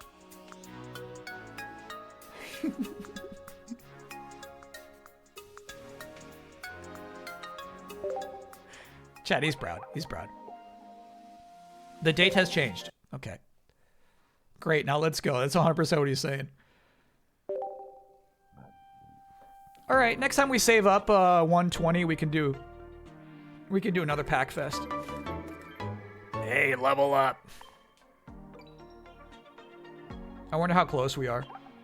Oh, 51? All right, we're not super close, but we'll get there. We'll get there. Crawdaddio, 18. Small streamer, often do Souls speedruns. Currently Astrobot. Just bought a PS5 first game. Absolutely. Crawdaddio is what we'll be streaming next. Sorry, rating. What do you use to capture your phone? I'll show you in just a minute. It's actually really nice. It's crazy how well it works.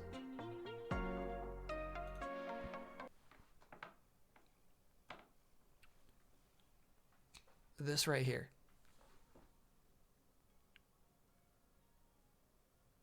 Just this spot in, and it's got HDMI out on the bottom. Oh, you know what? Shit. I could be charging my phone while we play because of the other slot.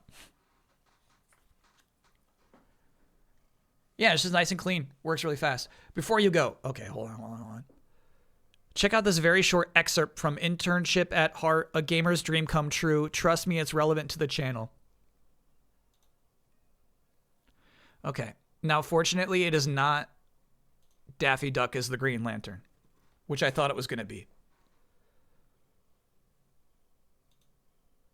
The producers and mediators between the developers and licensor. I worked with Mark Flitman, who is the producer for the new Dragon Ball Z game on Game Boy Advance.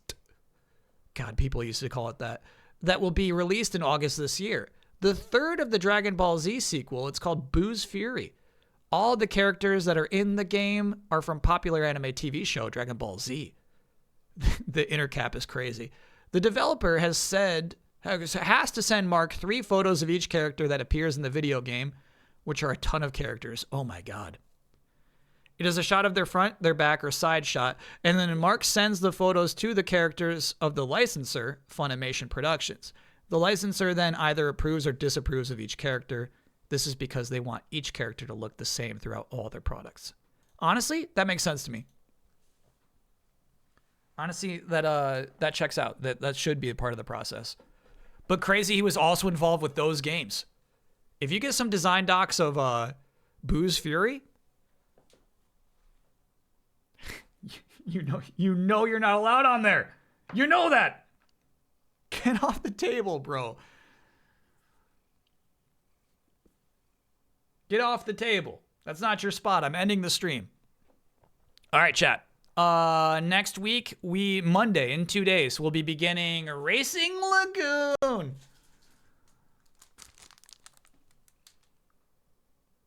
What do you think this is? What do you think this is? Look at this madman. This is a PS1 race car RPG by Squaresoft. Never released in the US, but it was translated by Hilltop Works. We're going to start our full playthrough on Monday. Lakers reportedly didn't tell LeBron James about the Anthony Davis trade. He doesn't give a shit. He's going to be so excited about having Luka on the team. No, brother. No, brother. Okay. And then Friday, Saturday, we'll figure out. Honestly, right now, here's what I'm thinking. I'm actually thinking Sims 3 Friday, Flash Game Saturday, Flash Game Rodeo, in which, no, brother. Don't get into these habits. I don't like your habits. Fuck. No. You know what I'm doing. You know what you're supposed to do and what I'm doing. No. Bad habits.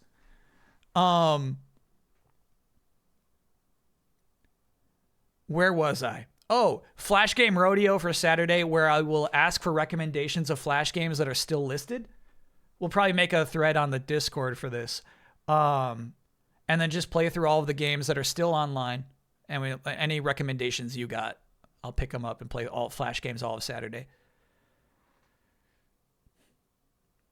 That's the idea. So yeah, Sims 3 Friday, could give it a good 8 hours, and then Flash Game Saturday is the idea right now. Because I don't think there's any must-play games coming out in the next 7 days. Good memory. Tuesday, we got a Capcom showcase. We'll be live for that. No, bro.